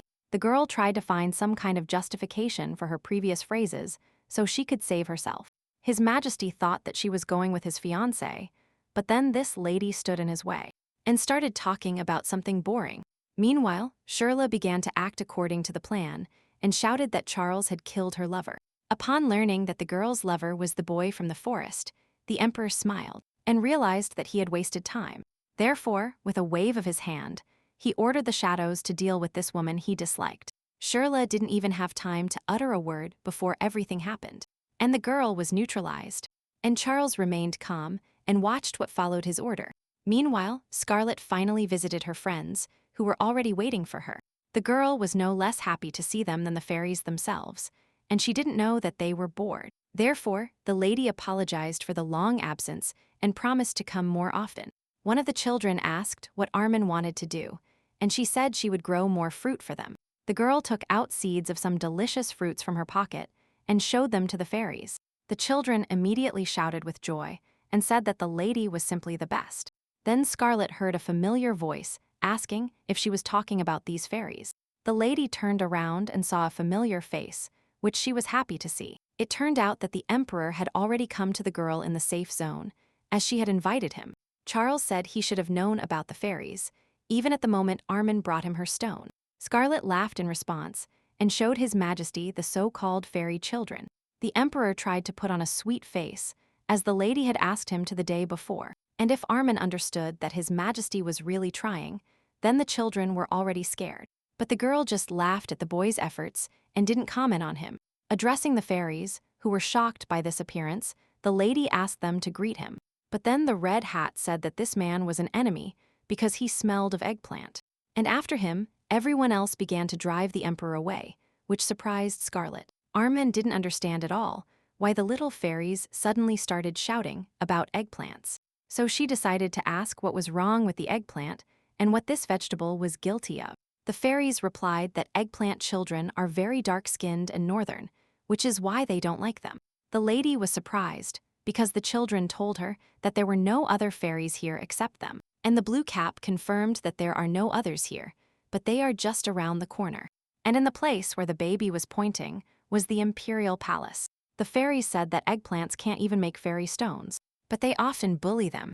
Then the girl assured the children that those fairies were just jealous of them, since they themselves could not make such a cool stone. But Scarlet still didn't understand why Charles smelled like those eggplant fairies. So, the emperor himself decided to enter into a dialogue and said that he could give any fruit they liked to the children. Judging by the surprised look of the fairies, this proposal literally appeased them immediately. The little ones' eyes widened and their mouths watered, so they even thought about not being afraid of this person. His Majesty also added that he also dislikes eggplants, so he understands the fairies. The lady was surprised by this truth about the emperor, but he said it was true. The boy explained that he simply disliked their smell since he was a child, so he didn't eat them. Armand understood that Charles simply didn't want the fairies to hate him, but she nodded anyway. Meanwhile, the lady told the emperor her plan to see Glenn Macier. His Majesty advised her to be careful when meeting him, if she was already planning to do so. Charles explained this by saying that he was bothered by the story of this adult boy, and that therefore he did not trust him. Armin explained that she would still have to see Glenn, as she decided to gather the elders upon her return. Scarlet gathered evidence and wanted to take her father's place with them. His Majesty wished the girl good luck with a smile, as he could do nothing more to help. But even these words turned out to be very pleasant for the lady, although she didn't want to admit it. So, smiling sincerely and happily, Armand laughed while sitting next to Charles. And the next day, taking advantage of the fact that the Duke was unconscious, the girl convened a council of elders. Everyone obediently came, as this was one of their duties, although they didn't want to listen much. And Scarlet's agenda was to overthrow the current head and nominate her candidacy for his place. The lady knew that at least the Bakshin family would definitely support her after everything that happened between them. But the girl had doubts about other representatives of the elders, but hoped that everything would go well. One of the elders immediately tried to put Scarlet in her place, reminding her that she hadn't yet taken power into her own hands. In response, the girl just smiled arrogantly and held her head up proudly. Specifically, according to the provocateur, the man did not expect such a turn of events, so for a moment silence fell in the room. The lady decided to clarify what exactly Cavan didn't like, but he said that everything was fine. Armand demonstrated with her entire appearance that the elders should stop throwing sarcastic phrases. One of the ladies, named Sidian, cleared her throat to attract attention before speaking. The woman was surprised that a long time had passed since the last council, and now the Duke's daughter wanted to take his place. Lady Armand reminded them that her father could still perform his duties, to which she agreed. And when asked why the girl was running for office, she replied that she was firmer than her father. This argument made Sidian sweat with surprise, as this was not what she expected, and all the other elders considered such an argument very unfounded. Lady Elfina, clearly angry with the girl for such stupidity, asked her to stop joking. She asked Scarlet when the head of the family cared about the opinions of the elders. Elfine had long been accustomed to the fact that the current duke believed they didn't matter. In response to this, Armin deliberately drank the wine slowly and then said that they play an important role. This is because the girl knew about the dark mages who paid too much attention to the Carlier families, Armin and Rashekwal. Therefore, Scarlet needed all the power she could gather, including the power of those who guarded the borders of the monster forest. Apparently, the occultists could never openly invade the Armin family, but this did not mean that they would no longer try to open the portal. So the lady was not lying at all when she repeated once again that she needed everyone's help. One of the elders decided to clarify if that was the reason why the lady urgently called them, so that there would be no more attacks against her. Armand distributed materials describing the Duke's betrayal to everyone. The man, who took on speaking on behalf of everyone, asked what kind of document it was, and then he opened it and began to read, so he was greatly shocked by what he learned. Scarlett immediately warned everyone that everything they saw today was a secret. But the fact is that the Duke took his place as head of the family in a way that was not the most correct, and the lady was able to understand everything that was happening only thanks to the butler. Armand warned that whatever was known about the Duke should not be revealed even under penalty of death. This is because the Emperor indiscriminately killed everyone who was associated with dark mages, and the girl knew this. While the elders were reading the document, many of their hands began to tremble with fear and indignation. The lady noticed that everyone had very grim faces, which she said while laughing. However, the elders were not amused at all, as they could not believe that they had allowed such a person to take the head's place. One of the women asked if Armand was going to take the throne now through threats, but Scarlett rejected the idea. The girl immediately said that she didn't even think about threatening, because she was sure that everyone here was an intelligent person, and they would make the right decision. Here Lady Saidia couldn't stand it and jumped up, shouting that she could never believe the lady's words. To this, the young woman asked not to stoop to raising her voice and saying bad words. And then she explained that she sincerely wanted to establish cooperative relations with everyone present in this room. Scarlett asked to reread the scroll carefully because she would take it away, but she promised to solve this problem. The lady suggested that if she became the head of the family, it would be better for everyone. Only because she would take care of all the problems that the Duke ignored, she asked to be recognized as Duchess. At the same time, the Duke was very tormented in his room, realizing that everything was about the tea. But he didn't know who could teach his wife such a brazen and sophisticated trick that harmed him. Barely able to stand, the man fell down again and again. But he got up again, as bad emotions gave him strength. Most of all, the Duke now wanted to properly take revenge on all his aggressors. Therefore, although he staggered a lot, he got up and left his room, going to look for his loved ones with whom to take out his anger. At this moment, the Duke was so angry that he was going to crush absolutely everyone to dust. Unexpectedly, on the way, he met a butler who opened the door to the master's room. Victor was worried because he knew that the master had not yet recovered, but the man said he didn't care and demanded to be let in. When they put the butler in his place, he obediently fell silent and the Duke could ask where his wife was. But to the man's great regret, it turned out that Emilia had left for her own business in the morning. This situation enraged the man, as he decided that there was no one in the house except him. Faced with this, Victor was forced to say that Scarlett was on the estate and had gathered a council of elders. And then, the master seriously lost his temper, as he did not allow his daughter to do such a thing. To this, Victor recalled that anyone through whose veins the blood of Armand flows can summon a meeting of elders. When the Duke demanded to know more details, the butler said he no longer knew them. Putting aside the assistant he no longer needed, the man went directly to the council room. And in the council room at that moment, Scarlett was already collecting the documents to burn all but one. The girl confidently advocated for removing her father from the position of head of the family. All the elders were thoughtful, although they already knew her final decision. Then a loud knock was heard on the door, and the lady instantly realized who had come. Shouting loudly at his daughter, the father asked what she had done on his estate. But as soon as the man entered the room, the atmosphere changed drastically for the worse. And at that moment, Scarlett, standing firmly by herself, reminded everyone of the first Duke Aaron. Only after seeing everything that was happening, the father felt his hands trembling. He realized that he shouldn't have focused on that seal, but simply killed the girl. And suddenly, Lady Armand asked in a cold voice what had brought the man here. The girl said that her father had no shame or conscience, as he decided to show up here. Instead of a constructive answer, the Duke suddenly started shouting loudly that no one had the right to argue with him. But everyone around had a different opinion, and that's why the daughter smiled satisfied. But the man could not calm down, and only shouted several unpleasant things at the girl louder and louder. And everyone around heard the head of the family's profanity, and they felt shame and anger for him. The father finished quite quickly, saying that such a small thing as Armin could not be in the council.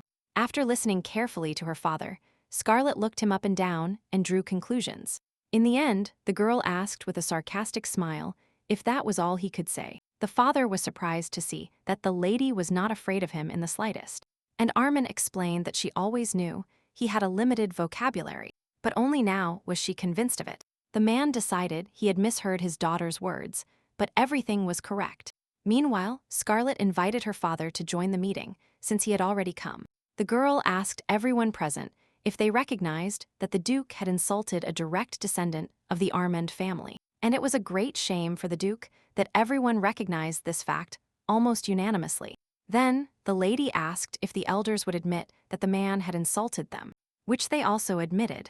Armin informed her father that his wife had also agreed to remove him from the position of head of the family. Therefore, while the Duke was desperate, the girl said they were going to remove him from his post. In response to this, the man, angry, gritting his teeth, asked who had allowed them in the first place. He had never even thought that they would dare to dishonor him like this, and therefore he was furious. Grabbing the first object he found, the father rushed towards his daughter, shouting that he would kill her. But Scarlet didn't even move from her spot. She only watched her father attack her. But before he could even take a couple of steps, one of the elders grabbed the former Duke by the neck and threw him to the floor. As the man fell, Scarlet watched the object fly out of her father's hand.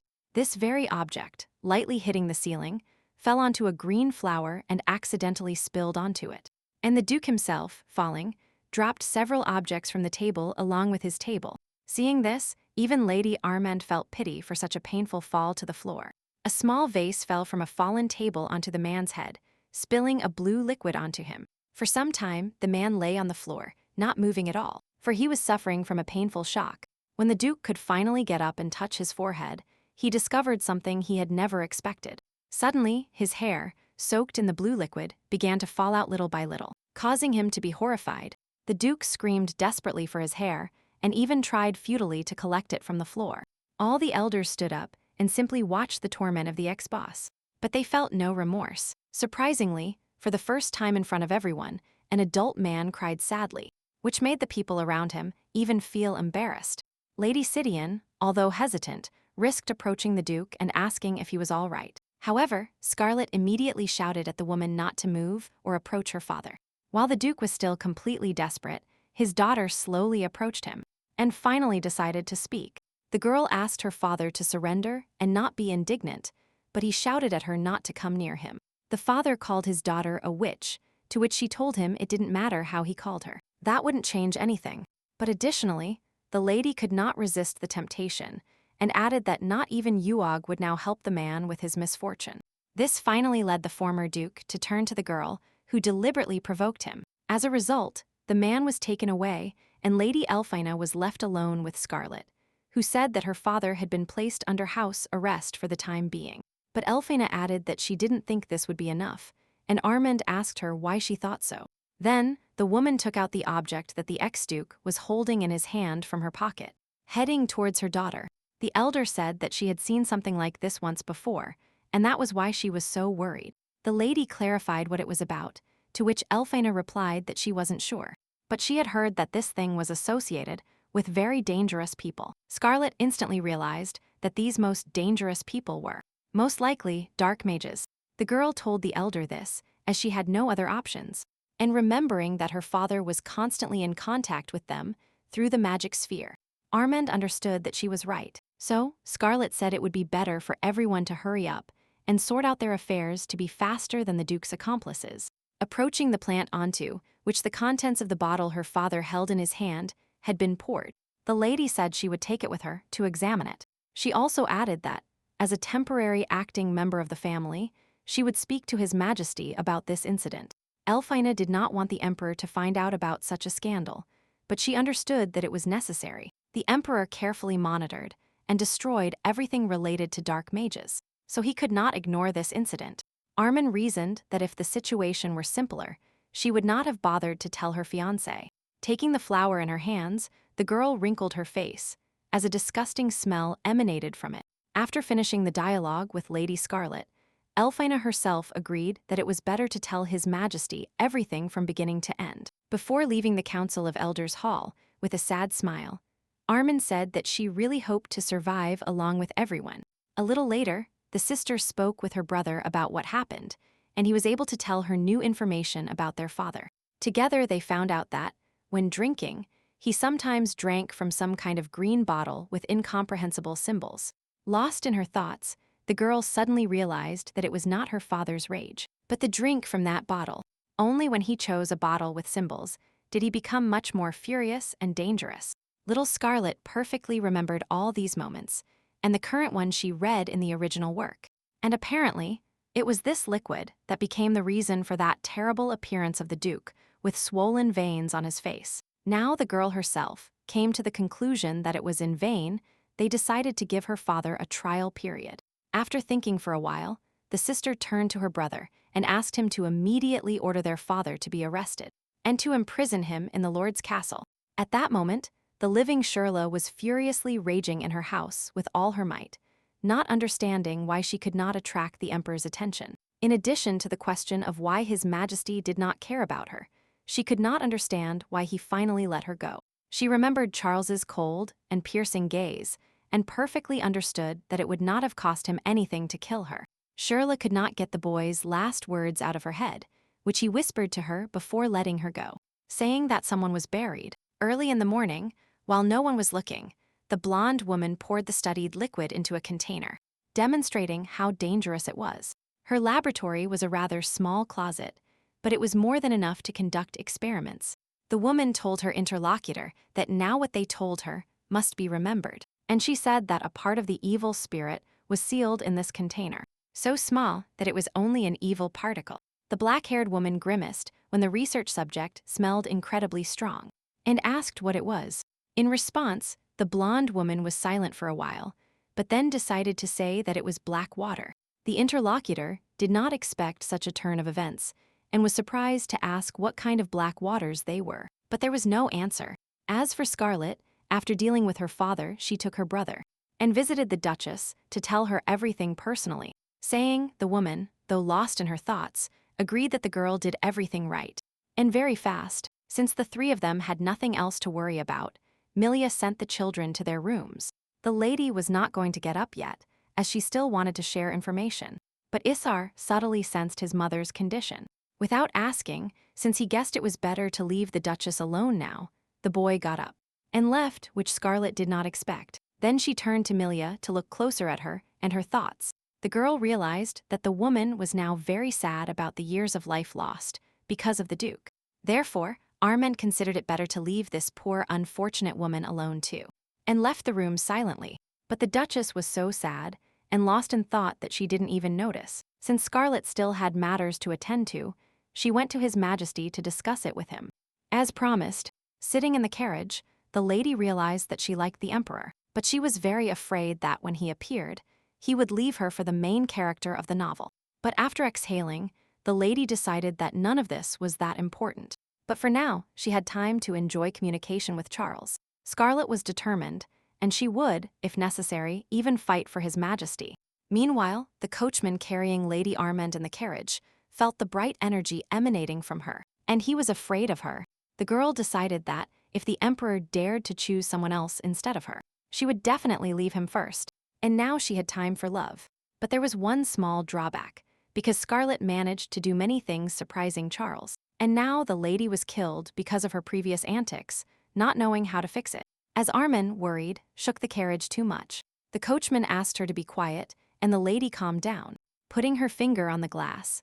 The girl thought about how embarrassed she was by the trick she had pulled to break off the engagement. To dispel her doubts, when the lady went to see His Majesty, she asked for permission to ask him one question, and the boy began to listen carefully. At that moment, they were sitting together in the gazebo and drinking tea calmly. But Scarlet could not calm her furious thoughts. When Charles gave her permission to speak, she suddenly hesitated, and the Emperor noticed this, and he asked the girl why she was so nervous. Armand looked seriously at His Majesty, calming down mentally, since essentially she was just asking a question. After tuning in properly, the lady asked if the Emperor had the ideal type of woman. Surprised, Charles even spat out the delicious imperial tea, as he had never thought of such a thing. His Majesty wiped his stained mouth and asked the girl why she was interested in such things. Armand said she was just curious, but His Majesty insisted she tell him the reason.